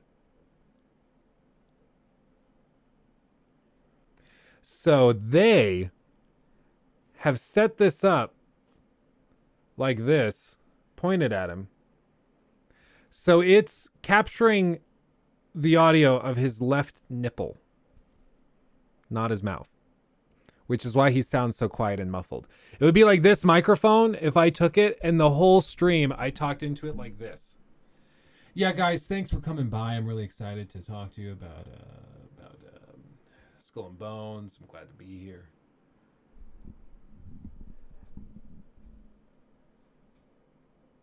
You're talking about some pretty basic knowledge of the equipment that you're using. So that doesn't, like, this is a huge red flag for me. I mean, I was already saying if I were involved in the creation of this stuff, I would be telling them to restart, do takes, do all of this. Now it makes sense. They don't even know how to hook up the microphone. And like, let's be fair. Maybe this guy is working remote, or maybe this guy set up the microphone himself and he's not a streamer. He's a narrative guy. He doesn't know how to set up the microphone. I agree. Why would he know how to set up the microphone? It's not his fault.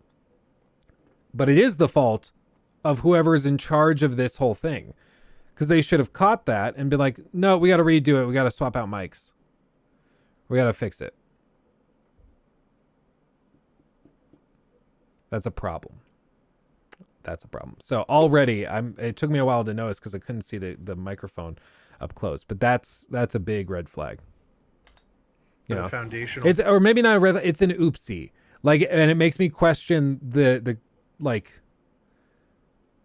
capacities and the know-how of the at least the marketing team, but still, like, that's a huge oopsie. Real bad. Myth of our world. And so Captain Freeman has a story that you're... And again, to be clear, I'm not blaming this guy. He's a narrative guy. He wouldn't know. Why would he know? You know? So it's not his fault. It's the marketing guy's fault. Esker Outcome donated Thank $9.99 you. through Super Chat. It's very generous. What do you think of the people who say that if you want to play Hogwarts Legacy you yourself are anti-trans? I support trans people and hate what JKR has become, but HP means so much to me to not play. Yeah, I think simply Hogwarts Legacy represents the franchise that's been created at this point. And at this point, the franchise has grown well beyond J.K. Rowling. Well beyond her and her influence. And while I guess we have her to thank for the initial conceptualization, the franchise has grown so huge, especially towards the end of the original, like the books and the films. It's grown so huge in spite of her, not because of her. So I don't think that you are a bad person for buying the game and enjoying it and supporting the teams of devs that have worked for years to bring this to you. And I don't think you're a bad person for enjoying that. I don't think you're a bad person for playing Call of Duty, even though there's a history of abuse of employees and horrible managers there at that company. I don't think you're a bad person for that. I don't think you're a bad person if you buy a Volkswagen, even though Volkswagen was created by Nazi sympathizers. I don't think you're a bad person if you wear a NASA shirt, even though many of NASA's engineers were brought over during Operation Paperclip and were former scientists that worked on the rocket systems for the Nazis. Like, I don't think you're a bad person for participating in any of these things that are tangentially related to something bad. I think at some point you have to be able to separate the art from the artist and the product from the inventor.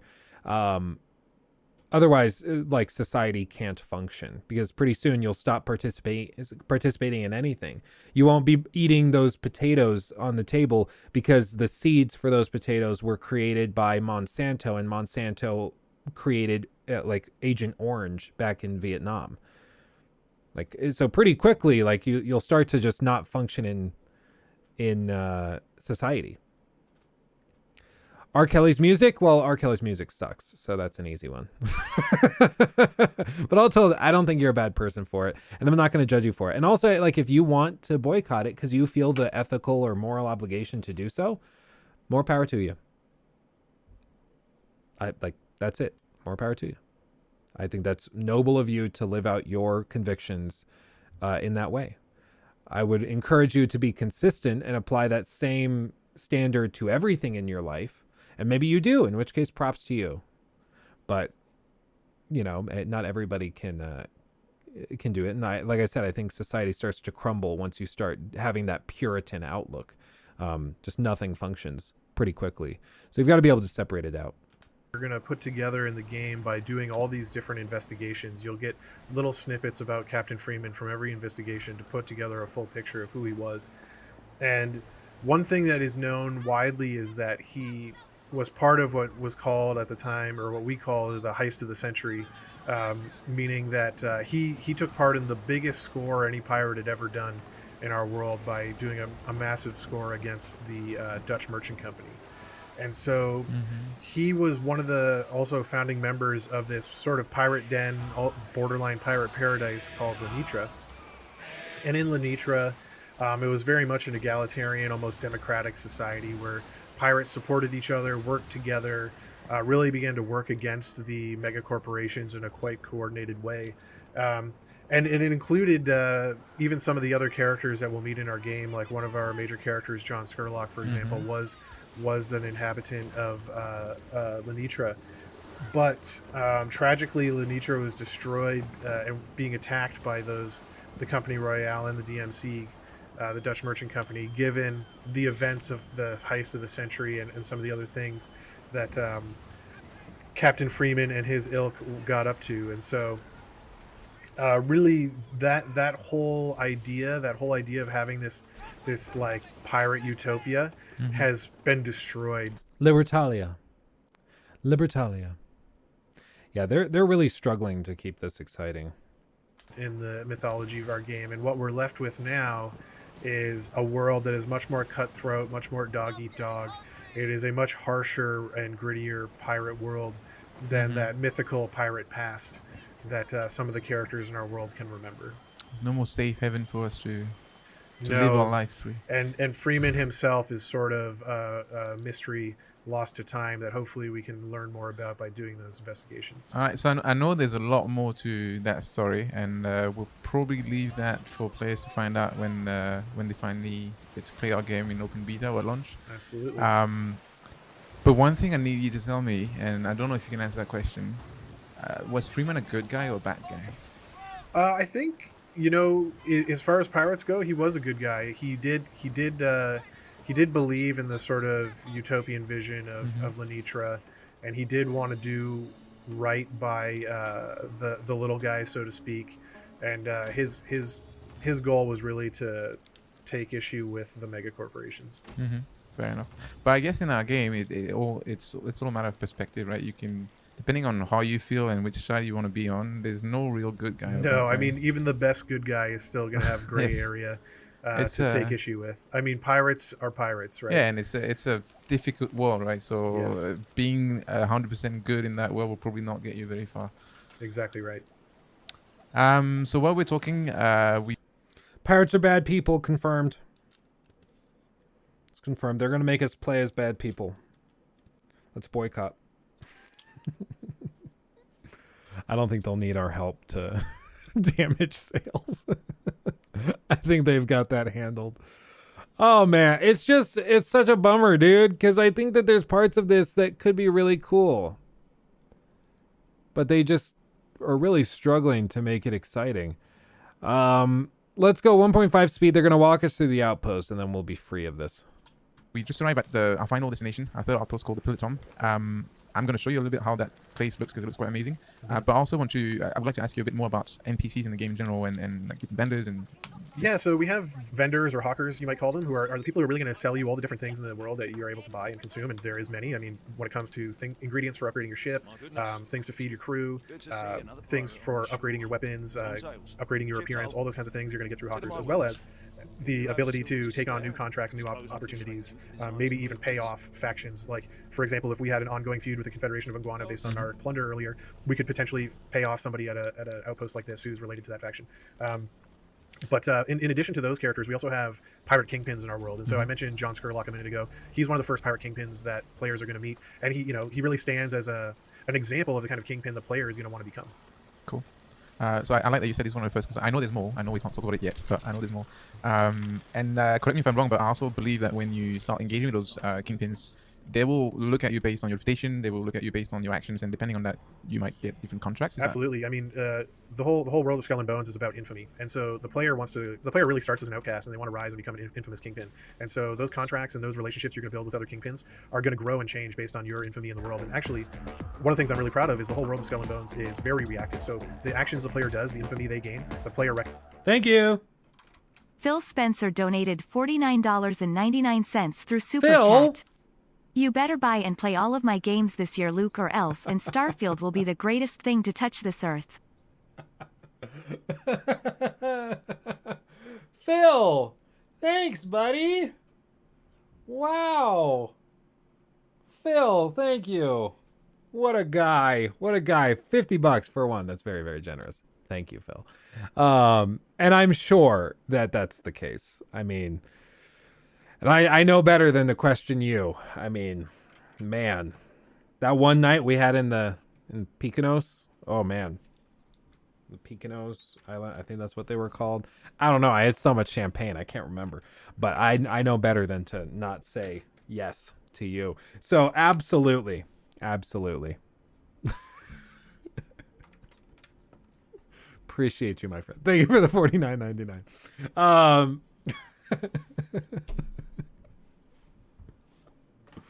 And Starfield will be the greatest thing to ever touch this earth, I'm sure. But you can't land on Earth. I don't actually know if that's been confirmed or disproven.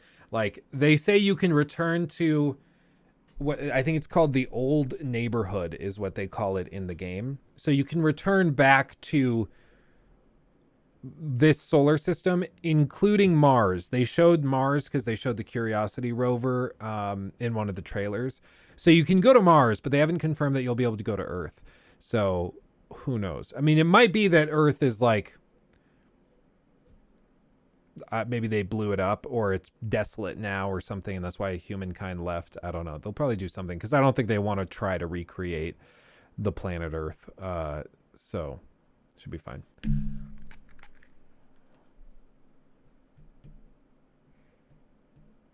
I'm sure something happened. Yeah, well, I mean, just put it in perspective of like game development. If you can go to Earth and Earth even slightly resembles Earth of today, then that's a nightmare. I mean, they'd have to recreate the continents. They'd have to try to come up with the proper balance of biomes and stuff. It's miserable. Why would they do that? Instead, they can just have it be like, oh, Earth hasn't been inhabited in a long time, and now it's just one giant ocean or one giant desert in the vague shape of the continents that used to be there. Or maybe it blew up. Maybe an asteroid hit it and it's blown up. Because Mars, like, nobody knows the topology of Mars accurately, so they can make like a 1/3 scale Mars, and you can just go travel around and then, oh, it's red and rocky. Yep. And that's it. You know, they don't need to be too precise with that.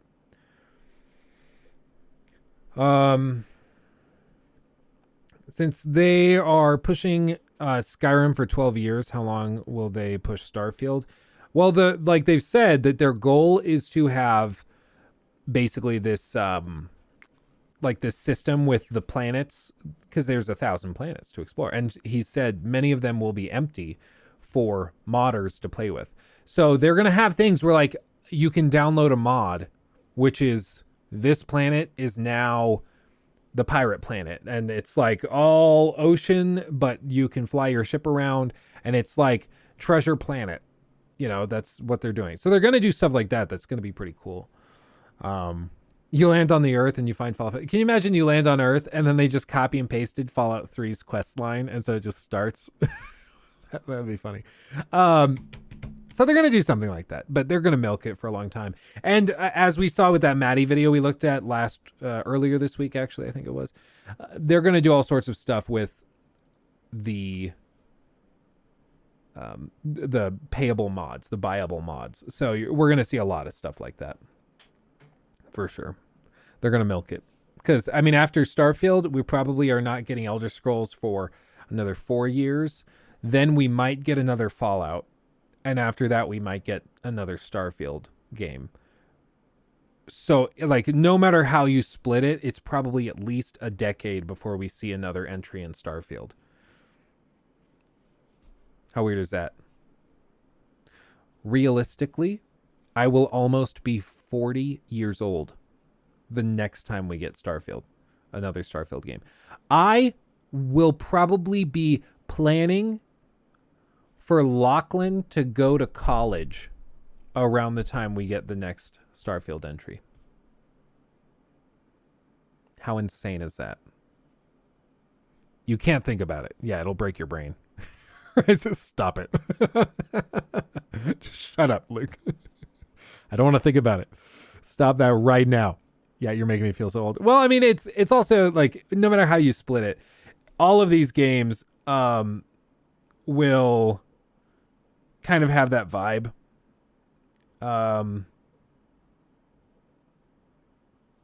don't know what that message even means. Grand Theft Auto 5 launched in 2013. So it's been a very, very long time. Let's see. I don't know what that means. Huh. I don't know. But anyway, it's just all of these games take forever to launch. It's luckily we have such a steady flow of big releases that it doesn't feel like such a dry spell in between releases, but it's still a lot. I mean, by the time we get Grand Theft Auto 5 or Grand Theft Auto 6, will probably have been about 11 to 12 years since the last one. And by the time we get the next Red Dead game, if we ever get that, they might be done with it. Who knows? They might go to a different IP. But if they ever go back to it, it's probably going to be about a decade to 15 years after we got the last one. Like, it's already been almost 5 years since Red Dead 2. No cap.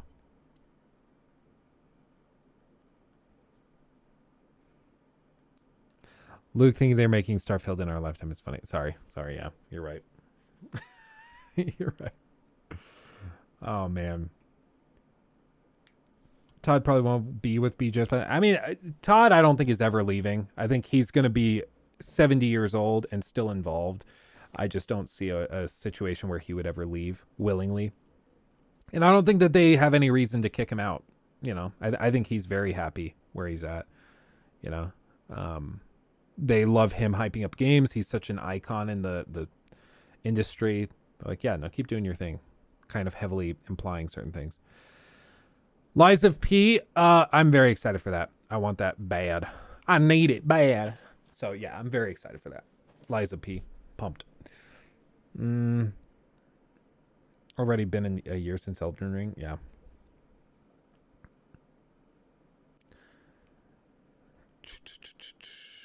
I guess I'll be retired by the time they launch Starfield Definitive Edition. Yeah. Dead Space remake going to be worth it? I would think so, especially if you're a fan of Dead Space. Like, it's the original Dead Space didn't look bad. We played it on the Xbox One S recently, and it was very impressive how well it held up. But it has like resolution caps, which make it playing it on larger displays a nightmare. And it also is just older and a little clunky. The controls are clunky, the minimap's clunky. So I think the remake will make it awesome. And if it's a game that you like played and loved back in the day, I think it's going to be awesome to be able to return to it with a fresh coat of paint. I think it's going to be awesome. So I have no reason to think that it will be anything less than awesome. So I'd say go for it. But we've been going about 4.5 hours. That's pretty solid for us. I'm about to pee my pants. So I will call it there, my friends. We will be back on Monday. So make sure to keep an eye out for that. I'll be making the stream events early, so you guys can hit the notify me button on all of those. Make sure to go watch the new video on Ubisoft and their situation and everything that's going on. And I appreciate every single one of you, all of the new subs, all of the new members, the donators, everybody who's so generous. Phil Spencer, Extra Outcome, Johnny, Matthew, Rari, Alphatron, Phil, Luke, Rocky for becoming a member again, Vexner and Disco Cobra, all of you guys, very, very generous donations. I really appreciate every single one of you. You guys have a great weekend. Stay safe out there. Hugs and kisses. Much love. I'll see you in the next one. Bye-bye.